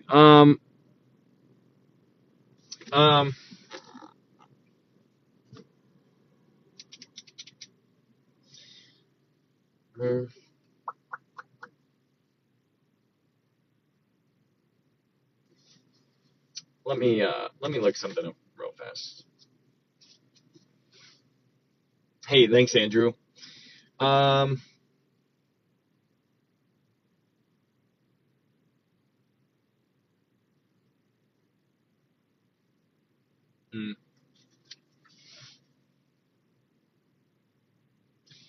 First gather together. Okay, so here's my thought process. I'm just thinking out loud right now. Okay, so just take this as a grain of salt. In verse 30, it says, let both grow together until the harvest, and at that time of harvest, I will say to the reapers, first gather together the tares. So he's going to be gathering the tares. The tares represent the lost. If you go to Matthew 24, I'll just show you what I was reading real fast. If you go to Matthew 24, in Matthew chapter 24, verse 40, Matthew chapter 24, verse 40, it says this, then two men will be in the field, one will be taken and the other left. Two women will be grinding at the mill, one will be taken and the other left. Watch therefore, for you do not know what hour your Lord is coming. And so it goes on, but you're seeing that there's a clear separation that is going, there's a separation. They're dividing. You know, you have the sheep and goat judgments. And so this is at the end of the age. We know that because we've read that already in Matthew chapter 13, verse 40. Because in Matthew chapter 13, verse 40, we are told that, or verse 39, Matthew chapter 13, verse 39, it says, the enemy who sowed them is the devil. The harvest is the end of the age. So at the end of the age, we are told that the tares will be gathered together first. Okay.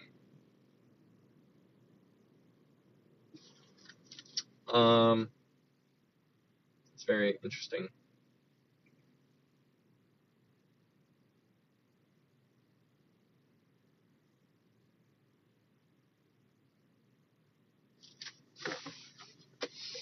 I'm gonna have to think on that one for a little bit, but that's just like I'm just thinking out loud right now. Yeah. So sorry about that. So let's go back to Matthew chapter 13. Matthew chapter 13.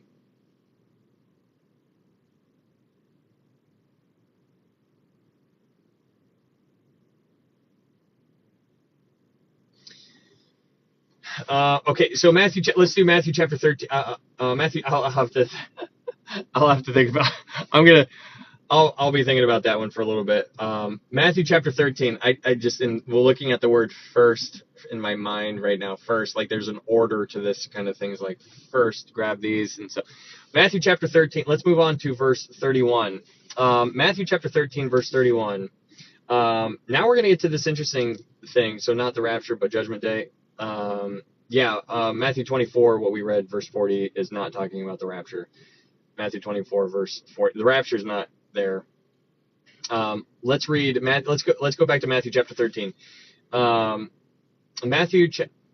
heard a take that the rapture is after the 7 years of terror. Is that what you're thinking? No, Katie. No, I believe very soundly that the rapture is before the tribulation. I have all kinds of reasons for that. That's not at all what I was thinking. I was thinking about there's something. Okay, so okay, I'll tell you. So there's something that is referred to as the sheep and goat judgments. And so the sheep and goat judgments, and this will make a little bit more sense as we continue reading Matthew 13, because we're going to be talking about dividing. There's separation that's going to happen. Like he's dividing the wheat from the tares.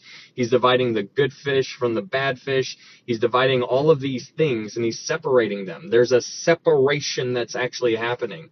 Now, the rapture is where the church is removed, and it's then shortly after, sometime after that, then the tribulation will begin. So the way I see it, just so you understand what I'm referring to as the sheep and goat judgments, because that's what we read in Matthew 24, verse 40 and 41. I believe the rapture occurs first. Then I believe after the rapture, the 7-year tribulation takes place. And then at the end of the tribulation, Jesus comes back, which ends the tribulation. He puts an end to the tribulation. And then when he comes back to the earth, he separates the sheep and goats. The sheep and goat judgment. That's what takes place. And then right after the sheep and goat judgments, then the millennial kingdom begins to be put in place. So there's an order of events to all of these things. And I was just looking at a very small piece, which is the sheep and goat judgments. It doesn't matter. We'll get to that point eventually. So let's keep going. Matthew chapter 13. I'm eating high chews for the first time. Let's go, Julie. I had some tonight. I like those a lot. Matthew chapter 13, verse 31. Matthew chapter 13, verse 31, we're going to get to the next parable. And in Matthew chapter 13, verse 31, we're going to be talking about the mustard seed. So in Matthew 13, verse 31, it says this: another parable he put forth to them, saying, the kingdom of heaven is like a mustard seed, which a man took and sowed in his field, which indeed is the least of all the seeds. But when it is grown, it is greater than the herbs and becomes a tree, so that the birds of the air come and nest in its branches. Okay, so what I want you had some tonight too. Let's go. I had the light blue and light pink bag. I don't know what flavors there are, but that's the bag that I normally grab. Those are my favorite. So we're talking about this mustard seed. What is this all about, right? Like everybody, like we've heard all about the mustard seed, but let's talk about it. So here in verse 32, we're given this parable of a mustard seed. So a mustard seed, now like understand like what Jesus is talking. Jesus is in Israel, right? Like he's in Galilee, like he's in Judea, and so you got to think of his type of like what applies to that neck of the woods, if you will. So a mustard seed in Israel normally grows about 1 to 3 feet. Like it's like a bush. And so it normally grows like 1 to 3 feet. But in verse 32, it calls it a tree. And then after it calls it a tree, it says that the birds of the air build houses in this tree. So these birds of the air build houses in this tree. So I'm going to ask you a question just because I want you to understand what's going on here. What did we identify the birds to be already? What are the birds? We talked about this at the beginning. What were the birds identified as? The birds are identified as the wicked one, right? The wicked one, as satanic, demonic, evil ministers, right? Evil Satan agents, right? Yeah, absolutely, Michelle. And so here you have the birds being introduced again. You have a tree that is normally 1 to 3 feet feet tall, but in verse 32, we're told that it becomes a tree. And so this thing becomes massive. And so then it's so big that it's able to house all of the wicked ones. Now that's very interesting, right? Like you're seeing this picture of a tree. You know that the birds who are building their nests or building their homes inside this tree represent the wicked one. So if they represent the wicked one, then what does since we understand that the birds represent the wicked one, then what does the tree represent? Well, this tree, it must be an abnormally large mustard tree in order to house multiple birds. But we know that the birds are the evil ones because of what we already checked out in verse 19 and verse 4 of chapter 13. And it seems that this tree is representative of the church, which I think is very interesting. So this tree that grows so big, the church, like if you imagine this tree grows so big, and then the evil ones come from all over the place and they start building all of their nests. because that's just what birds do. If that's a big tree, they're going to be putting multiple nests inside of it. And so it seems that this tree is the church. And so where are the wicked ones, or the birds, in this unexplained parable? They are in the church. And I think that's very interesting. I think there's so, like, what's also important to understand here is that this parable that we're reading about, there's not an explanation to this. There's not a private explanation to this. Jesus doesn't, or his disciples don't pull Jesus aside and ask him to explain this, which I think is very interesting. This is not something that they asked him to expound on. But this tree seems to be representing the church, and the church grows so big, and then the evil ones, the birds, start getting in there and start housing, like building nests inside. And I think that that is very interesting. And so when you look at that and you look at these churches and you're looking for evil, don't forget to look behind the pulpits. I think that's very important to really zoom in on that. All right, so let's go to move on to verse 33. Matthew chapter 13, verse 33. In Matthew chapter 13, verse 33, it says this: another parable he spoke to them. The kingdom of heaven is like leaven, which a woman took and hid in 3 measures of meal till it was all leavened. All of these things Jesus spoke to the multitudes in parables, and without a parable he did not speak to them, that it might be fulfilled which was spoken by the prophet, saying, I will open my mouth in parables, I will utter things kept in secret from the foundation of the world. Okay, so again, in verse 34, obviously we are told that Jesus quite literally didn't speak to the public after verse 12 unless he spoke to them in parables. He never spoke to them plainly after they rejected him. So he's literally, every time he speaks to them after verse 12, he's speaking to them in parables. That's really quite remarkable. But let's go back to verse 33 and let's unpack this kind of stuff. Let's look at verse 33. In verse 33, it says, another parable he spoke to them. The kingdom of heaven is like leaven, which a woman took and hid in 3 measures of meal till it was all leavened. Now, we talked about this before, but I think it's very fascinating to, what did you say? Do you think all Jesus's interactions are recorded? That's a weird thing to say. What in the world? No, I'm telling you what it says in verse 34. In verse 34, it says, all these things Jesus spoke to the multitude in parables, and without a parable, he did not speak to them. So that's why I'm saying what I said. Anyways, when we go back to verse 33, in verse 33 it says, in another parable he spoke to them, the kingdom of heaven is like leaven. Now, leaven, we've talked about this plenty of times, but in case you missed it, the leaven, what does leaven represent? Leaven represents sin.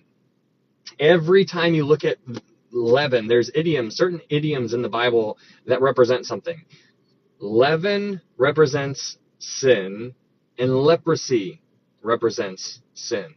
That's why the parable, the leper, it's like a picture of you and I. Like when Jesus healed him, he went, go tell the priest, and then what do you think that man did? He went to the priest, he told him all about what Jesus did for him. That's what we should be doing to other people as well.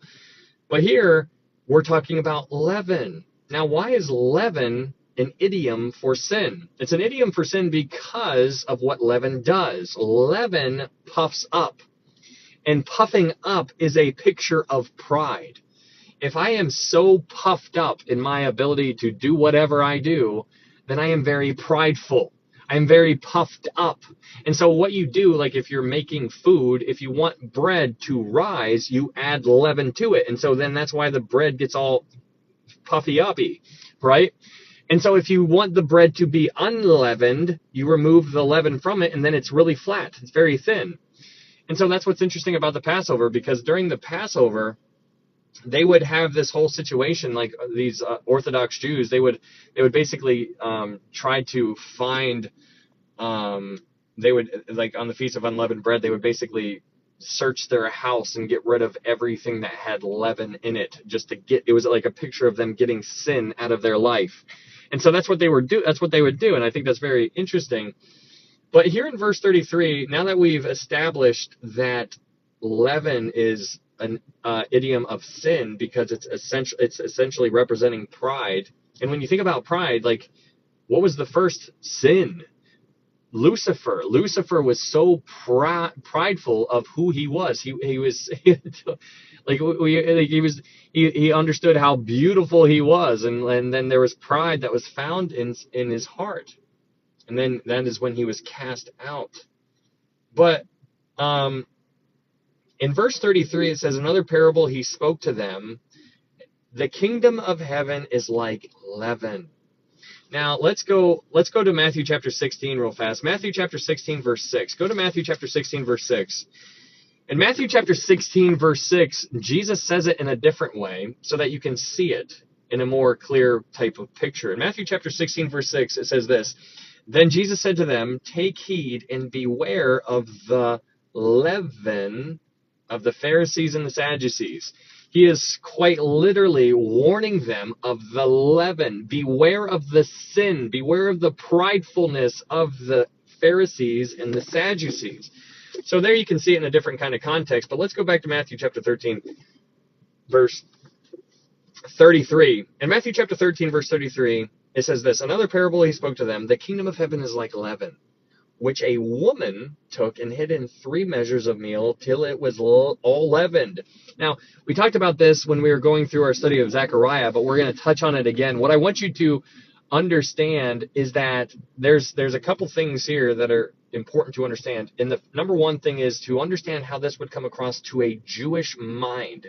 If you are a Gentile, this doesn't really mean anything to you. You're like, why is this means nothing to me, right? Because we don't talk this way.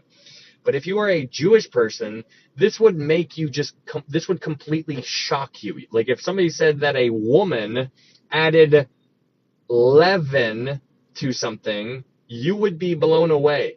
Like this would be this would be terrible. This would be terrible for you. Why? It's because it should be unleavened. But here we're told that it is leaven. And so it needs to be unleavened, but it's clearly not unleavened because we're told that she's adding leaven to it. And so she's adding sin to it in a sense. But this here, the 3 measures of meal, is what you and I would refer to. Well, let's go to Genesis chapter 18. And we did this before. Genesis chapter 18, verse 1. Ezekiel 28, yeah. And yep, absolutely, Alexander, and also Isaiah 14. Go to Genesis chapter 18. In Genesis chapter 18, verse 1, we're going to be talking about what is referred to as the fellowship offering. In Genesis chapter 18, verse 1, it says this, then the Lord appeared to Abraham by the terebinth tree of Mamre, as he was sitting in the tent door in the heat of the day. So he lifted his eyes and looked, and behold, 3 men were standing by him. And when he saw them, he ran from the tent door to meet them and bowed himself to the ground and said, my Lord, if I have now found favor in your sight, do not pass on by your servant. Please let a little water be brought and wash your feet and rest yourselves under the tree. And I will bring a morsel of bread, and you may refresh your hearts. After that you may pass by, inasmuch as you have come to your servant. They said, do as you have said. So this is God showing up in a human form to Abraham.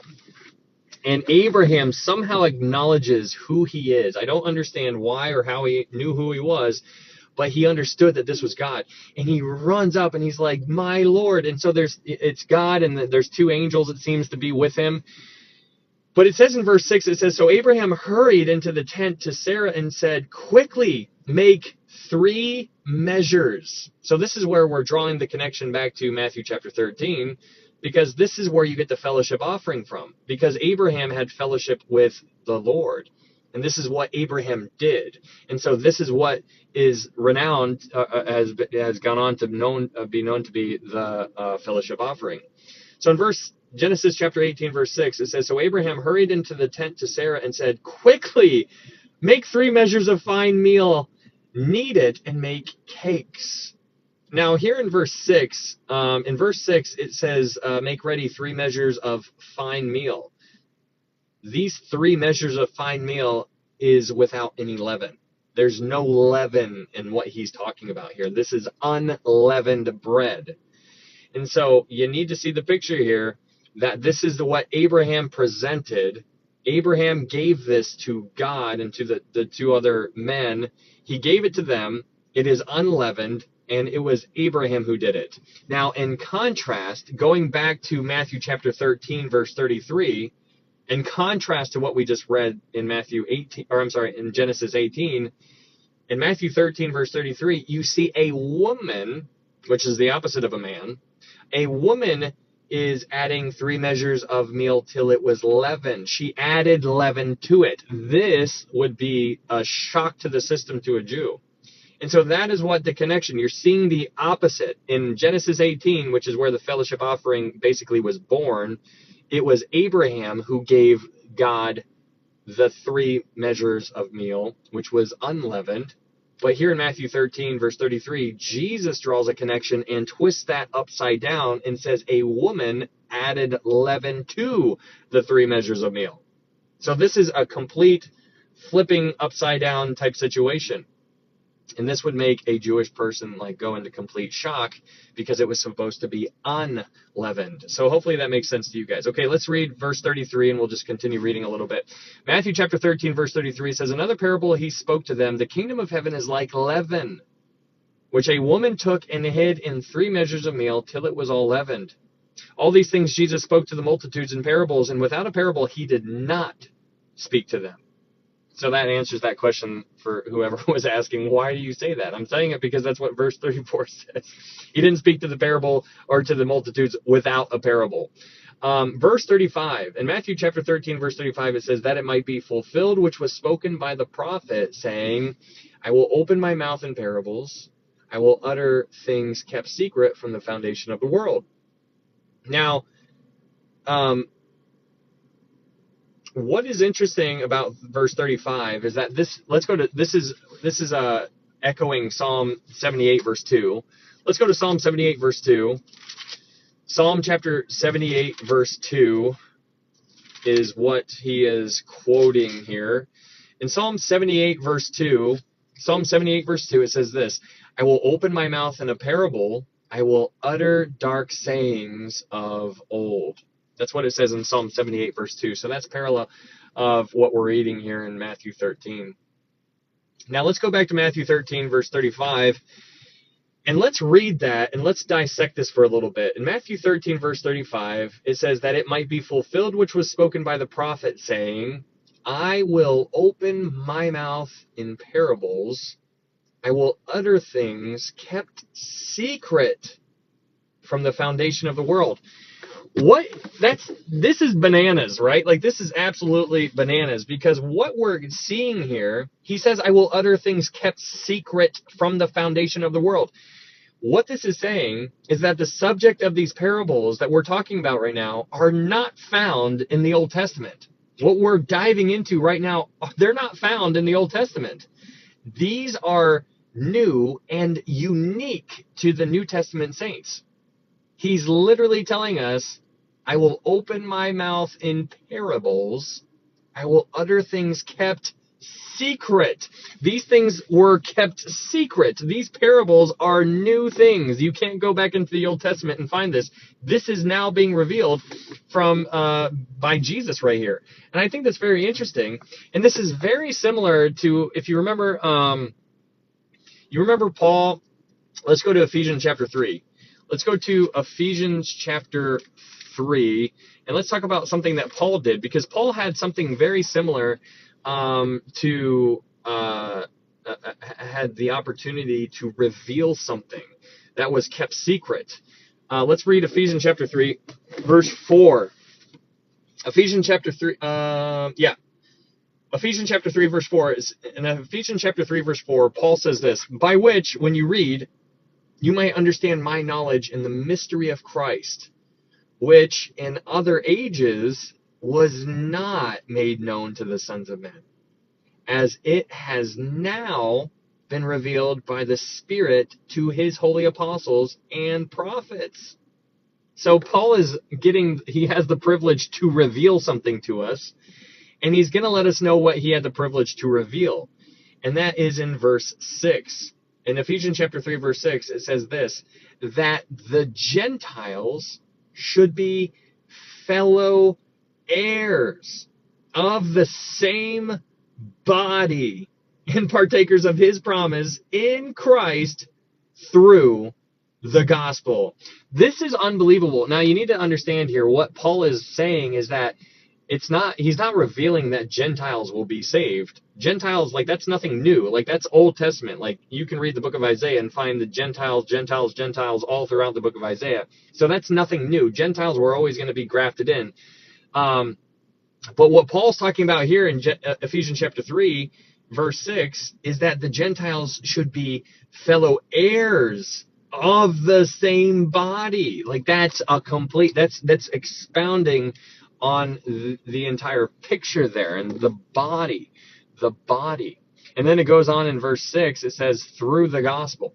And then Paul tells you what the gospel is in 1 Corinthians 15. What is the gospel? The gospel in 1 Corinthians 15, verse 3, is that basically that Jesus died according to the scriptures, that he was buried, and that he rose again on the third day according to the scriptures.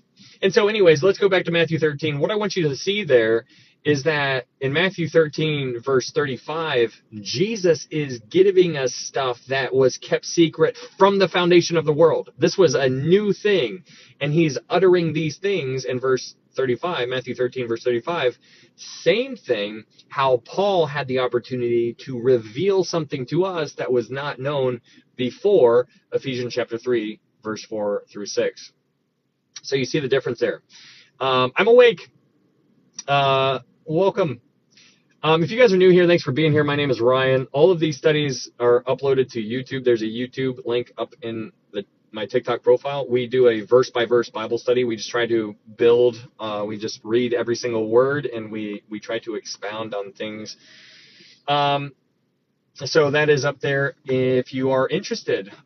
And then maybe one of the mods can pin the It's Sheesh thing just so that people can read it. I think that helps people sometimes too, because that link is hidden somehow to some people. Matthew chapter 13. Thanks, Mark. In Matthew chapter 13, verse 36. Let's move on in Matthew chapter 13, verse 36.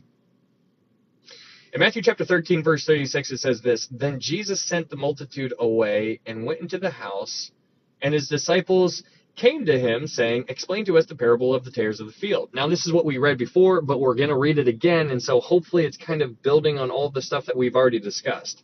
He's going to tell you what the tares in the field are, the explanation is. So in verse 37, Matthew chapter 13, verse 37, it says this, he answered and said to them, he who sows the good seed is the Son of Man.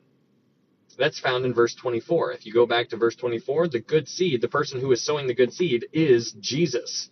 The Son of Man is a messianic, it's a title that Jesus gives himself, but it goes all the way back to Daniel chapter 7. In Daniel chapter 7, you see this amazing picture where Daniel sees the Son of Man going up to the Ancient of Days.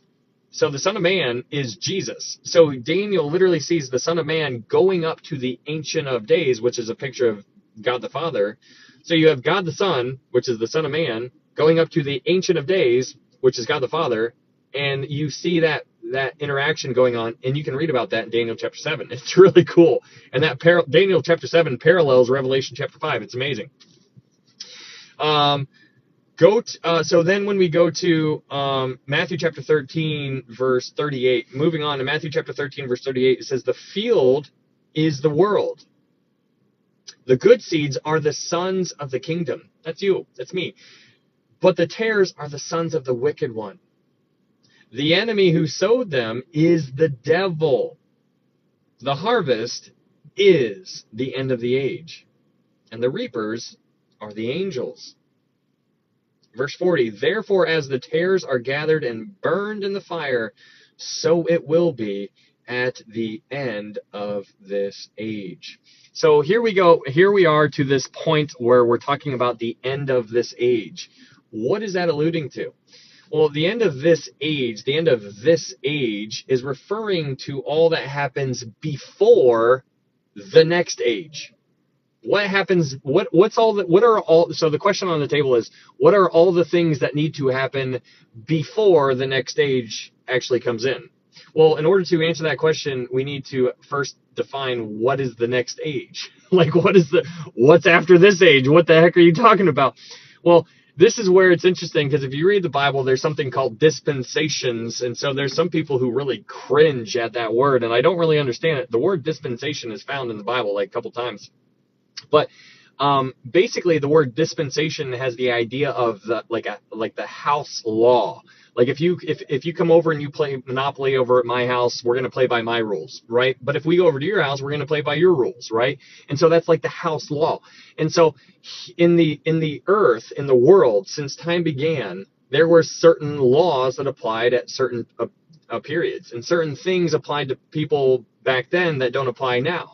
And so just a really quick way to really make that easy to understand is that back in the Old Testament, they had to sacrifice animals. We no longer do that. Thank you, Andrew. We no longer do that anymore. Why do we no longer sacrifice animals? Because that was back then. That was the house law back then. That's what the rules that they had to play by. You and I are no longer under law, but we are under grace. Everything changed when Jesus died on the cross. When Jesus died on the cross, he completed the whole need for sacrifices. But the Jewish people are still blind. They still think that they need to do sacrifices, but their whole dilemma is that they don't have a temple to do sacrifices in. And so that's why they want to rebuild a third temple. So it's important to understand that there are different dispensations right now. We are in the church age. So what happens after the church is taken away? What's the next dispensation? Hey, thank you, Tina. What's the next dispensation? You know, and that's a word that people are like really just like, I'd hope he'd stop saying that right now. That word's making me feel weird. But what's after the church age is the kingdom. The kingdom age. There's something that we are looking forward to, the kingdom age. And so when you go back to Matthew chapter 6, you know, when Jesus teaches his disciples a way to pray, he says, Our Father who art in heaven, hallowed be your name. Thy kingdom come. Thy will be done. Thy kingdom come. Thy kingdom come. What? This is why it's so important to understand the eternal or these everlasting covenants. In 2 Samuel chapter 7, God gives David, he makes a covenant with David that is everlasting. It's everlasting, which means it was in effect way back then when David was alive, and it is still in effect today. It is an everlasting covenant, which means it is still going on, and it's always going to go on. There is a kingdom that is going to arrive sometime in the future, and that is what he was teaching his disciples to pray. He's like, hey, when you pray for that program. Pray for the kingdom program. Pray for that, because when you know how in Psalm 122, Psalm 122. I think it's Psalm 122. Let me check. In Psalm 122, in Psalm 122 verse 6, it says, pray for the peace of Jerusalem. That's what it says in Psalm 122 verse 6. In Psalm 122 verse 6, it says, pray for the peace of Jerusalem. Now that's interesting. What are you praying for? We talked about this before. When you're praying for the peace of Jerusalem, there's not going to be a time that is just going to be everlasting peace in Jerusalem during the time that we're living in right now. So when you're praying for the peace of Jerusalem, in a sense, you're praying for that kingdom, because there's only going to be peace in Jerusalem when the king is actually reigning. The king is not reigning right now. He has not sat on his throne. And in Luke chapter 1, Gabriel goes to Mary, and he says, when he's basically telling Mary that she's going to have a baby, Gabriel tells Mary that Jesus is going to sit on the throne of his father David. Now, when Jesus was born, when he was on the earth, Jesus never sat on the throne of David. So did Jesus not fulfill that? No, he absolutely, he didn't fulfill it. That's going to be fulfilled in the kingdom age. So you need to understand that thy kingdom come is a fulfillment of the promise that was made all the way back in 2 Samuel chapter 7. It is going to be. It just it's not here yet. And so when we go back to the question that we were talking about before, is what needs to happen before the next age? You need to understand the age that we're in right now is classified in many different opinions as the church age. But there's coming a day when the church is going to be removed. And so then shortly after the church is removed, then the next age is going to be the kingdom age. And that is where he is going to reign on earth for 1,000 years. It is called the Messianic kingdom or the millennial kingdom. A millennium is 1,000 years. He's going to reign for 1,000 years. It's a 1,000-year reign or a millennial kingdom. And so this next age is going to be the kingdom age. But before the kingdom age, there's some things that actually need to happen before we can get into the kingdom age. What are some things that need to happen before we can get into the kingdom age? Well, the things that need to happen before the kingdom age is the rapture. The church needs to be removed. The tribulation also needs to happen before the kingdom age. So the 7-year tribulation, that also needs to happen. The second coming also needs to occur. That also needs to happen. And also the judgment of the nations needs to happen. That also needs to happen. And then the kingdom age. And then you enter into the kingdom age. It's like, I mean, it's good. So there's some things that need to take place. But here, going back to Matthew chapter 13, Jesus is explaining to us what's happening. So if we go back with all that in our mind, everything that we just talked about, let's go back to verse 38. Matthew chapter 13, verse 38. In Matthew chapter 13, verse 38, it says this: the field is the world. The good seeds are the sons of the kingdom, but the tares are the sons of the wicked one. The enemy who sowed them is the devil. The harvest is the end of the age, and the reapers are the angels. Hey, thank you, Nehomai. And the reapers are the angels. Interesting. The reapers are the angels. Verse 40. In verse 40 it says, therefore as the tares are gathered and burned in the fire, so it will be at the end of this age. The Son of Man will send out his angels, and they will gather out of his kingdom all things that offend, and those who practice lawlessness, and will cast them into the furnace of fire. There will be wailing and gnashing of teeth. Well, then, very, very crazy stuff there. Very wild stuff. But verse 40 through 43 is not talking about the rapture. This is talking about this is talking about what's going to happen at the second coming. The second coming. After the second coming, it's like a domino effect. You have the rapture, the tribulation, the second coming, the sheep and goat judgments, and then straight into the millennial kingdom. Big deal. Verse 43. Moving on to verse 43 in Matthew 13, verse 43. Hey, thank you, Don. In Matthew chapter 13, verse 43, it says, then the righteous will shine forth as the sun in the kingdom of their Father. He who has ears to hear, let him hear. Now, we've talked about that before. What does that remind you of? What does it remind you of? He who has ears, let him hear. That is echoing what John is going to write in Revelation chapter 2 and 3 to the 7 letters to the 7 churches. We'll look at that here in a little bit. But let's go to verse 44. Matthew chapter 13, verse 44. We're going to the next parable. Now, there's not an explanation here to verse 44. So we'll talk about it though. In Matthew chapter 13, verse 44, it's interesting because sometimes he gives an explanation, but then sometimes he doesn't. And so we're gonna talk about verse 44, which does not have an explanation. Verse 44 says this: again, the kingdom of heaven is like treasure hidden in a field, which a man found and hid. And for joy over it, he goes and sells all that he has and buys that field. Thank you, Andrew. So this is, again, we have information based upon this because we know what the field represents, right? We know what the field represents. What does the field represent? The field represents the world. So what you see here is a man found, it says the kingdom of heaven is like treasure hidden in a field, which a man found and hid. And for joy over it, he goes and sells all that he has and buys that field. So the field is a picture of the world. This man, who is this man? Here's the question. Who is the man that gave everything for this field? Who is the man who gave everything for the world? Who's that man? Who gave everything he had for you and I? Jesus. This man is Jesus. This man literally sold all that he had to buy that field.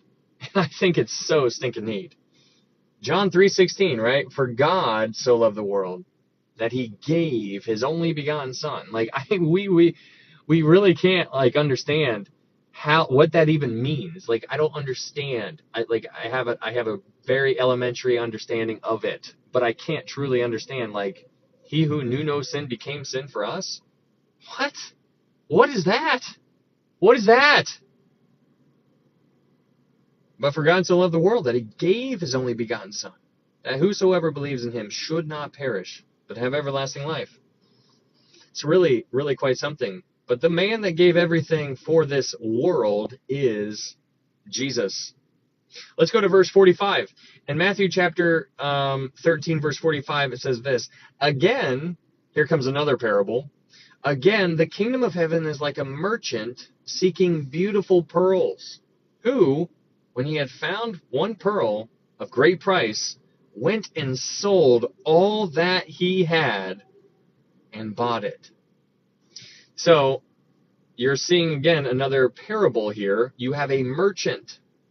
There is a beautiful pearl. He sold all that he had and he bought it. Now, what's interesting is he bought it. What is bought? What's another word for bought? He redeemed it. I have been redeemed, right? I've been redeemed. I have been purchased. And it's really, let's go, he sold all that he had. On that one, let's go to 2 Corinthians chapter 8. 2 Corinthians chapter 8. Go to 2 Corinthians chapter 8, verse 9.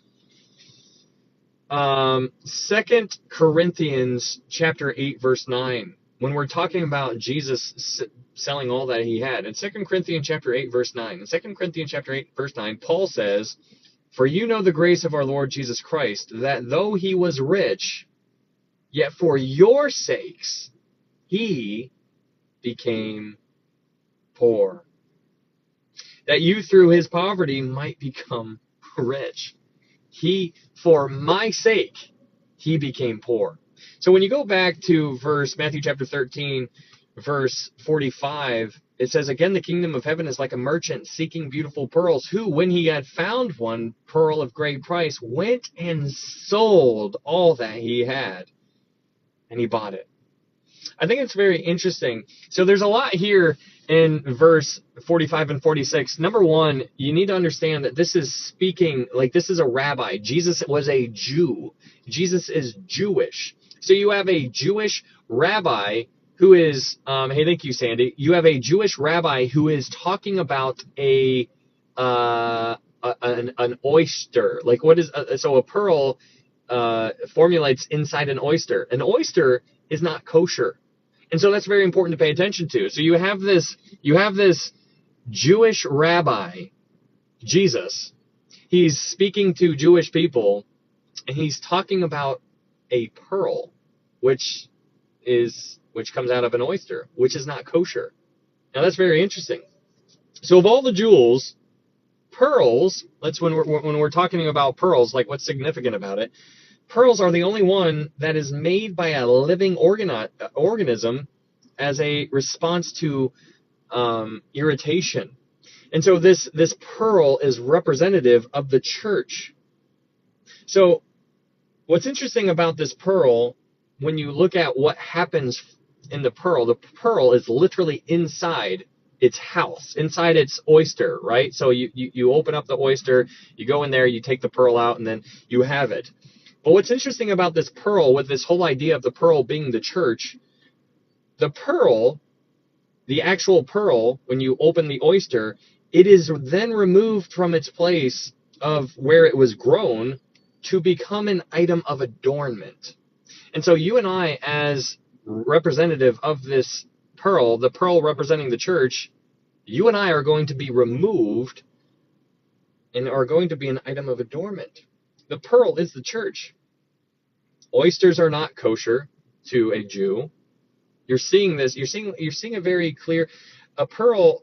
So a pearl speaks of a Gentile jewel. Like, this is what they would, the Jewish people, they wouldn't really mess with it, but they would give it to the Gentiles. They would, it would be something that they could barter with.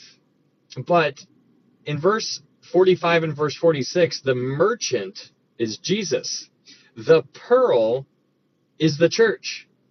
But you see how Jesus is shifting towards a more Gentile way of approach, since the Jewish people rejected him in the previous chapter. They already rejected him. And so you're seeing the Gentiles being introduced in the conversation more than what they ever had been before. Because back in chapter 10, Jesus tells his 12 apostles, he's like, hey, don't go to the way of the Gentiles. Don't go to the way of the Samaritans, but rather go to the lost sheep of the house of Israel. But since the lost sheep of the house of Israel rejected him, now you're seeing some more Gentile-type language, which I think is very fascinating to pay attention to. Let's go to Matthew chapter 13, verse 47. In Matthew chapter 13, moving on, Matthew chapter 13, verse 47, it says this, again, the kingdom of heaven is like a dragnet that was cast into the sea and gathered some of every kind.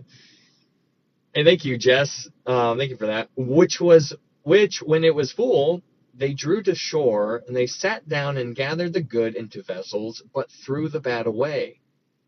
So it will be at the end of the age. The angels will come forth, separate the wicked from among the just, and cast them into the furnace of fire. There will be wailing and gnashing of teeth. Okay, so here, let's stop here for a little bit. We're talking about this next parable, the last parable that he says here, which is the dragnet, which is fascinating because you see how there's a progression throughout time. You see how it's kind of tailored. Every parable is tailored a certain kind of way.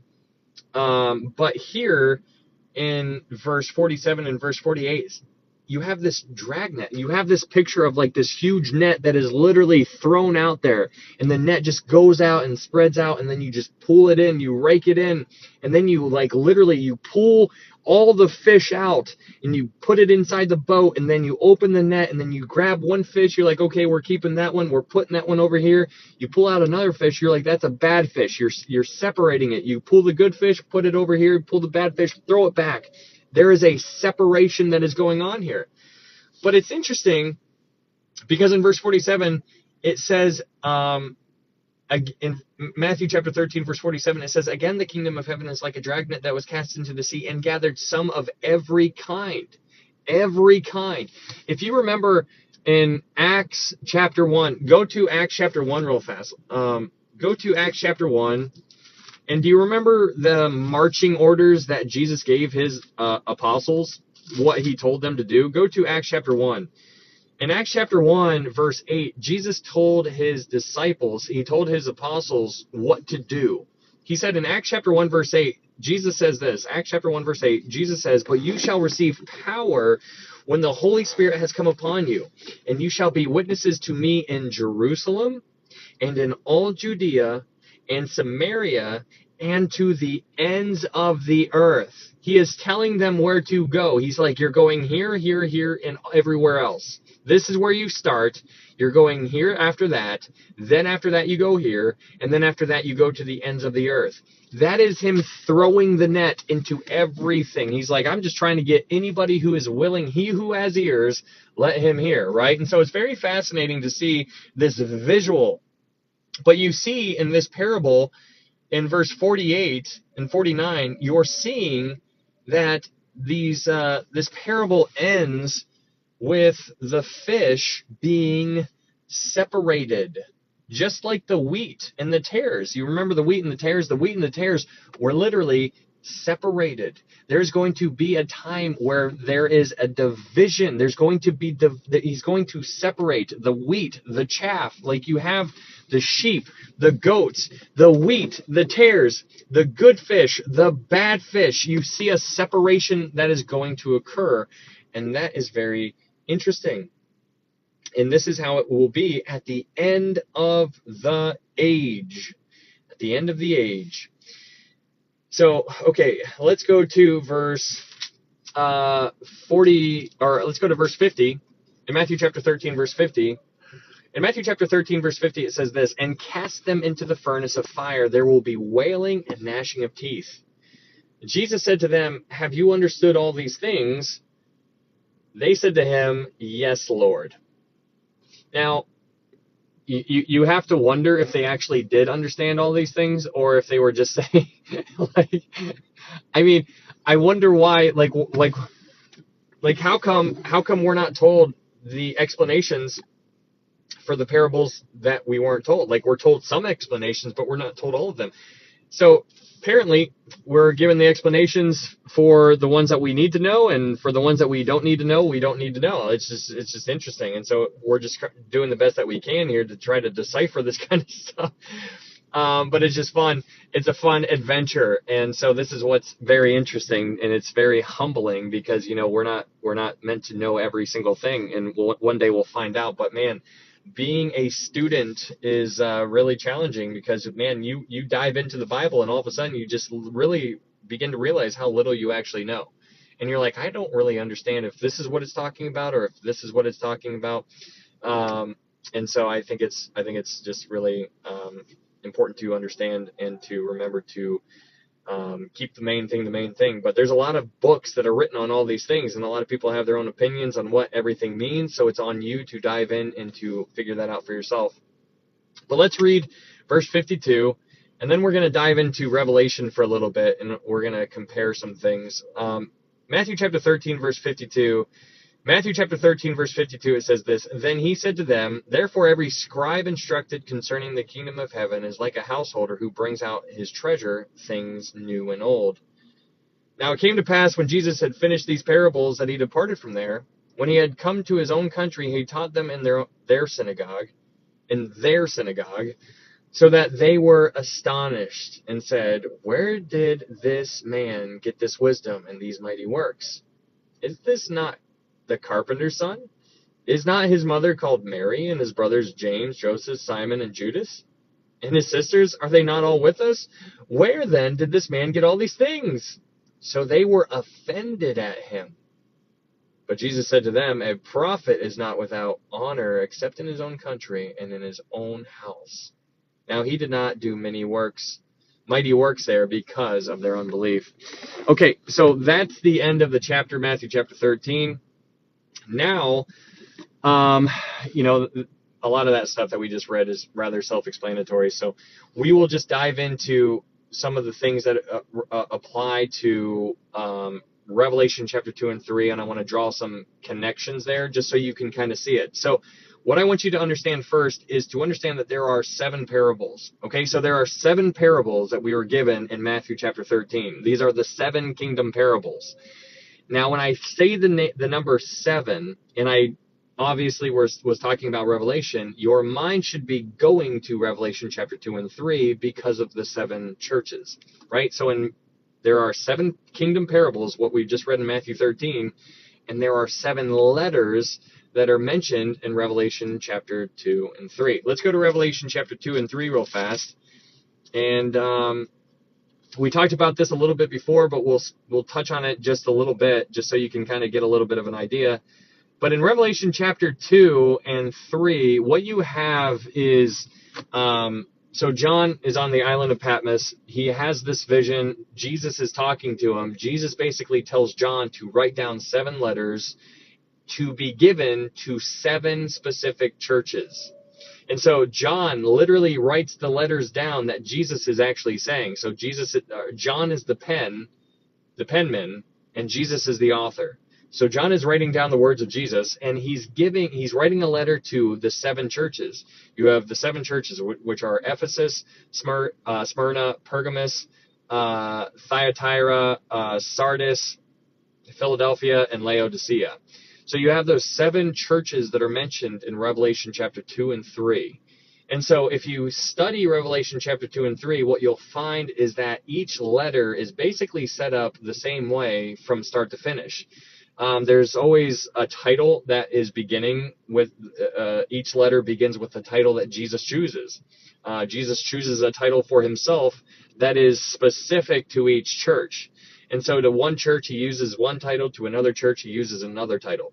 And so then after that, he basically tells them the good things that they've done. He's like, I know your works, that you've done this, this, this, and this. And so he admonishes them. And then after he admonishes them, then he says, but I have this against you. And so that's kind of like the natural theme. And then he always ends it by saying, he who has an ear, let him hear what the Spirit says to the 7 churches.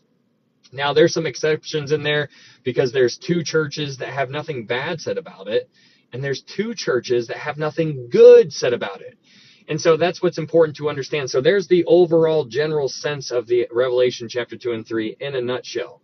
And so so now let's go and let's look at Revelation chapter 2. The first letter that Jesus writes to the first church is to a church called Ephesus. Now, Ephesus was known for being very doctrinal. They were so dogmatic that they were so worried about their doctrine that they forgot about their devotion. And so they were all about doctrine, and they just didn't have any love for the Lord. They were so all about their work and how being so perfect, and they're like, we got to do everything right. And like, if you're doing something wrong, we're going to come down on you real hard.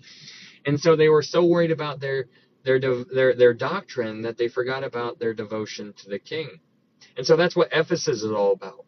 So we're gonna talk about each of the 7 letters to the 7 churches, and then we're gonna relate them back to the 7 parables that we just read in Matthew chapter 13. So just so you understand where we're going. So thank you, Shauna. So that's Revelation chapter 2 verse 1.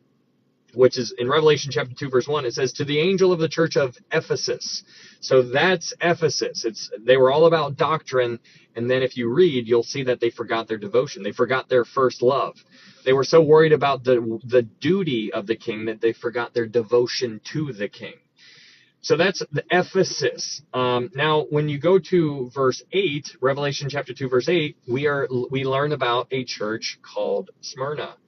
Revelation chapter 2, verse 8, we're told about this church called Smyrna. Now, when you think about Smyrna, you should think about being crushed.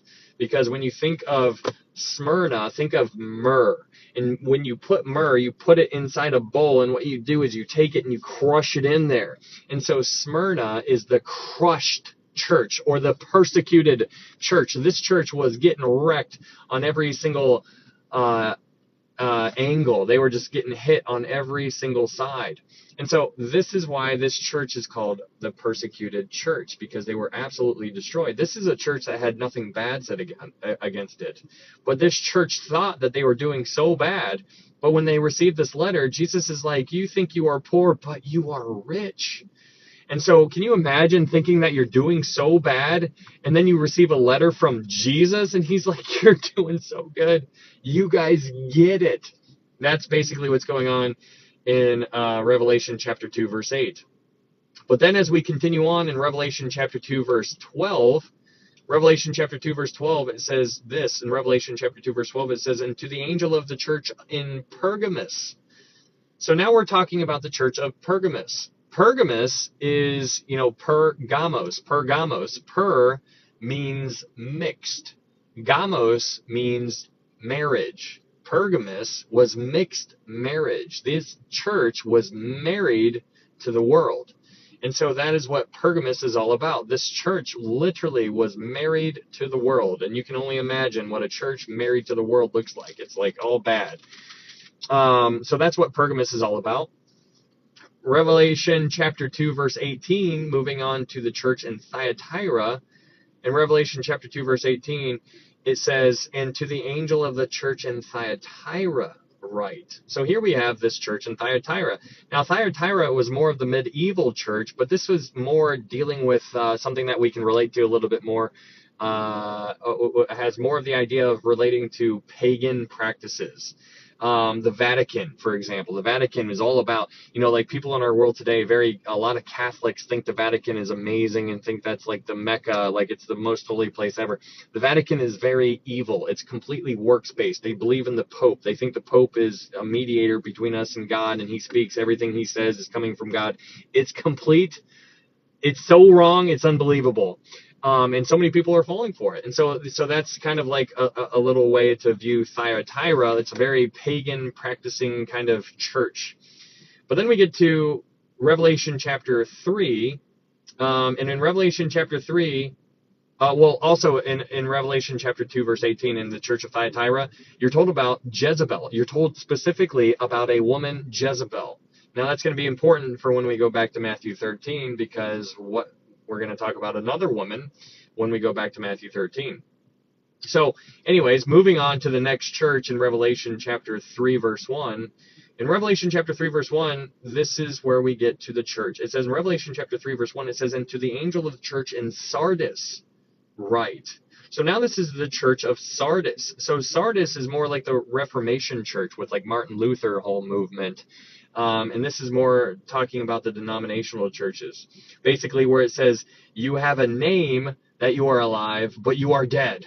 And so can you imagine how terrifying that actually is? You have a name that you're alive, but inside, like, I know you're dead. That's what Jesus is saying to this church. Like, how terrifying is that? Then we can move on to Revelation chapter 3, verse 7. In Revelation chapter 3, verse 7, it says this, and to the angel of the church in Philadelphia. Now, Philadelphia should kind of make you remember something, like how many, in Greek, there are two different words for love. There's agape or agapeo, or phileo. So this is phileo, which has the idea of brotherly love. But instead of phileo, this word is Philadelphia, which is the friendly fellowship, like brotherly fellowship. So that's what this Philadelphia church is representing. It's talking about the missionary church. This church was this church also had nothing bad said against it, and so that's very interesting. So the two churches that had nothing bad said about it is Smyrna and Philadelphia. So that's the sixth church. And then we get to Revelation chapter 3, verse 14, and we get to the seventh church, the final church that a letter is written to. In Revelation chapter 3, verse 14, it says, and to the angel of the church of the Laodiceans write. So here, the Laodicean church is Laodicea. It's basically talking about where the people rule. The people are ruling the church, meaning if I go to church and I want something done my way, I'm going to go up and I'm going to, throw my weight around and I say, I give a lot of money to this church and I want you to do it this way. And I don't want you to speak on that anymore. Like, you understand who I am. And so you have a lot of influential people in the world. And so the people are basically ruling the church.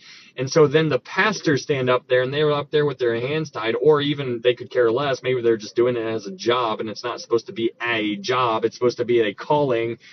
And so it's really, tragic, but that's, summing up, this is like lukewarm. Basically, Jesus writes to them and he says, I would prefer you hot or cold, but you are not either one of those. You are lukewarm, which is very emetic tasting. It's disgusting. It's like, if I say, hey, do you want coffee? How do you want your coffee? You're never going to be like, yes, I would like my coffee lukewarm, please. No, that's disgusting. Like, that's not something that anybody, like, I'd rather it cold. Or I'd rather it hot. Like, I don't want it lukewarm. It's gross. Get it out of here, right? So anyways, those are the seven churches that Jesus wrote a letter to in the book of Revelation. So that's a little bit of a flyby. Now, let's go back to Revelation chapter 13, and let's apply each one of those churches to the 7 parables. And let's try to make some connections here. And I'm just going to tell you, you can see if it works for you, and if it does, cool. And if not, then not a big deal. But this is just something to kind of roll around in your mind. Let's go to Matthew chapter 13, verse 1. In Matthew chapter 13, verse 1 through 9, the sower and the soils seem to be representing the Ephesus church, which is very interesting. And I'm just going to do a flyby of this, and you can unpack it. You can try to find the connections, if you will. And we'll talk about some connections just because some of them are very obvious. But Matthew chapter 13, verse 1 through 9, with this parable of the sower and the soils, seems to be representing the Ephesus church, which is the first church that is mentioned in Revelation chapter 2. Now, if you move on to Matthew chapter 13, verse 24, which is the next parable, and Matthew chapter 13, verse 24, this seems to represent the Smyrna church, because it talks about the tares among the wheat. This seems to represent the Smyrna church, which was crushed. Then, when you go to the next parable, in Matthew chapter 13, verse 31, which is talking about the mustard seed seems to represent the Pergamos church, which was married to the world. Now, this one seems to make them very clear, because what do we know about the mustard seed? The mustard seed grew into a huge tree, and the birds of the air put nests inside that tree. And we know that the birds represent evil ones, and so you have all of these evil ministers of Satan planting a house inside the tree. The tree represents the church. So you have the church married to the world, Pergamos, mixed marriage, and so you see that very clearly. Then we go to the next parable, which is in Matthew chapter 13, verse 33. And in Matthew chapter 13, verse 33, we have the parable of the leaven. Now, what's interesting about this one is that this parable seems to be related to Thyatira. Now, what's interesting about the Thyatira, if you go back and read Revelation chapter 2 and you read about the church of Thyatira, what you'll read about is that a woman is mentioned there very specifically.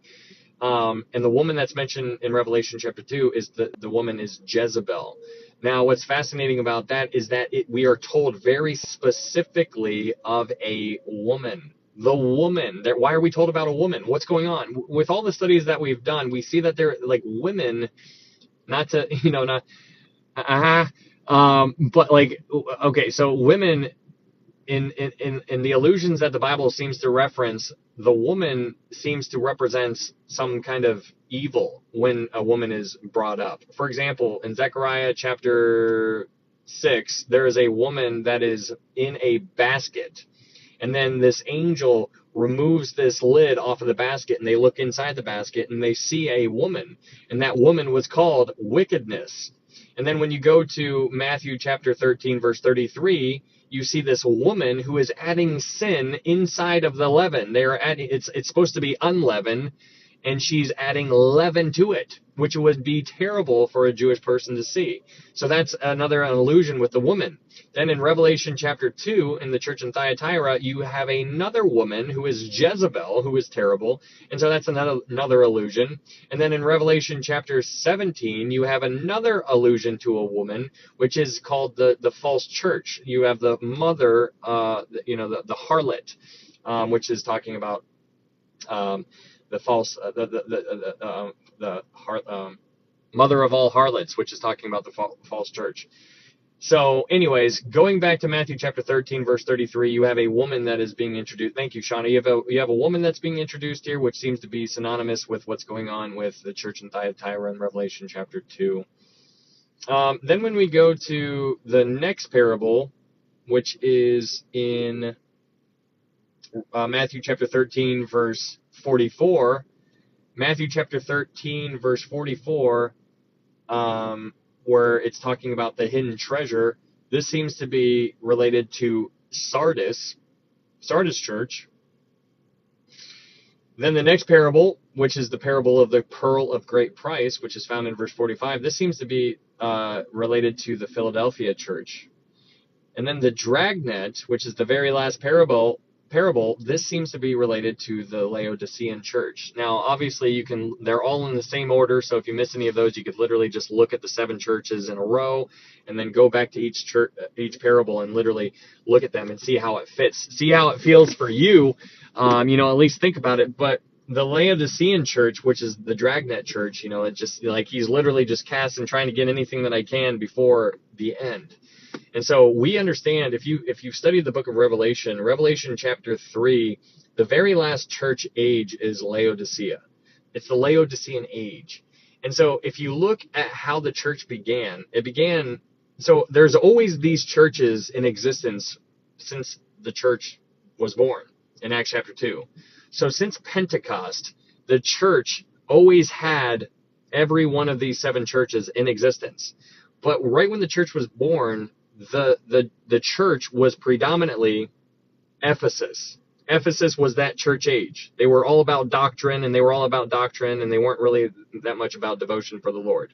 But then as time went on, Ephesus kind of dropped off a little bit, and then Smyrna became the predominant church age, all while the other ones were still in existence, but it was predominantly Smyrna, like a Smyrna church, which means that the church was getting persecuted. And then that took place for a while, and then Smyrna, the persecuted church, kind of, they stopped getting persecuted, and then after that, then Pergamos rose up, and then Pergamos, they were mixed with the world, and that became a huge thing, and that was the huge church movement for a while. And so it goes on all the way to where we are today, which is the Laodicean world. And so we are currently in the Laodicean church age, which means something very important to connect here is that there's no other church age after the Laodicean age. We are in the Laodicean age. It's very clear. And what's cool about that is that there's no church age to look forward to after this, which means since there's nothing to look forward after the Laodicean age, then that means that the rapture. And I believe that the rapture is going to occur next. And I think the rapture could occur at any moment. There's nothing that needs to take place in order for the rapture to occur, which is really important to make the distinction between the rapture and the second coming. They are 2 different things. The rapture is where Jesus comes back in the air and we go up to him in the clouds. The second coming is when he comes back to the earth. That is what's talked about in Zechariah chapter 14, because in Zechariah chapter 14, what you see is Jesus is literally coming down, and he is going to touch down. His foot is going to literally touch the Mount of Olives, and it is going to split, and that is what you can read about that. That's the second coming, though. But there's a distinction between between the rapture and the second coming.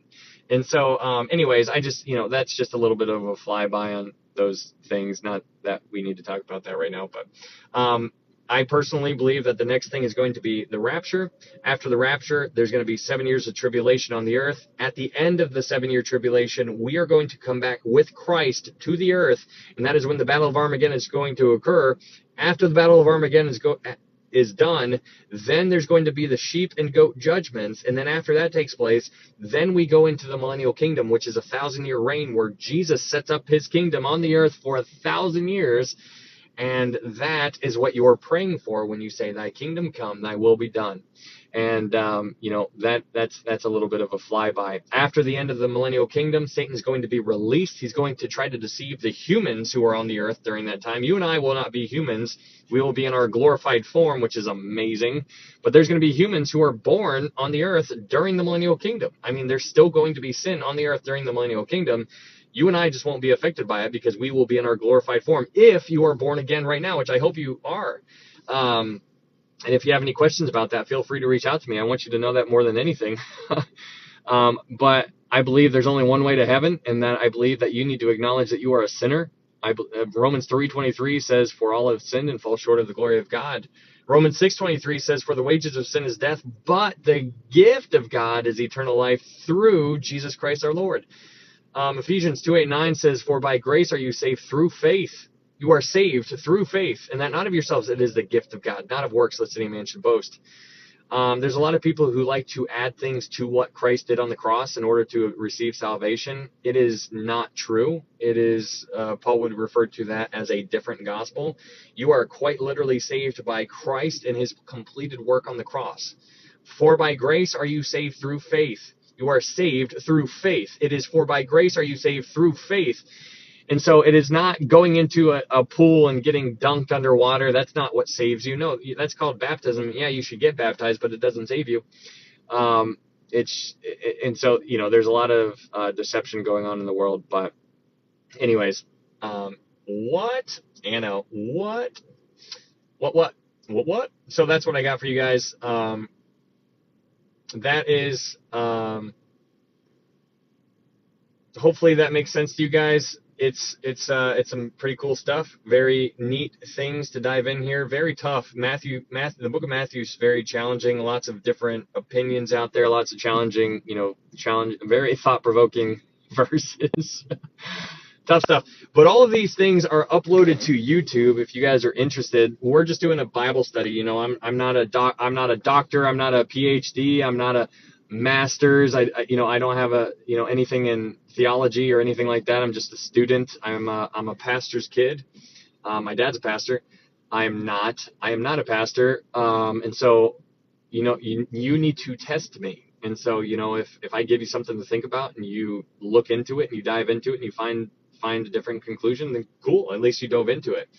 But if you're looking for a serious Bible study, you can check us out, because that's what we try to do here. We literally go through the Bible verse by verse, book by book, chapter by chapter. We literally read every single word. And so far, we've done Revelation. That was our very first book about a year ago. That's when we did that. Revelation was the very first book. Revelation, Daniel, Ruth, Hebrews, James, John, Acts, Romans, all of the other Pauline epistles, Isaiah, Zechariah, and now we are going through the book of Matthew. And so all of these studies are uploaded to YouTube. There's a YouTube. Yes, thank you, Mark. There's the YouTube right here, ITZ_sheesh. If you wanted to go check that out, they're all uploaded to YouTube. There's also a link up here if you wanted to go check that out in my TikTok profile. Not a big deal, but it is just a tool. It is, they're just like this, just like I'm talking at you right now. And I just tell you guys my thoughts. And I always want you to remember to test me. Acts chapter 17, verse 11 says, these were more free-minded than those in Thessalonica. Why? Because they searched the scriptures, or they received the scripture with all readiness, and they searched the scriptures daily to find out whether these things were so. They received the scriptures with all readiness. They received the word with all readiness, and they searched the scriptures daily to find out whether these things are so. That's what you should do. That's what I should do. We need to receive the word with all readiness and then search it to find out whether these things are so. Thank you so much, Wendy, for that. I appreciate that. That heart. And yeah, that's the most important thing, to really test it all, man. We are living in a time where everything is upside down. You're seeing Israel. Just talking about Israel for a second.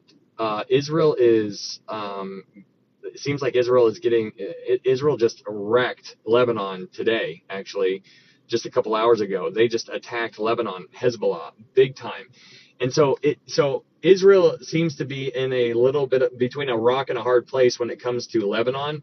Number one, Israel is basically bringing in the cleanup crew as far as what's going on over in Gaza. But when talking about Hezbollah right now, because Hezbollah has been firing all kinds of rockets at them since October 7th, which is crazy because we're coming up on October 7th in just less than a month, which is crazy. It's almost been a year since what happened to Israel. But Israel is in a really tough spot right now because there's like 80,000 Israelis that were evacuated the northern part of Israel. So 80,000 Israelis in northern Israel evacuated and went down south to get away from Hezbollah, which was up here. And so if you are the president over there or the prime minister, your question is, the thing is like, which one is worse for our country? Is it worse that we don't do anything about this whole Hezbollah thing? Or is it worse that we do? Because their economy is getting hit because there's 80,000 people who are not contributing to their economy. And that's a big deal. And so that forces them to be like, we need these people to go back to their homes, but they don't want to go back to their homes because of Hezbollah. And so they're like really working through these scenarios of like, we got to handle Hezbollah. And so it's just one of those things to really just be mindful of what's going on. And yeah, it's we're living in really, really wild times. I'm thankful to be here. I mean, you and I are here for such a time as this. But it seems like the world is getting gloriously dark, and that's exciting because we know how the book ends. We know what's going to happen, and the best is yet to come. I'm looking forward to it. But yeah, that is what I got for you guys. That is Matthew chapter 13. Hopefully you guys enjoyed that. That was a good one. I enjoyed it. Touched on a lot of things, and yeah, hope that helps. Sheesh. Thanks, Ryan. When might be you back? Julie, might go live. What is today? Today's September 11th, by the way. Just realized that. Um, Friday, I think, Julie. Friday night, maybe. Might try to go live again on Friday night if you guys are interested. We will try to do this all over again. And next time we'll tackle Matthew chapter 14 and 15, maybe. See how many we can get in. All right. Claudia, hello. I haven't written that fast since college. What's up, Dina? There's a bagel shop here in Utah called Ryan's Bagel Shop. Let's go. Yeah, absolutely, Claudia. Yeah, absolutely, Shauna. Glad to do it. Thanks for being here for this entire thing. You guys are awesome. Yeah, Tar, for sure. May, okay. Is your father proud of you? Yeah, I think so. Yeah, we have a lot of good conversations. I always enjoy talking to him. My dad is so impressive. He really is. Like, it's almost annoying.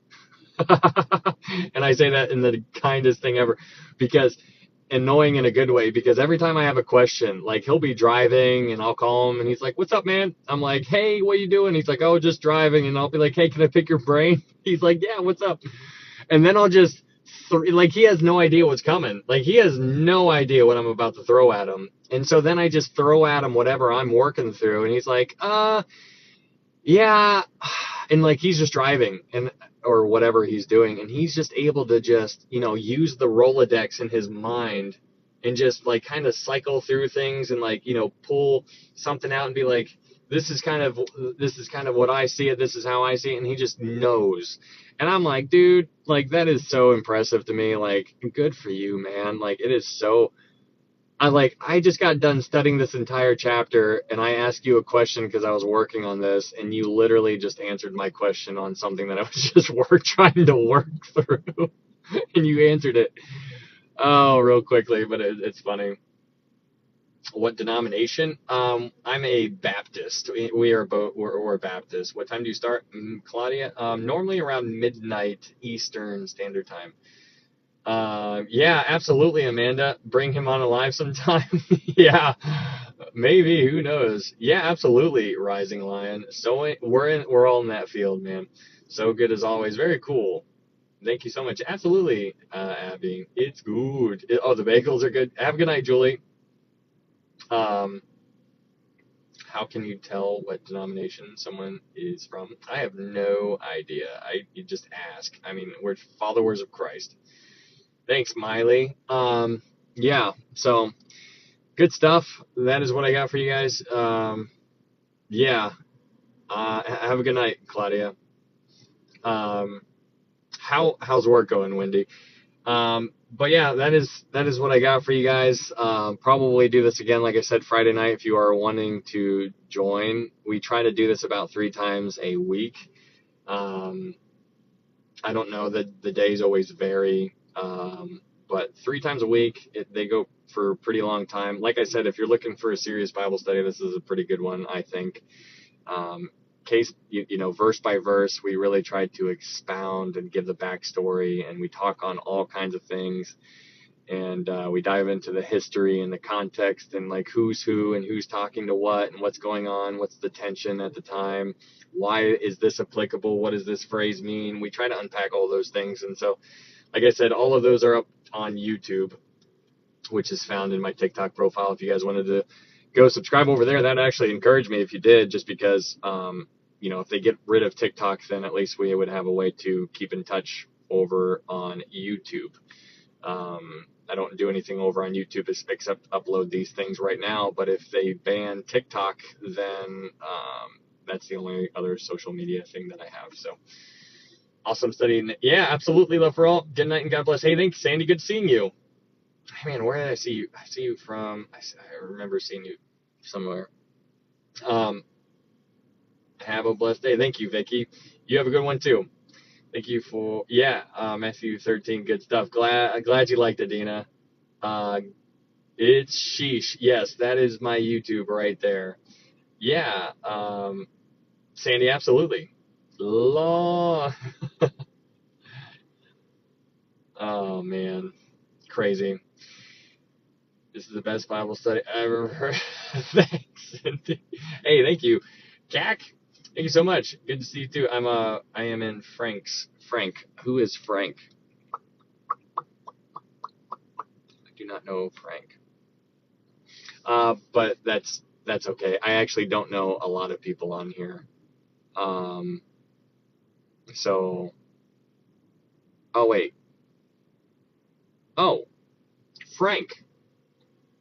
Is he the? Is he the? Jones and Nathan is in the group.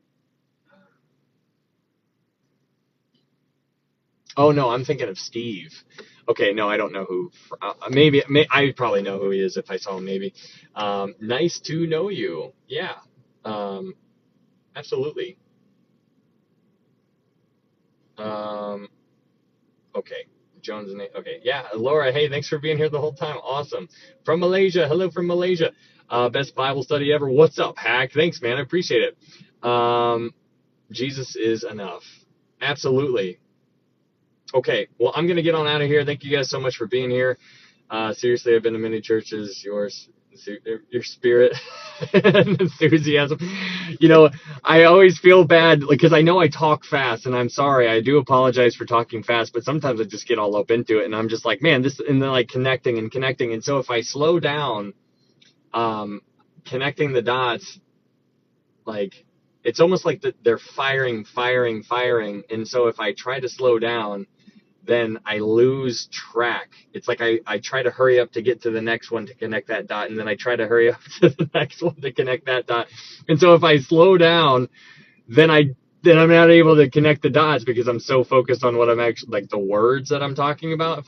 And I do know that it would be nice to slow down, and it's beneficial to slow down. And I feel like when I'm actually talking in an actual chapter, like Matthew chapter 13, I do feel like I do talk slower because we're actually, picking it apart. But during the recaps, I just keep going, and I just, I'm rattling it off because it's something we've already talked about before. Yeah. Oh, hey, thank you for the bracelet. Thank you so much. Oh, you joined us for a few times. Okay, yeah, I probably know. I'm sorry. I just hello from Ireland. Hello. But thank you for that. Do you research prior to doing these lives? Absolutely, Hack. I do an insane amount of research. It's wild. Like I do like 5 or 6 hours each time before each live. Like I just like dive in there and like I just am like, and I'm not exaggerating. It's literally 5 or 6 hours of looking into stuff to really be able to paint a picture in a sense, and to write things down, and to cross-reference, and to search things, and so it's really, it's a lot of work, but honestly it's very cool. I have grown so much in my entire life just because of this Bible study, so it's really fun. Really cool. What's up, David? How you doing, man? Absolutely, Sandy. Absolutely. Have a great, yeah, absolutely. You too, Tar. You too. But yes, I do a ton of research. Yes, I have to because I will forget everything. And yeah, you should see my Bible. It's got stuff all over it. It's falling apart, and I'm sad. It's coming apart at the seams here. Um, Z reminds me of a Zorro movie. Hmm. Yeah, absolutely, man. All right. Well, I'm gonna. Hey, thank you, daughter. Thank you, daughter of Jesus. Thank you. I was like, where's the rest of your name? Thank you for so much for that. All right. Well, that is what I got for you guys. If you guys have any questions, you guys can feel free to message me here directly on TikTok. You don't need to follow me here or anything. My messages are open for anybody and everybody.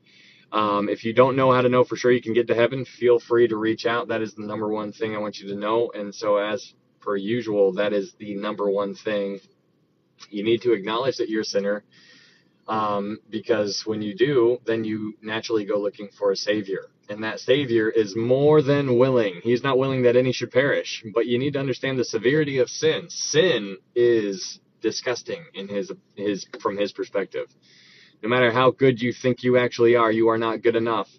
Um, and so, for all of sin and fall short of the glory of God. Romans 6:23, for the wages of sin is death, but the gift of God is eternal life through Jesus Christ our Lord. Ephesians 2:8-9, for by grace are you saved through faith, and that not of yourselves, it is a gift of God, not of works, lest any man should boast. John 3:16, for God so loved the world that he gave his only begotten Son, that whosoever believes in him shall not perish, but have everlasting life. All right. Yeah, absolutely, Michelle. A Bible that is falling apart is a life that not. Absolutely, Tara. I was thinking the exact same thing. The Z in it's okay. I see what you're talking about, Mark. All right, guys. You guys have a good night, and hopefully, I will see you on Friday night. We'll try to do it again, and we are making our way through the Gospel of Matthew. It's fun. It's quite a journey already, and until Friday, try to tell somebody about Jesus if you get the opportunity to. Pray for the people that are in here. Deidre is going through the blender right now. Laura, her back problems. We have a lot of people dealing with certain things. A lot of people's lives are hurting. And one of the things that has been really, really, I have been learning myself is that, just from these TikTok Bible studies, since I'm connecting with a lot of people that I normally would have no idea who you are, I'm learning that there's a lot of people in the world that are hurting, and that's tough. That's difficult, and it pains me to hear all of the hurt. So praying is something that we have the privilege to do. So utilize that. Utilize that. Pray, pray, pray, pray. There's coming a day to when we're not going to be able to pray anymore, and there's coming a day to when we won't be able to share the gospel anymore. So with that in mind, look at prayer as a privilege and look at sharing the gospel as a privilege, because it is, and it's not going to be here all the time. So use it while you can. Tell people about Jesus while you can. You don't know that you're going to be here in a couple hours. And so since you don't know that, then why not use what you have right now in some kind of way to glorify God? Because that's what we're here supposed to do. All right, guys. Hopefully that helps. And I will hopefully see you guys on Friday. All right, guys. Have a good night. See ya.